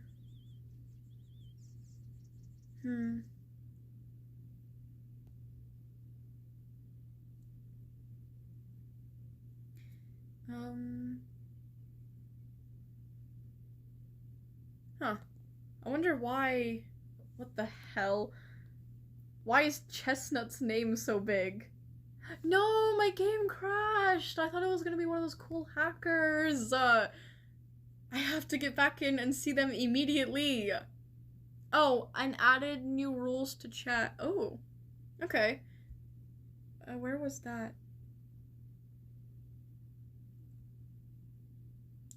I think I might have saw something about that when I was like skimming over the document trying to see things. Rules not. Gosh. Oh my god. A Chestnut crashed the game. He was too big. No. No, I think it's just because my connection sucks. Okay, rules not in the roleplay ones. Be appropriate, no brain rot. But memes like Absolute Cinema is okay. No traumatizing Violet. Yeah, preferably no traumatizing Violet. English only except German. In roleplay, respect to the research team. No hating on the creepypasta. We are studying both in and out of roleplay. Violating these rules will result in an edit ban. Now, how do you get an edit ban? Number 1, breaking the rules listed above. And number 2, editing parts you are not allowed to. Edit 3. 3, spamming. 4, giving out personal information. Places where you can edit in the public chats. Going to come sightings. Oh, okay, cool. Violet, everything other than out of roleplay or ARG info. Oh, how cool. That is it for now. The events will be announced in blank for the research team and in chat for the public. Yin, here is a video link for the TFC fans. The link is not something that I can click on. Is it something that you made or something that's like related to something you made, or did you want me to see what that video was? How long have you been streaming? Over 5 hours, and I'm still not done with the list. But it's okay. Copy, paste, and no. Okay. Alrighty. Okay then. So like no to like is it not something that you want me to like check out? Like it's just not like really related. It's for the TFC fans. I'm getting really thirsty. I am leaving the stream. Bye. Oh, goodbye. I'm not thirsty, but like my throat is getting a little dry. Not gonna lie. Oh no. I'm more hungry than anything, and I have hot cakes, not pancakes. I have hot cakes in the fridge. No, not in the fridge. I left it on the counter. And I didn't put them in the fridge. They were still hot. Why is the fridge ascending? I'm scared. What? Sarah, what? What do you mean which fridge is ascending? What are you talking about? I would like to be a part of that community, so copy, paste. What? Oh, sorry, I'm a little bit confused, Ian.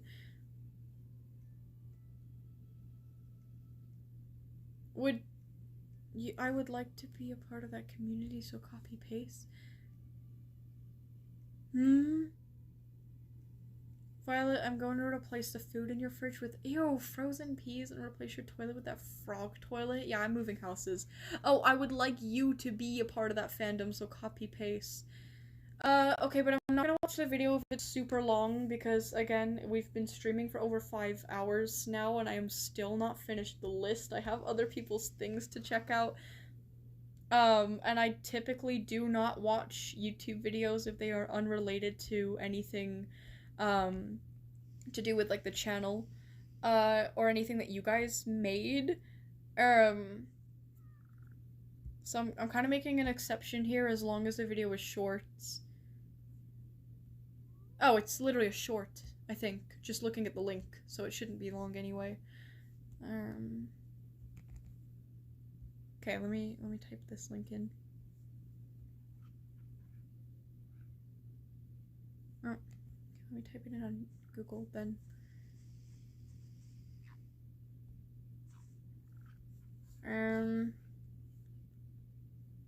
Oh, look at that! You guys are like kind of opposites in colors. Oh, but you're matching with the orange though. That's cool.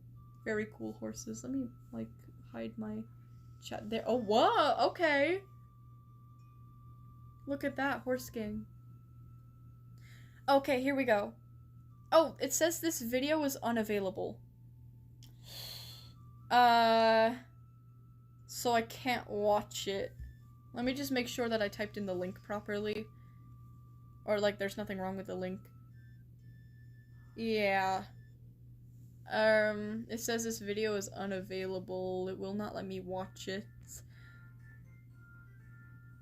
That is unfortunate.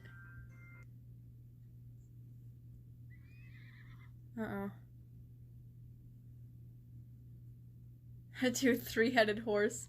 I like how they're like kind of moving in sync a little bit. That's cool. Very cool. It's a public video. Oh, I don't know why it's doing that then. Literally every time that I like paste the... It just says video unavailable. I mean, other people can try it if they want to and see if anything comes up. Now she's showing me random shorts.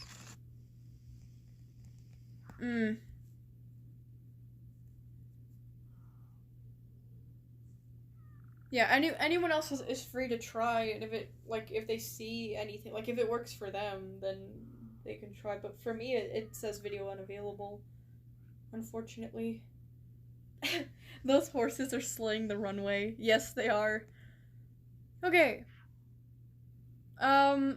Okay, I might just check out, like, Julian and Rules Cards things for now, and then come back to that video, Mcorn, if it's working by then.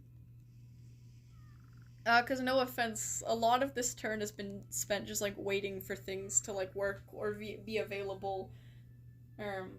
You know, I don't mean to sound like a broken record, but I have been streaming for a while now, and we're still not done the list, so, like, I kind of have to get a move on. That is if Julian is still here. Julian and Rules Card. I'm assuming Rules Card said that they want me to check it out whether they're here or not, so.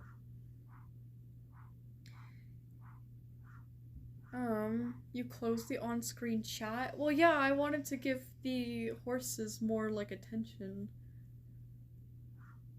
That's okay, I'm pretty sure YouTube has, like, a live chat, like, replay thing. I think. By the way, Violet, I'm making a comic of you? Oh, that's so cool! That is very, very cool. Let me know when you have anything, like, posted for that, and I'll check it out. Slobits? I'm just gonna call you Slobits. Yeah. That's really, really cool. That is very exciting. I can't wait to see how that goes. Violet, I'm the white horse, by the way. Oh, nice. Chaotic band, nice. All three very well-dressed horses. My favorite Bella quotes. You don't need a vase. Either another jobless adult or a child whose parents don't give them an allowance. How old are you? And curtain fires don't spread, plus more lol. Oh my god, I kind of forgot her dialogue from, like, the original video. She's such a bitch, she is. And Violet, move to next person. Okay, understood. I don't think Julian is here anymore, unless I'm being silly. So maybe we'll just move on to Rules Card, then. Oh, Quinn is the black horse with the orange eyes. Very cool. Oh, not on screen anymore, but I saw you. Okay, we'll move on from Julian for now then, and we'll move on to rules card then. And then, you know. Okay. I don't know if rules cards is here anymore. Let me see. No, it doesn't seem like it. They haven't chatted in a while, and they did say that if they weren't there to just, like, look at the posts anyway. So, I'm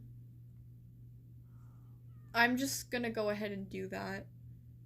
Oh, but how do I find their accounts? Uh-oh, how do I find their account without their, like, profile to just view easily? How's that gonna work?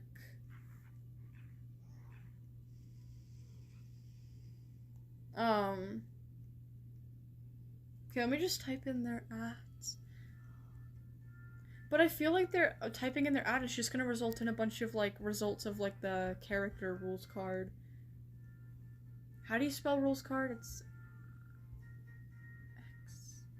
X-L-S-C... No, not C. K-A-A-R-D.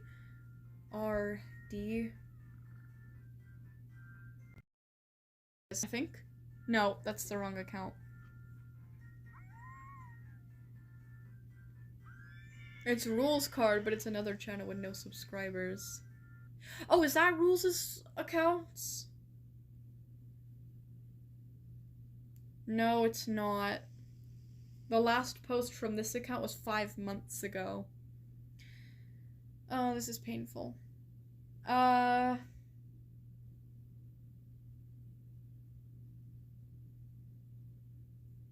It's not you either, is it? Nope, not you. There's a lot of accounts called Rules Card, but none of them is the Rules Card I'm looking for. Here we go! Found them. I'm gonna subscribe to them. Okay, there we go. Rules Card. Okay. There's a post from 1 day ago, a post from 6 days ago, a post from 7 days ago. I think oh, God. Okay.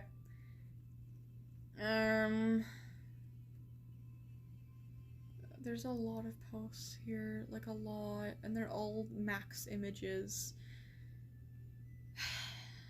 I said for you guys not to do that. Okay, okay, guys, I did clarify a couple weeks ago that to prevent me being stuck just like reading like hundreds, not hundreds, but like over like nearly 100 images in a single sitting for a single person's turn. Oh my god, there's so many horses. Let me zoom out a little bit. And then zoom back in. You guys aren't even aligned by heights! That's so cool. Anyways, yeah, I did put a max of 20 images if you guys are just, like, showing me, like, screenshots, like, whether it's DMs or, like, screenshots from a game or something. Max 20 images per person, okay? Okay, I'm sorry. But again, I've been streaming for over 5 hours, and I did clarify that before. So I think just for today, I'm only going to be looking at the post from 1 day ago and the post from 6 days ago. Please, if you'd like me to see a bunch of screenshots or like images or something, be sure to choose them very wisely. Because I'll only look at 20 max per person. I feel like I should set that rule now, because this is like kind of a lot. I mean, it said the stuff from 2 weeks ago not to look at. So there's a post from 7 days ago that's max 10 images. A post from 7 days ago too that's also 10 images. A post from 6 days ago that's 10 images. And a post from 1 day ago that's 10. So that's 40 images. And you guys can't even see them. So I literally just have to sit there and describe and react to each image. It gets a lot. Even if I like I like Deltarune, I like learning about it, but like it's a lot, you know? So 20 images, okay? I'm just gonna look at the last 2 posts. So anyways, sorry. Anyways, okay. The post from 1 day ago says Ralsei hates flowery.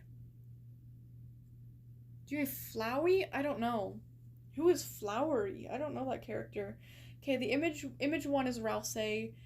Image 2 is Ralsei hating on Flowery. Okay, let's see. The first image is just Ralsei saying thanks, and he looks irritated. The second one... Is that Flowery? Flowery looks so sweet. He's just a yellow little kind guy. Oh, but... Okay, they're on like a bridge or something, like a low bridge in like a pond or whatever, and Ralsei says, "Do you really have so little self-awareness?" Maybe Ralsei might be in the right. I don't know, but like,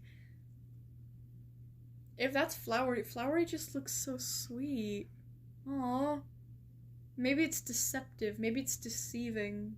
Maybe they are the problem. I mean, Ralsei really doesn't get, like, upset like this from what I know about, like, Deltarune. So, you know. Oh, he says, "My faith is nothing like your arrogance. I could burn you down in an instant." Oh, damn! Then there's another screenshot of Ralsei on like a staircase, and Flowery looks to be floating in the air. Ralsei says, "You are not a human," and says, "Shut up already." Damn. The seventh image says, "You get the point." And, okay, in the seventh image, Ralsei says, "That wouldn't do anything." Not really sure who he's yelling at. I'm assuming whatever. It's Flowery. Number 8 this isn't Deltarune, but this is the profile of someone who commented on my video. I guess so funny. Okay. "Hi guys, my name is T-Paws, also known as the owner of the Twisted Army. I'm trying to get to 1,035k subs by the end of June 2026. So please sub, guys, and also here's some info about me. Gender, male, favorite color, red, favorite singer, Ariana Grande, favorite male singer, Michael Jackson. I hate Sprunky and X-Pro, Bear Song, Tears Before Bedtime. What? Favorite movie, Minecraft. What? FAC all? I don't even know what this means. Hater, bra? What does this mean? Best friends, twisted, what? Tom, land, EP? What does this mean? Birthday, January 8th. Favorite Roblox game, Steal a Brain Rot? You versus Homer? Homer versus Bart? What a unique individual. Like, I mean that sarcastically and not at the same time. What beloved characters, Homer, Bart, and Grackle. Sexuality, straight. Status, single. I hate pink in noob. Stop calling me a bitch. What? Problem with channel. Warnings a lot. Temporarily banned. March 1st to March 2nd. Got strikes thrice. How did you get 3 strikes and your channel is still up? What? That's not how it works. Oh. Temporary terminated. May 13th to June. End my problems haul. What the fuck? What did I just read? Literally, what did I just read? Oh my god, the 9th image is a really cute image of a cat. Oh, I like cats. Oh, and the 10th image is an image of ducks. I like ducks too. How cute. Okay. Okay, from 6 days ago, rules card says yellow, yellow, Deltarune, yellow. Image 1, I don't know, him shooting or something. Okay, let's just look at these. I'm guessing they're just different sprites of this guy. Damn, he's got a big ass forehead. Holy shit. Okay, clearly some kind of like sheriff cowboy character. Holy shit, he's got a big ass forehead. Oh my god, he really does. He's like yellow Woody. Oh, that's really cute. Actually, he looks really cute in the 3rd sprite. He's got his hat in his hands and he's like, I guess, fidgeting with it.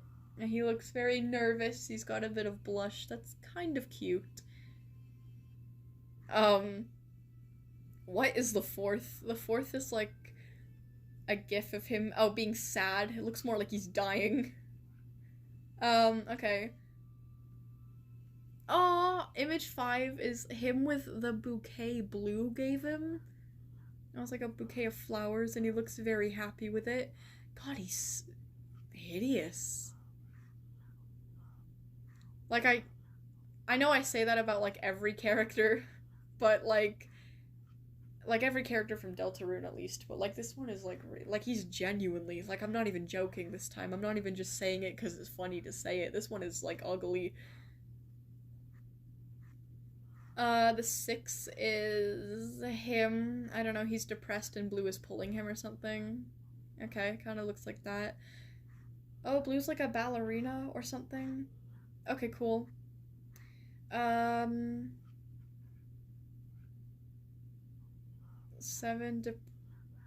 depressed yellow with blue. I don't know.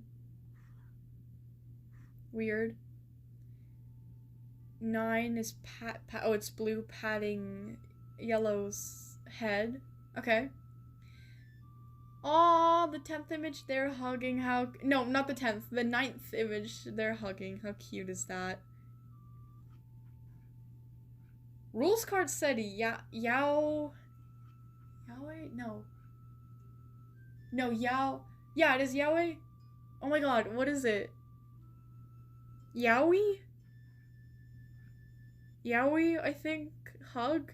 Is Blue a guy? I thought Blue was a girl. I didn't know. What the hell is the 10th image?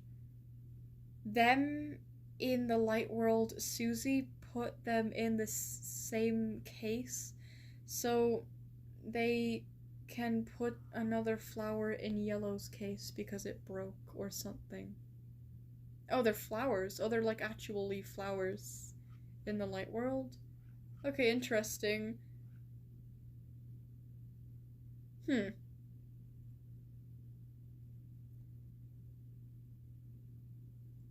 I don't know anything about Yellow. I don't think Rules Card is around to explain it. Oh, he's genuinely like just ugly, like for real, like. I don't like his face. I really don't like his face. I don't like his forehead, like his proportions. Like, why is his forehead like that? I don't know. Anyway. Okay, I did say 20 images only. And I kind of feel like putting a bookmark in it there. You know, I'd rather Rules Card be around to explain it to me anyway. So I think that's a good place to put a bookmark in it. Anyways. Okay. That concludes our list today. We can have yapping session for a little bit. What the hell? Oh, pony! Oh, so little. Oh, and a tiger. How cool. So much, so much cuteness. Oh.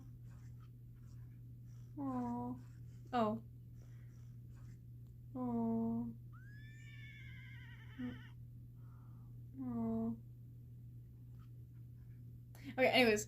Yeah, let's have the acting session for a little bit. Oh, guys, I'm not being rude. It's not rude. What server is she on?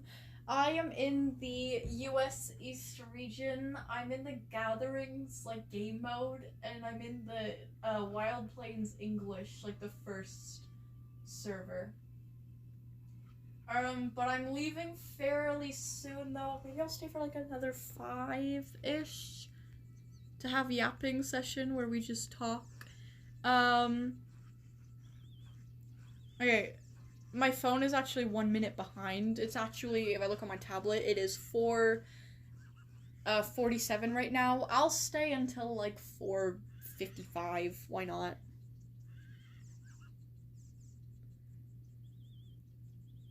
I want to join so bad. You can join.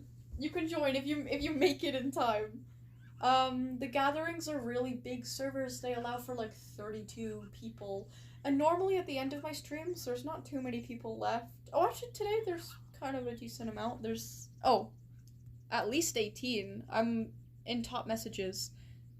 Oh, it's supposed to be in all messages. Yeah. Violet, I'm working on some Bello fan art. Eek! If you want, I can maybe post it later when I'm done. I would really appreciate that, yes. And then I can check it out next week. Because obviously I don't want you to like rush or anything. And I am done checking things out for today. Yeah. It's Twilight Sparkle. Oh my god, it is. Purple tinted horse, magic horse. Magic pony. Missing the horns and wings, though. Now I kind of want to... For next stream, should I be one of the ponies? Rarity is my favorite, but they don't have a white horse with purple hair. They have a pink horse. It could be Pinkie Pie. Maybe I could be Applejack. Applejack has more, like, natural colors. I'll have to see. I'll have to see. Maybe I'll be one of the main 6 for next stream. Rarity is a diva. She's my favorite. I love Rarity. Guys, before I go, who's everybody's favorite pony out of the main 6? Julian's back. Julian, where have you been? Oh, you've been back for a while. Whoops. Let me check out your posts before I go then, because you were on the list. Oh, what is this? Okay. Oh. Oh! Okay, just skimming through this, there's a 50-second video here. I'll click on that. It's called The Wolf Minecraft Meme First Place Prize at BlitzoWolf by Karma Quitted. So, let's check this out. It's from 2 years ago. Shut up! Double date profiles Shut the frick up. He's our son. I love this song! Oh, this looks so cool! Subscribed immediately.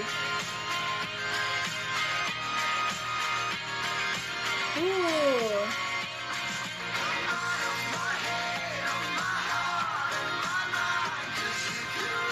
Oh, that's so cool! This is very well animated. Ooh, scary looking. Whoa.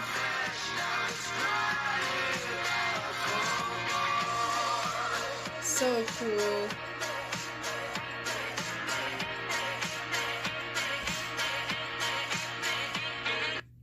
Okay, that's awesome. I like that song a lot. Very cool. Thank you for showing me that, Julian. Oh. Oh gosh. Okay, we got a new creepypasta. The image for it looks so cool. It's like a 3-headed tiger. Very nice design. Want a Wildcraft creepypasta? Okay, let's go. I can spin you a Wildcraft creepypasta. This one's called The 3 Souls. Players in Wildcraft started seeing a tiger no one unlocked. 3 heads, black stripes that look like claw marks, and a nickname floating above it that says _The 3 Souls _. It didn't attack, just followed you. If you were alone, chat would glitch. Messages you didn't type would appear in your own font. Snowy X Love X Kind isn't your friend. She's leading the pack to trap you. Kill her before she kills you. What the hell? No one knew who Snowy X Love X Kind was at first. Let me guess, they're not a good person. Maybe.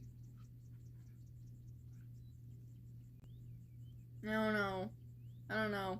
I don't I don't trust anyone who has, like, kind or if they have anything in their bio that, like, self-proclaims themselves to be, like, a good person in any way, shape, or form, I automatically do not trust them, because, like, why do you feel the need to clarify that you're a good person?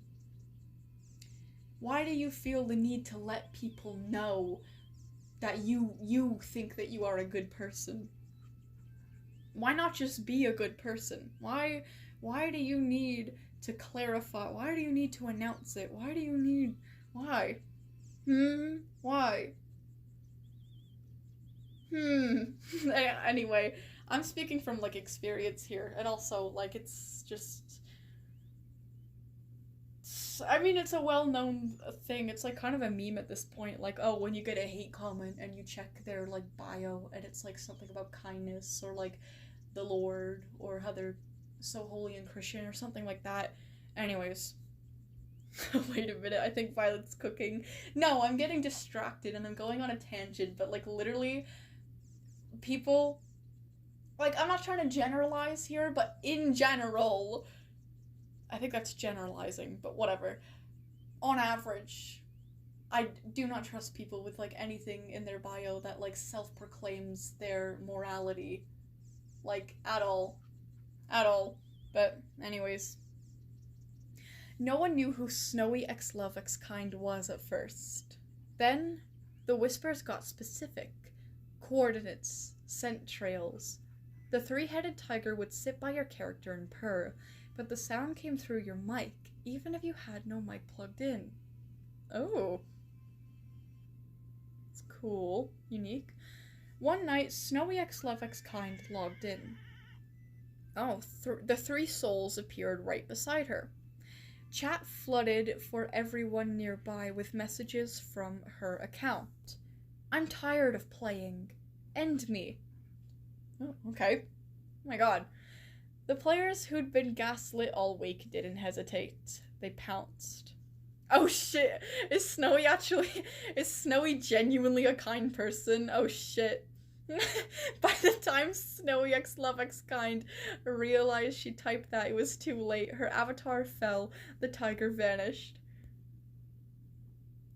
After that, the kill count on Snowy X Love X Kind's profile hit 1. Her own. What? The three souls updated its bio. Soul 1, taken. Soul 2, watching. Soul 3, you. What? Now, people say, if you see 3 sets of paw prints overlap, log out. Because the tiger doesn't want your blood, it wants you to spill someone else's and think it was your idea. Interesting. I like this concept. Oh shit, though, is Snowy, like, genuinely undeserved? Is Snowy one of the rare exceptions? Maybe Snowy was just trying to follow a trend because so many other people, like, self-proclaim themselves as kind. Maybe they actually are kind, and they're like, oh, I'm kind too. Maybe I'll just add kind to my own username. Maybe they were just trying to spread joy. Oh no. After Snowy X Love X Kind's account went dark, the paw prints changed. Now there were always 2 sets overlapping yours no matter which map you loaded. Players started getting DMs from the 3 souls with screenshots of their own gameplay. Oh, creepy. But the screenshots showed things they never did. See, you abandoned your pack during the eclipse hunt. You led that wolf into a frozen river. You're a liar just like the rest. What? Snowy got obliterated by a Cyberus wannabe. Oh my gosh. Oh my god. Oh my god. I just slandered Snowy and they fucking died. Oh no.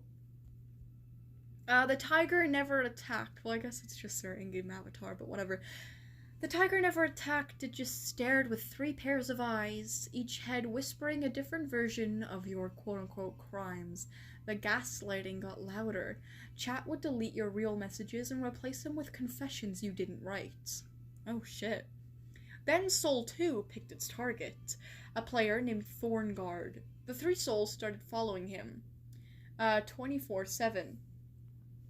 Every time Thornguard joined a hunt, the chat would fill with "Thornguard stole the kill." Ooh.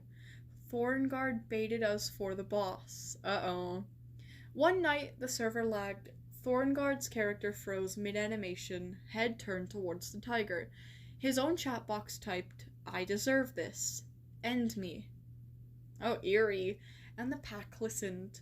They didn't mean to, but after weeks of whisper, it felt logical. Okay, Shockwave. Thornguard's avatar dropped. Kill count on his profile. 1. His own. The 3 souls updated again. Soul 2, taken. Soul 3, you're next. Ooh.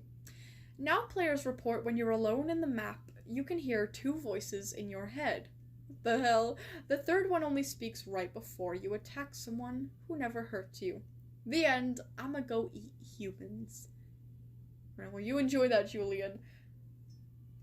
Very, very interesting. I like this one a lot. The design is really cool. The design is very cool. It's well edited. Huh. I wonder what their deal is. Sahara, are you educating me on presume and assume? I always fucking use them like interchangeably, and I know that they're not interchangeable.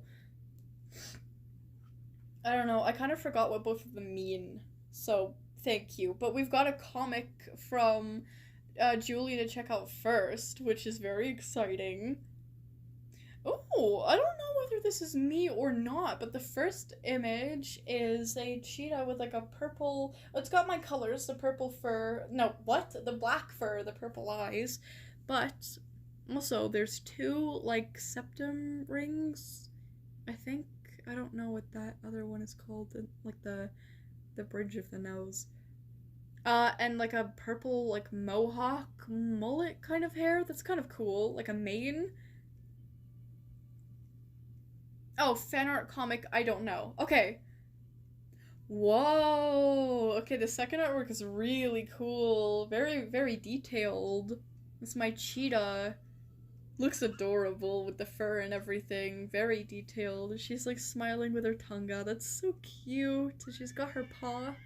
I like how her paw pad is purple. That's really cool.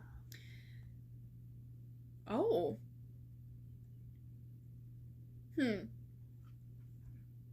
Oh, what? Okay, there's 2 creepypastas, I'm assuming, going at it. One of them is like a drawing, which looks really good. And then Bella is irritated. She's saying, "These goddamn kids are fighting again." Uh-oh. Oh, wow, there's like an actual comic. What? Okay, now there's a comic. Okay, I'm pretty sure this is Priver. Maybe? I'm not really sure. But Priver says, "What? Why would you wear that?" And then, the creepypasta from the last slide, like some kind of canid animal with like 4 ears and like a turquoise color, mint turquoise color with like a gem necklace, says, "Oh, Julian, it's getting worse." Wait, which one's Julian? Okay, this comic is confusing me a little bit, but I'll just describe what I see, I guess. Then the dog says, What's happening? Help! I can't see." And she's like looking, or they're looking at the other dog, which kind of looks like Priver, but I'm not sure if it is Priver now. I don't know. No, wait, is the dog Julian? Not Priver? It looks like a husky, but it might be Julian. Cause this dog cries Vivian in the next slide, so Julian can't be the green dog. The one you mistook as Priver, that's me. Okay, so Vivian is the mint dog, and then Julian is like the husky-looking one. Okay. Oh god. So then Vivian collapses and starts like leaking this like green fluid out of her mouth. Oh god, ew. And says, I don't feel well, and looks like they're like glitching out, and they say Julian. And Julian says, I felt like it was the worst mistake I made. She didn't make it. Did Julian do that somehow? Oh my god. I remember her as the happiest shark wolf ever. Oh, so she's a shark wolf? There's an image of her like howling in a flashback, and she looks really happy. She looks like she's smiling. But that didn't last long. Then it's just dialogue, no images. I'm sorry. I'm so sorry. I'll miss you, Vivian. Oh my god. And then it goes back to the image of Vivian like dying on the floor, and she says, I'm not mad. I love you and my soul will always be next to you. Aww. Oh, then she glitches out and presumably dies. That is tragic. Oh, okay, but then the next slide is really cool. It's artwork of my cheetah, again, this time in a more like realistic style. Very nice. I really like her gaze. Whoa! Whoa! Okay, then the ninth image is like a compilation of like a bunch of like fan art that you've made for me, and it all looks so good. There's even me as the dragon. Whoa! There's one of me as a cheetah, like, I guess sleeping or laying on my back, and on my, like, I don't really know what it's called on it, like a cheetah, but like her upper arm, I guess, arm, leg, whatever, there's the SCP logo in purple. That's really cool. Oh, and then the 10th slide, I'm pretty sure I've seen this before. Yeah, I have. This is art of, I forgot whether it's one of your characters or a Warrior Cats character. I don't remember, but I know I've seen this before. Very good artwork. Just fire.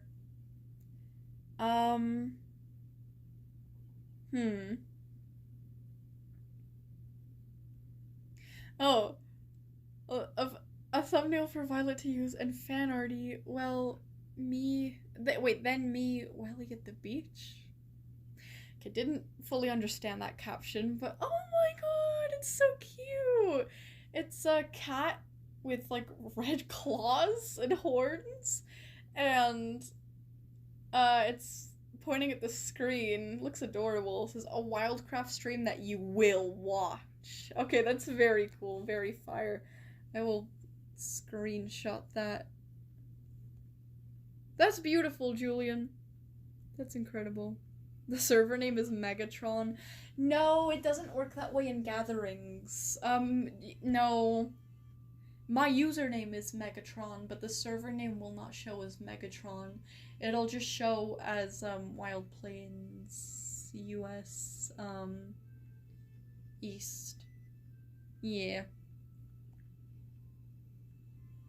Okay, I think that's it for Julian's posts. There was, like, another post, but it was, like, TADC related, so it's just not related. So that, then, will wrap up everything today. It is currently 5:06. I have been streaming for nearly 6 hours straight, so I think I'm just gonna hop off. Oh wait, Kyoto Band says, Violet, I have a question. I have a creepypasta OC I want you to see. Will it be okay if I tag you on YouTube since you won't have anything else really? I won't be able to do it now.